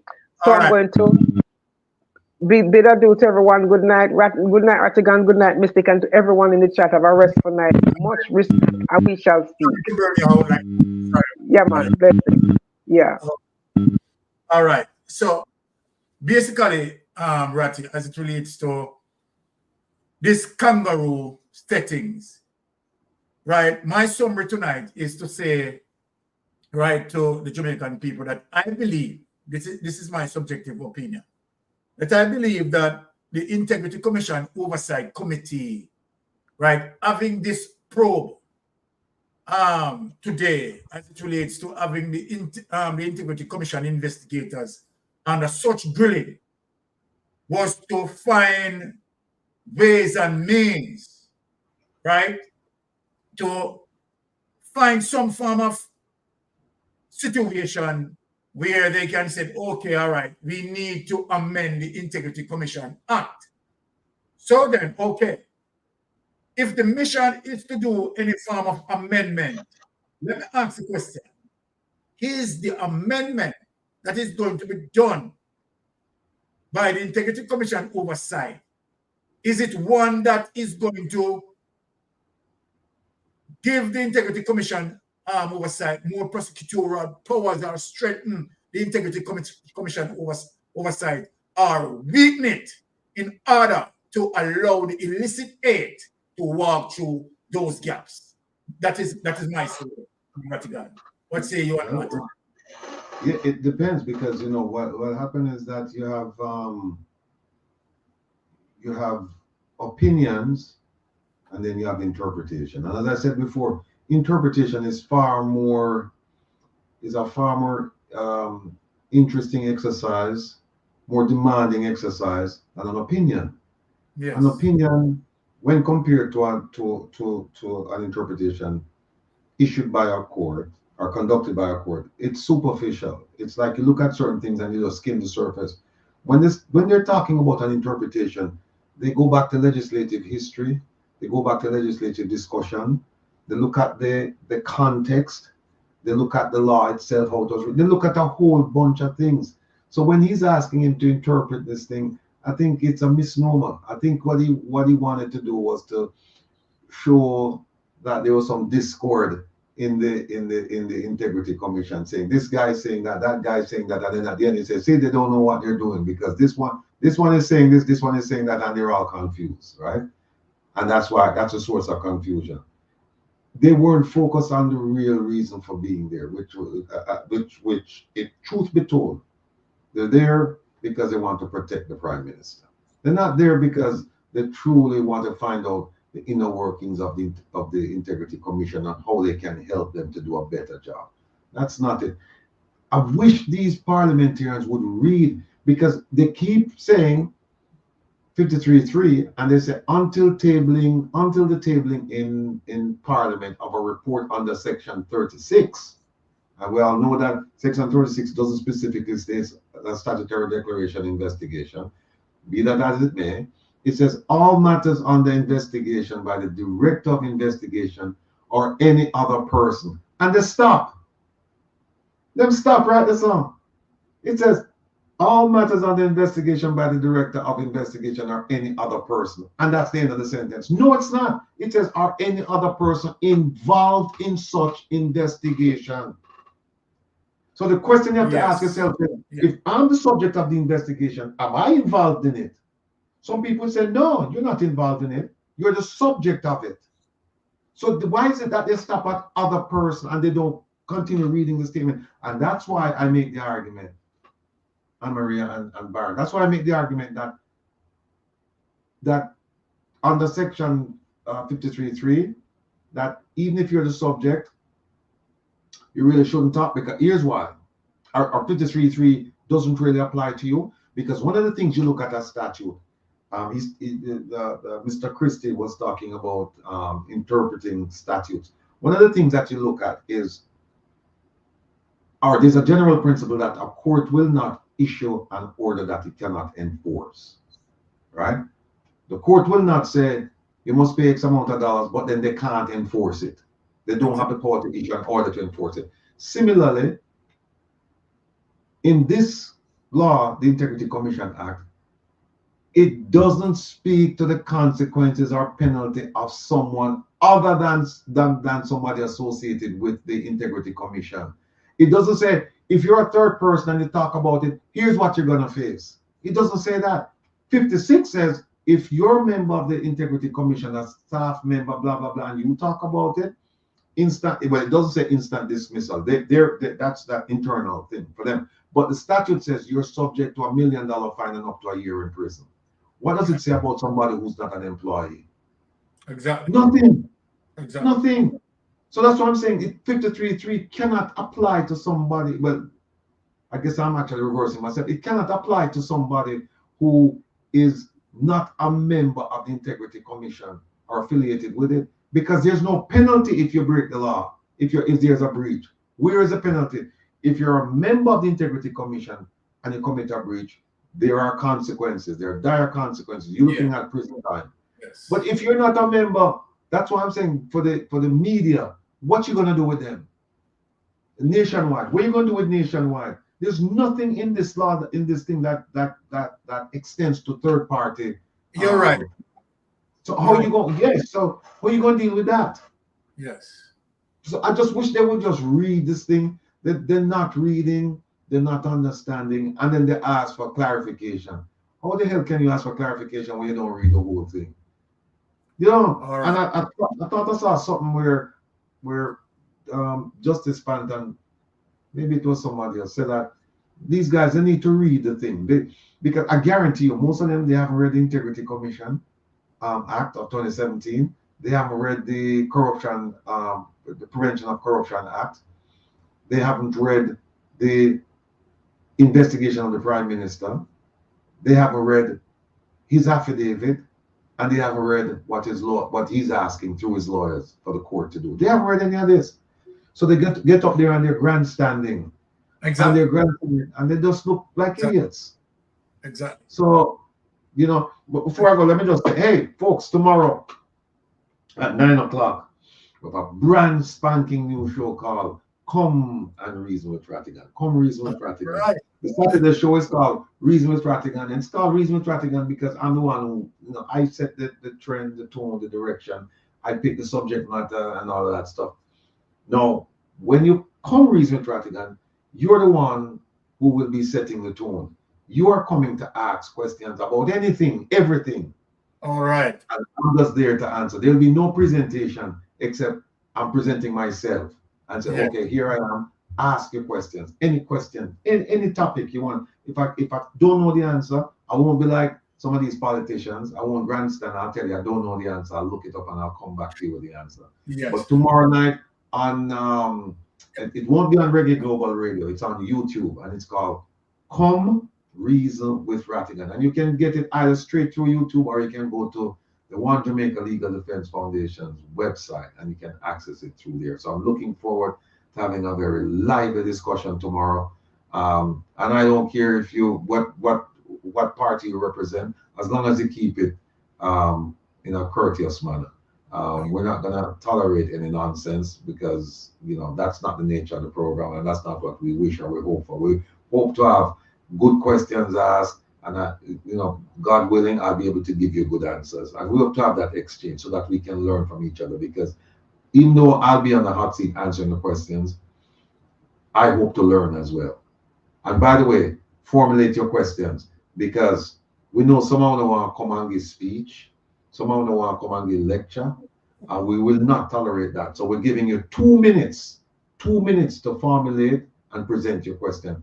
And we have a timer. Once we get to 2 minutes and there's no question, we're going to move to the next caller. It's that simple. So we have plenty of time to formulate your question because we want to give everybody a chance. And if you come on and you talk for 15, 20 minutes and then you ask me a question after that, then we won't have time to answer, you know, the other people's questions. So in fairness, we're giving everybody 2 minutes and 2 minutes only, and that's a hard and fast rule. If you go past 2 minutes, we're not going to answer your question. So I'm looking forward to seeing all of you. And I want to thank Anne-Marie and Byron for having me on the program as usual. We'll come on and learn. So, you know, that's it. Before you go, Ratty, you have anything to say, Anne? I was saying what time you're coming on. I think It's 9 o'clock. We're planning to have it from 8 to 10, but for the first program tomorrow, we're going to have it from 1 hour, 9 to 10. That's why it's so important that you get 2 minutes to ask your questions, because we only have 1 hour. And then based on the feedback, then we'll decide whether it's going to be a weekly thing, a bi-weekly thing, a monthly thing, and whether it should be 1 hour or 2 hours. I suspect that it's going to be 2 hours. I suspect that it'll probably be, I don't know, bi-weekly or weekly. But it depends on all of you, because if you like it, we'll work even harder to make sure it's a success. If you don't like it, then that's it. We don't bother with it. We just stay with the Saturday program. All right. Before we go, Ratty, let us break down what Freedom is asking. Oh, one quick sec. Somebody's asking about the number. The number to call in is the number to call in is 667-369-8569. Let me see if I can put it in the chat. Anne-Marie, could you please put that in the chat for me? It's 667-369-8569. 8569. So 667-369-8569. That's it. Thanks. All right, good. All right, so Freedom is asking that if Parliament is going to make a move in terms of dealing with some amendment with the Integrity Commission Act. She's asking if they are going to be held as it relates to the existing laws that exist, or as a result of new amendments, if that is going to, affect the situation where they are concerned as it relates to the ongoing investigation that is going on right now. I think that is what she's asking.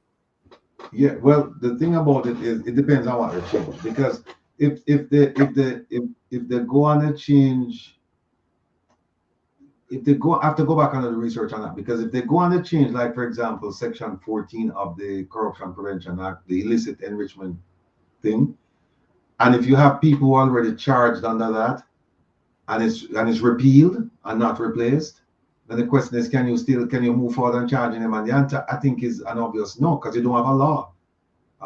You don't have unless if they repeal it, they say, okay, anyone who's subject to this law, no. Up to this point that we repeal it, they will be tried under that law, which they can, they can do that. They can say, up to this point, we're going to try everybody under this law, and once we change it, then that's it. But you know what, Freedom, it's an interesting question you ask. I don't have a specific answer, but it's going to be interesting to watch what they do, because I suspect that it's well, they have the numbers. Well, they have the numbers in the lower house, but not in the Senate to pass the law.